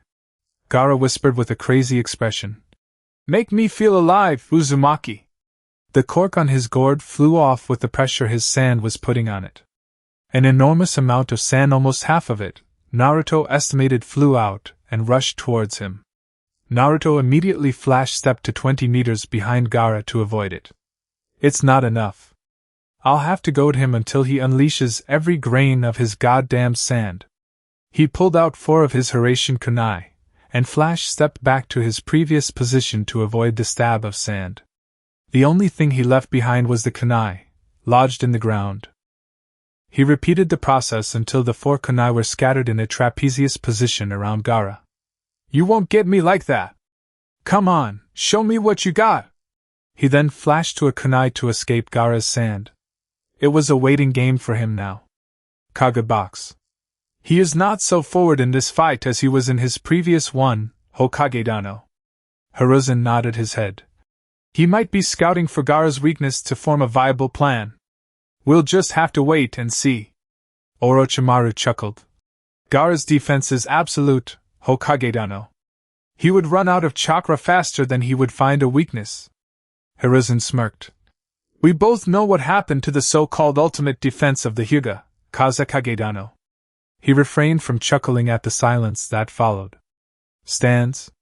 The whole audience was leaning forward in their seats, eager to see the famous Hiraishin no Jutsu in action.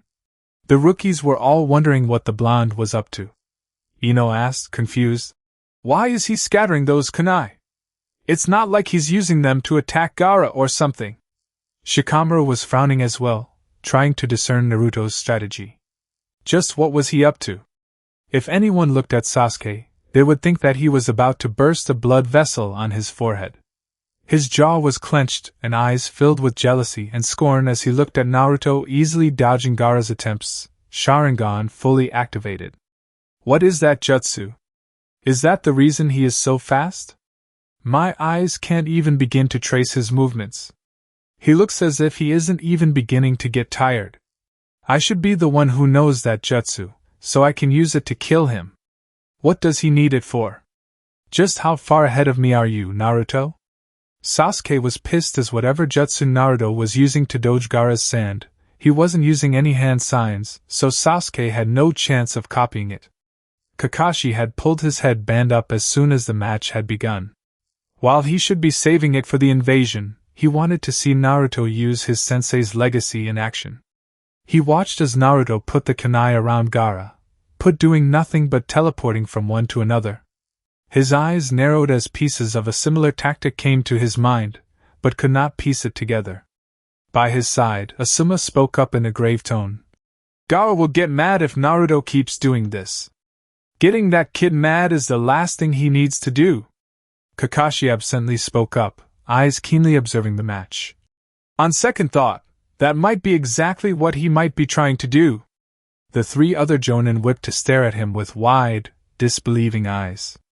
The genin, who had heard the conversation as well, turned to stare at him with wide eyes as well. But unlike the Jonin, there was a bit of fear and horror in their eyes. Is he mad or what?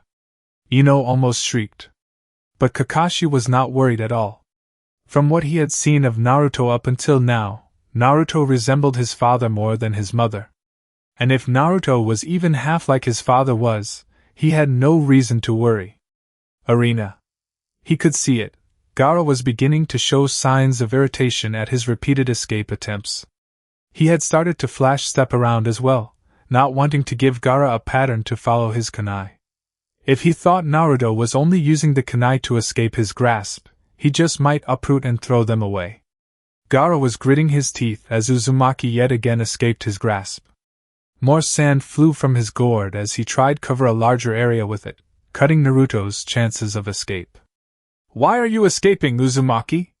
Face me! Now's my chance. Flash stepping to a more cleared part of the arena, he called out. Gaara! Gaara narrowed his eyes, his sand momentarily pausing in its pursuit of Naruto. What is it, Uzumaki?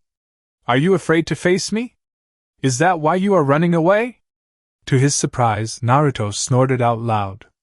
You think those pathetic attacks can get to me? Your sand has yet to even come close to touching me. Come on, Gaara, unleash every drop of your sand. His words had the intended effect on Gaara. More sand flew out of his gourd, and he uncrossed his arms. His face split into a truly frightening grin. Naruto internally smirked. Just one more push should do it. Naruto spread his arms out. In your own words, make me feel alive. The last part was whispered with a challenging grin. That finally did it for Gaara. An opponent who was asking the same thing he asked from him. This was almost like a rare treat for him. No one asked him to make them feel alive, as he was usually the one to do it. With deadly intent, he whispered, Fine, Uzumaki. He commanded all of his sand to come out of the gourd, which was truly a huge amount. It could cover almost one entire half of the arena in ankle-deep sand. He shouted as he spread his own hands, almost laughing. Let's make each other feel alive! Kagebox. Hiruzen was intently observing the match, trying to make out Naruto's plan. Naruto was mad if he wanted to fight Gaara at full power, but there was a glint in Naruto's eyes that told him that this was part of a plan. Orochimaru was barely refraining from laughing in joy. He couldn't have asked for a more entertaining match. He doubted that even Sasuke could have given such entertainment to him. He secretly signaled for his people to be ready. The time for the invasion to start was drawing to a close. Stands. Every rookie and Jonin sensei watched in horror as Naruto asked Gaara to come at him with full power. He had basically just signed his death warrant, many thought. Sakura almost shrieked. What is that idiot doing? Guy nodded grimly. I have to agree with your student, Kakashi. Fighting that genin at full power seems to be an extremely bad idea. Kakashi gave no reply as worry began creeping in him. He could only hope Naruto had a plan to deal with that amount of sand. Sasuke intently watched with his Sharingan active, ready to spot any hand signs that Naruto might weave.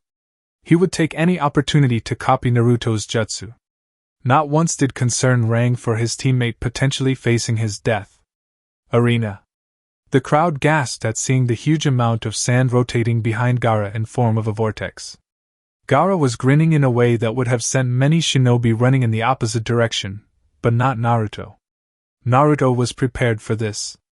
Take this, Uzumaki! The vortex rushed towards with the force of a sandstorm.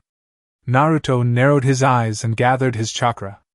He jumped almost impossibly high, clean above the rushing vortex, two Hiraishin kunai in hand. He threw one of them 20 meters behind Gaara, completing the pattern he was going for. Gaara was so deep into his bloodlust that he failed to take notice of the kunai arranged around him in a pentagon. The other one went 20 meters ahead of the kunai he just threw. As he predicted, the vortex changed direction and headed right for him, when he was still in the jump. He thought he might have heard someone shouting his name, but he could have imagined it. Just as the vortex was about to hit him, he flashed to the last kunai he threw, momentarily entering safe zone. Stands. Sakura could no longer hold her concern for her teammate. Everyone watched in horror as the vortex almost swallowed, at which point Sakura shouted, "Naruto!"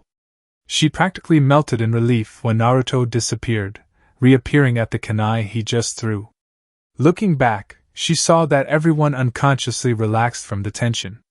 Kakashi didn't know that he was holding his breath until he released it. He had not seen such dangerous maneuvers in a long time.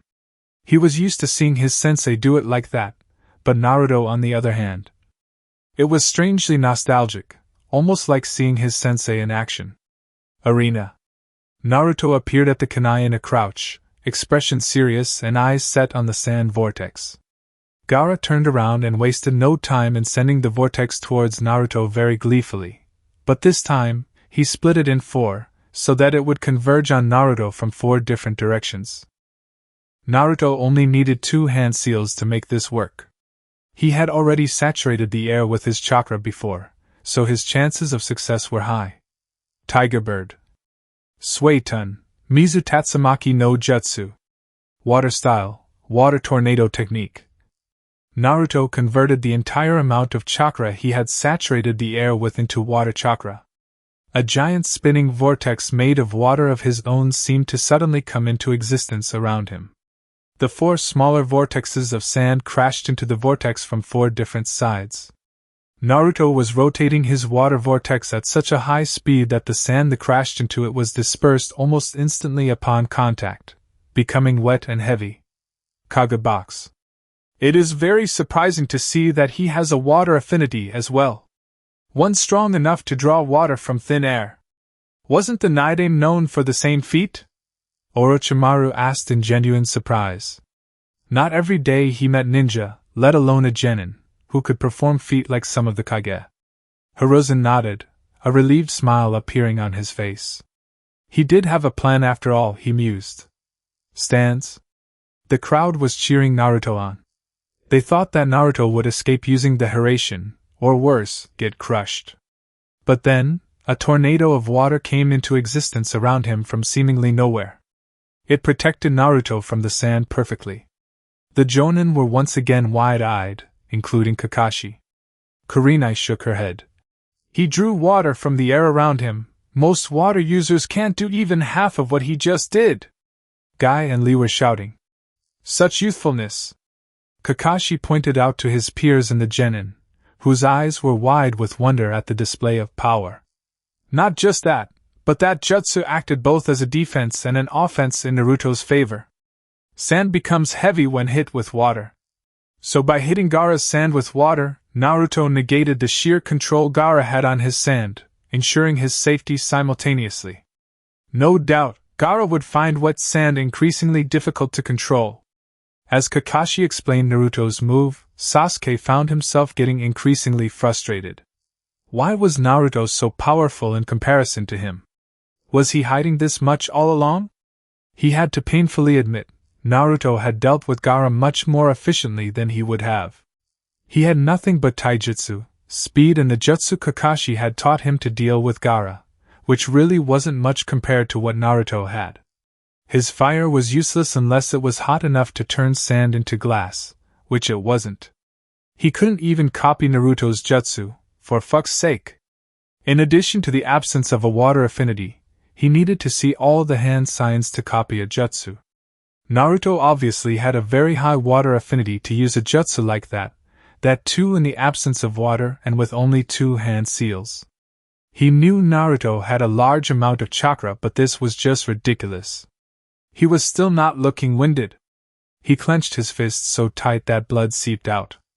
The curse seal throbbed on his shoulder, but he forcefully pushed its influence back. I will make your power my own, Naruto. Just you wait. Arena. Naruto maintained the vortex for about 5 seconds, after which the sand stopped coming. Dispersing the vortex outwards with a flourish, he smirked at the results. All the sand that he had been attacked by was now wet, saturated with water, and heavy. It won't be as fast as before. Gaara watched in alarm as his sand collided into a water vortex that seemingly came out of nowhere. He realized too late, even with Mother shouting in his head, what Naruto had planned, but it was too late. Almost all the sand was wet now, and only a tiny amount was available to him, the only amount he was able to pull back before it was too late.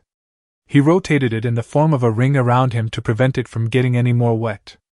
Naruto didn't waste time admiring the effects of his jutsu. Forming the bird seal, he took a deep breath and let go. Sway Tun, Mizurappa. Water style, violent water wave. A jet of water was expelled from his mouth, heading towards Gaara with great force. Gaara looked stunned as the sand automatically formed as a barrier in front of him, taking the brunt of the water. Gaara hadn't felt this helpless in a long time. Uzumaki had a counter for his sand, which was a major part of how he fought. He could make his own sand, but that took him some time, which he didn't have. He would have to do it nonetheless. He molded a huge amount of his own chakra, sand particles slowly forming in front of him. He couldn't help but let his excitement grow a little. It was hard to remember just when he had let loose like this the last time. Naruto smirked as the last of the sand fell in front of Gaara, wet and unusable. He had taken into account that a sand user such as Gaara would be able to form his own sand even if he negated it, which was exactly what Gaara was trying to do now. "Oh no, you don't!" bore Snake Dragon Ram. The kunai finally would come into play. Gaara's choice of standing in one place would cost him dearly. Kage Box. Very clever of him to have negated Gaara's sand, Hokage Dano. I can't help but feel that Naruto-kun is well above the level of a Chunin, don't you think? Hiruzen smiled in pride as Naruto used the element of water to completely turn the tables on Gaara. He couldn't help but be reminded of Tobirama-sensei. He was pretty much the same. His mastery of water was so unrivaled that he used to turn the battle in his favor in a place where there was no water. Considering that Naruto now had a Jinchuriki on the ropes without resorting to his own Biju chakra, he was starting to feel the same. Naruto was well above the level of a Chunin. He doubted any Jonin could have turned the tides like Naruto did. Stands? Holy shit! Did you see that? Ino shrieked, pointing at Naruto as if she couldn't believe it. Shikamaru slowly nodded, still trying to make sense of how Naruto did what he just did. He took away Gaara's greatest advantage. Sakura was smiling with happiness. At first she had doubted Naruto could beat Gaara, but Naruto had shown that he could find a way around the impossible. Arena. Gaara was still concentrating on forming his sand when a light green shield rose up around him. He whipped his head from side to side, trying to figure out how it came into existence without him noticing. Then he felt it. He knew he was draining his chakra forming his sand, but the chakra drain was much larger than he usually felt. He then noticed the light green barrier was slowly turning into a darker shade. He looked down to his feet, noticing that he was standing in the center of a complex ceiling array shaped like a pentagon. His eyes widened in realization. This was a chakra-absorbing barrier. Naruto was smirking as he held up the ram's seal. Uzumaki Fuinjutsu, Kisei Shohiki, Uzumaki Sealing Arts, Parasitic Barrier, was a success. This pentagonal barrier was designed by the Uzumaki clan to suck the chakra right out of their enemies. The best thing about this barrier was that the users only need to spend an initial amount of chakra to simply build the barrier, not maintain.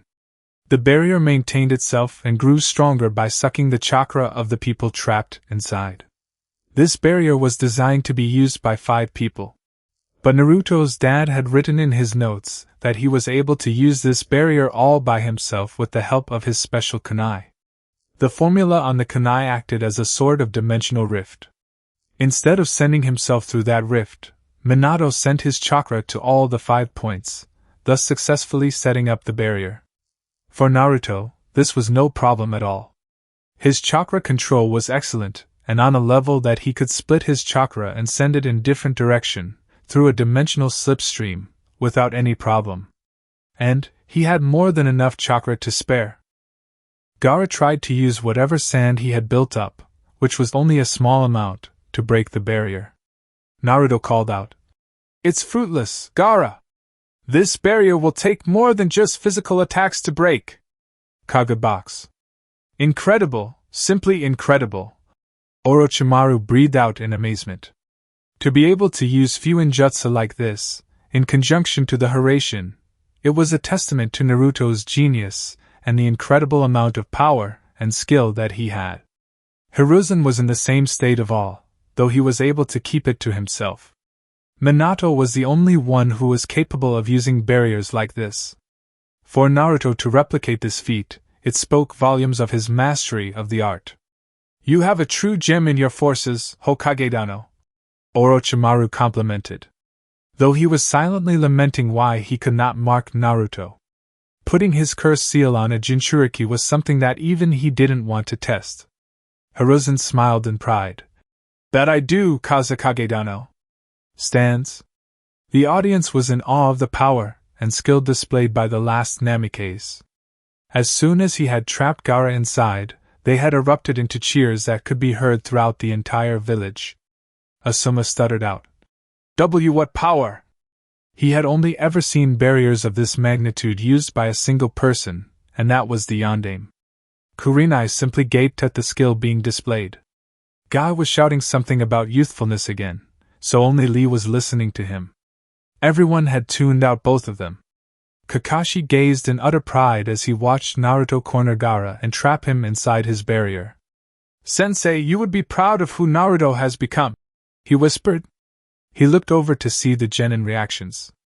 Sakura and Ino were cheering loudly, while Shikamaru and Chuji were leaning forward with smiles, Chuji's more vibrant than that of Shikamaru's, interested in seeing what Naruto would do next. He smiled at seeing their reactions. "Naruto, you managed to make your comrades believe in you. Earlier, they may not have found you to be trustworthy, however today, you managed to convince them that they can trust you with their lives," Kakashi thought, pride inside him growing by the second.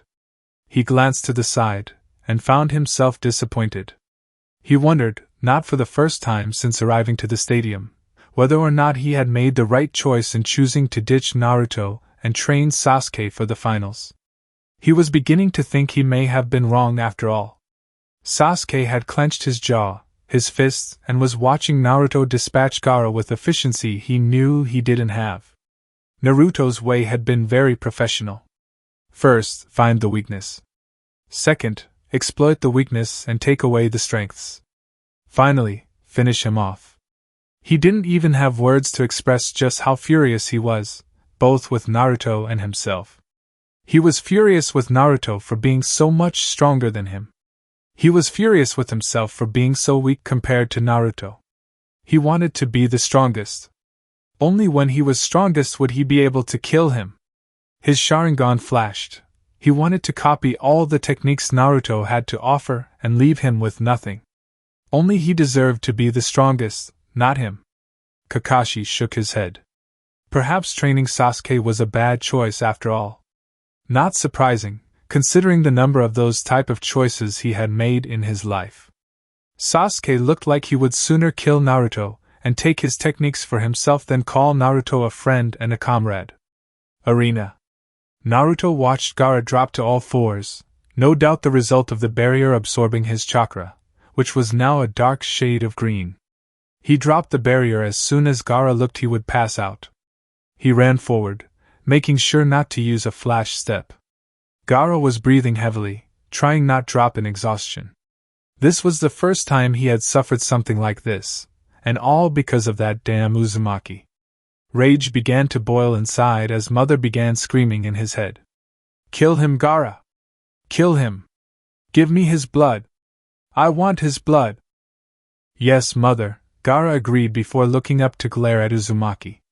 He was about to take Mother's power when he was suddenly sent flying, landing in a heap. Naruto had punched him on the nose with enough force to break it, and watched with some satisfaction as Gaara was sent flying. He landed about 10 meters from Naruto, and Naruto feared that he had knocked the redhead out. But then Gaara stirred, causing Naruto to relax a bit. Gaara stood up on shaky legs, which Naruto took as a positive sign to initiate the last part of his plan. His fingertips on the right hand lit up in 5 purple, kanji characters. Kage box. Orochimaru's eyes widened in panic. He knows that as well? I can't let him put that seal on Gaara. He immediately gave his signal to start the invasion. Arena. Naruto was about run and slammed the seal onto Gaara, making sure Shikage didn't come out to play. Gaara felt something wet on his face. He wiped his hand and took a look at what it was. A scream so chilling erupted from his throat, and Naruto took that as his chance. If he was late, he would never be able to put it on Gaara again. Blood! My blood! Gaara screamed in pain. He had never seen his own blood before. He wasn't if he even had it. But he knew now, and it hurt so badly to see his blood. His mind snapped, and he only wanted to kill everyone and everything that hurt him, including Uzumaki Naruto. A roar that was not entirely his own came from him. Naruto was 5 feet from Gaara, fingers outstretched and ready to slap it on him, when sand erupted from Gaara, coming from God knows where, in the shape of a hand covered in purple lines, shooting towards him. Naruto flashed towards the farthest kunai, escaping from being grabbed by a hair's breadth. Shit! His danger sense rang, and he turned his head to the Kage box, where an explosion took place, and suddenly, feathers were falling from above. The invasion had begun, and he was too late to stop it. And that concludes part 3 of this story. Thank you for spending your time here at Ichiraku Ramen and listening all the way to the end. Your support helps keep these stories alive and allows the shinobi world to continue through new adventures and alternate timelines. If you enjoyed Return of the Flash, don't forget to like the video, subscribe to the channel, and turn on notifications so you don't miss future stories. Once again, full credit goes to Kamikaze132, the original writer of this story. If you would like to read the original version, you can find the link to the story in the description below. Let me know in the comments what story you would like to hear next. Until the next time, stay safe, and I'll see you again at Ichiraku Ramen.